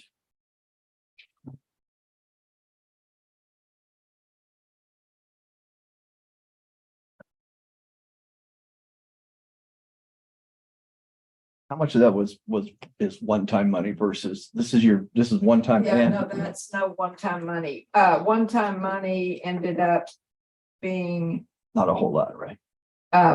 it looked like it was gonna be about a little over $1 million when we include the ambulance and that. Trish, you said we had the money and the interest and We have, revenue shares. yeah, revenue sharing, we've got 384,000. And then in interest about 300,000. You know, and so I'll say this, the reason I was kind of stuck on leaving the 5 million alone is because I don't know the numbers. We didn't have time to get Mr. Patricia to pull them, but that money brought in, I would say a substantial amount of this $300,000. And, you know, if we could fund that deal some other way, the ambulance, I mean, the duty crew in Riverside, then yeah, I wished we could go that route. We may not be able to. Well, no, but you know, honestly, they wouldn't have to come on board until like February, 6 months. So you're probably talking 300,000. Just biggest thing is just the commitment and give them the go ahead. You got to give Rachel the go ahead about January to say, hey, I need to hire 6 guys. So. But it's still spent money, Bill, that we're going. Well, yeah, but it's going from, but it could go from 600,000 down to 3. I don't want to get to where we're borrowing from Peter to pay Paul type We deal. gotta make it up next year. Yeah, next year, the next year. Well, you budgeted this year though, the whole amount. Do what now? I'd budget the whole amount of it. I mean, because we're potentially gonna roll 400,000 that we budgeted last year Yeah. for EMS into it this year. So what is our, let me ask you a question. I mean, I say it every year, so I'll take the whooping again this year. What is our, what is our, I'm gonna use the word effective rate number. Do we have a number that we're rolling it back yet? No, we don't. One thing we do know, just from what we're hearing and what we're seeing, is that there's some substantial increases in value. Huge ones. Of course, there's limits to the values and how that affects the tax rate. So certainly we can anticipate that we would see at least what we've seen in the past. Yeah. And that's generally at least 2 cents. Oh, I think 3. Yeah. And so if in fact the increase in rates have gone up, more likely closer to 3. Yeah. But keep in mind, it really doesn't matter what it goes down to, because when you take that new rate to and multiply it times that new value, you're basically theoretically getting the same amount of Right, revenue. but yeah, but my math is, if I, like I say every year, if you keep a penny, that's almost $500,000 right off of this. And if you go to your people and say, we're investing in your EMS and your sheriff and your patrols and your constables, to me, that's an easy investment for me to say. I would say keep a penny and do the, what, 475 now or whatever it is. Of whatever, instead of rolling it back 3.5, you roll it back 2.5. And this is why, because we put 4 extra deputies on the ground this year and another constable. Are you gonna leave the 5 alone? I think, Are you kidding? well, I mean, the only reason we would have to get to that, like I say, this year would be to get about $300,000 for those people. When they're ready to go out there, I think we could almost. We could Probably do it. Maybe do it without it. look at it mid-year. If your budget's good mid-year, then if not, I mean, maybe you have to go over and front yourself some money or something, but I mean, I don't want to pop the top on it either, but it, you know, in a worst case scenario, that's what it's there for, is to invest in our facility needs and infrastructure. And that's by definition is what that is. It's a facility with an infrastructure attached to it. So so if we roll back down to your bottom and we talk about your revenue sharing and interest rates, and you keep a penny, I bet we're pretty damn close to $1 million. I think we are. How you feel about that, Brandon? Welcome aboard, brother. Yeah, that's what they hired you for. Who's up for election this year? I am, brother. Yep, it don't bother me. I am. That's one saying it. Yeah. Like I say, if you, But- it's like we did before, if you tell the people we're putting 4 deputies and a deputy constable and your jail staff and a transfer officer, we're putting all those people on the ground, and we got to keep a penny to make it happen. You won't get a single phone call saying y'all need to figure out something better to do with that money. What did we do before with the officers? 3 cents? Yeah, we did 3. I didn't get any Not a negative single phone phone calls call. on No, it it was- because it was all for public It safety. was a big jump. It was a jump. Yeah, it was Yeah. right there before you had to go to them and ask permission. Well, it was, yeah, because our effective went down 3. Stuck our neck. And like, it was like, our effective rate was like 3.10, and all the way down. And we kept the 3 of the 3.1. I don't like it, but, and that may be, once we start working through this some more, maybe some other alternates, you know? You might as well get it on your mind, didn't you? Get it? I mean, How that's much a do you tool. want to do? I tell you, we're not gonna nick and cut and polish and find $500,000. It ain't gonna happen. You know, Well, Unless you start cutting heads. again. this does not include the constable deputy for precinct 1. It includes. no, I'm talking about the down south guy. Oh, okay. Precinct 4. Yeah. Yeah. Yeah, and so he's in Okay. there. But if you just say, we're gonna keep 1 cent of it and use these other options, it gets us close enough, I think, that we can move forward with the budget. Have the effective rate? It's gonna be at least 3 cents down. It'll be at least that much. I mean, I've seen some of these valuations and they are through the roof. Oh, yeah, I wouldn't be surprised if it's more than that. yeah, mine doubled. Be sure and pay that early. You saw what's happening up here. My taxable rate for 10% a year, but my evaluation doubled. There you go. Well, and the reality is that if you cut, you cut the sheriff department, EMS, all these employees out, you're still gonna be pretty close to $1 million. So, I mean, Yeah. you gotta make a choice. Either we're gonna add. When people or- I don't remember this from all the ESD years, but when they send that out, is that the new growth is pulled out where you can see what you're getting out of new growth, right? Yes. Yeah. And I have asked Stacy for a new run just to make sure we're still at the preliminary number.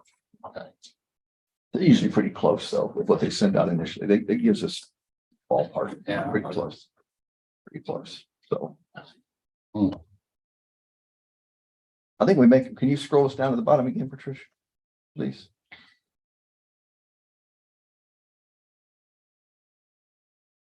All right, so if we say 1 cent gives us for easy math, what number are you comfortable with? Is it 500,000 yet? It's about 480. All right, so if we say 480 for that, and then your revenue sharing number was 3 something, 300. Now it's one-time money, but yes. and then interest was 300 something again, that zeroes this thing out. The only thing is the interest would be, I mean, it's obviously gonna go up next year. Right. But your revenue shares is one-time money. It's And that's something, It's we'll be one-time. back in the same boat again, just like we are this year, be like EMS, we're gonna have to roll that into the tax rate.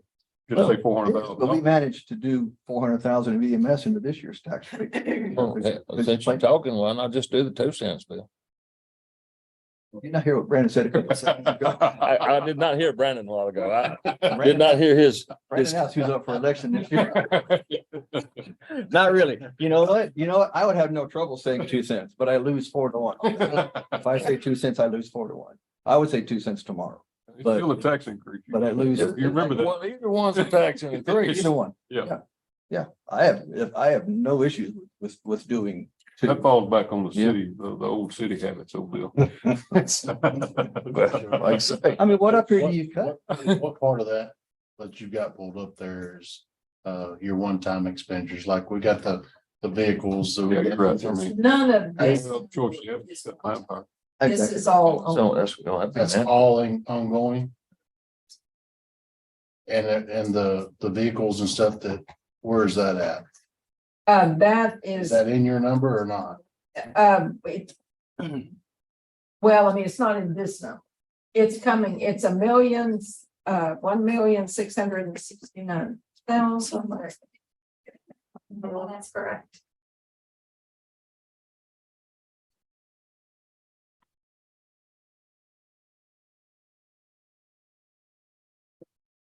The 1.7 total. Is- But that's the 600,000 for transfer to Road and Bridge that we always put over there. That's the ambulance, that's the Tahoes. And what bit of this year was to all the stuff we done with rescue money last year? All these ongoing Oh, yeah. expenses. 1.6, where's it, 1.7, where's it going to come out? And we're, I guess, Fund balance. I haven't seen an accounting of that fund. Just make, So, Other ARPS money? yeah, I guess, Trish, got it. I mean, yeah, What's that? I need 2 things. rescue money. First, I need 5 minutes to take a bathroom break. I need that. And then second is, Actually, I have an appointment at 2:00. So are we gonna be done by 2 by any chance? I don't know. Or do I need to go get another deputy to sit in here for me? So, 1:30? 1:30. How much are y'all? The actual, let me ask you this question real quick. The actual ARPA fund that we have allocated over. It's been a while since I've seen that one. Do we have any sort of balance in that one? 'Cause like I said, I know we pulled Butch's building. That was 200 and something thousand that we had allocated for that, but I know we've had some. Less than 100,000. Everything's allocated. Okay, but not all of it has been spent yet. And by the time you have projects come in less than the other, you have less than 100,000 that you can move to ARPA. All right, but I mean, we pulled I know we had a couple that we didn't do. Well, I use Butch's, his building. We allocated, well, we pulled his out of our, didn't we? All right, never mind. All right, And we, that's right. all of that money's been moved into projects contingency. Okay, all right. Okay. I feel better. You can hunt money, I know. Yeah, I'm scrounging now. I think we're pretty damn close. I really think we're pretty close. The- I will say this though, but keep in mind, we're pretty close, but we're using one-time money to get there. Yeah. So like that 300,000 in interest, assuming that 5 million stays there and is not spent, it will continue to draw interest, right? Remember, But when we're looking at that revenue sharing money, that's. If you get there without it, if you can't get. 300. I'm still for making it happen,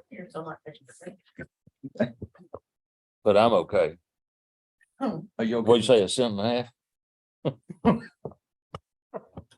watch it, get 2.5. A cent and a half gets us out of the revenue sharing one-time money business. It's a cent and a half in the interest. Fixes this and the revenue sharing we can use for one-time stuff if we need to. That's what I think that's a good deal right there. The majority of what we're doing is public safety, all of it is just about. Look at that public budget, safety. So 90% of it's public safety. You're adding, what, 5 officers, 6 officers in there? In a duty crew, I mean. That's justifiable, and it really is. Yeah, theoretically, you're putting 6 new ambulance people out there. You're putting 4 sheriff's officers, putting transport officer, adding a deputy constable in precinct 4, and outfitting all of those people. And putting a new ambulance on the street, really 2 new ambulances on the street. Miss Patricia, do we need to get the sheriff back in here to kind of revamp the big overtime budget deal? I mean, does he need to come back with something different, or what does the court think, I guess? You could approach it 2 ways. One, you could and make that decision now, or you could make the decision that you want to put X amount of money into the jail personnel and overtime budget and have the sheriff present you his plan of what would happen with that. You can do that now, or you can do that at some of the meetings in July. So up to court. You've allocated the money to stay there, though, either way. I have left it in the list, yes. Okay. I'm good with what we got. I think I'm totally good with what we got. I'm good with $0.015 above whatever the new revenue is. Revenue sharing alone, take the interest off to 5 million. But before we move on, though. I do know that John probably needs to help, the precinct 2 probably does also. And I really hate to jump out there without him justifying it a little better than what he did. But I think before this budget's over, we really need to look at him. Why Bill added another $0.005? You are. Well, I won't be here next week, but I will absolutely get you on that conversation. You know, As I said, so I won't be here next Monday, but if y'all want to bring him back Monday, I got no objection, no problem if y'all want to bring him back, or if you want to make him wait a little bit longer for him. But I don't disagree with you. I think we're eventually going to have to do something between 1, 2 and Constable Central. We looked at Constable Central today with a part-time person. We'll see if we can find that person. I think he didn't justify it to me today, don't get me wrong, but I think they're both probably at the maximum of what they can serve. Probably so. And one keep up for one person. Yeah. And. Yeah. If the share mode works for them for a while, I mean, not just 1 year.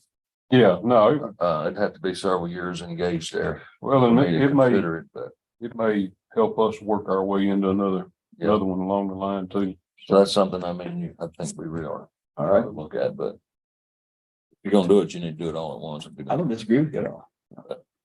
But opinion 3/4 or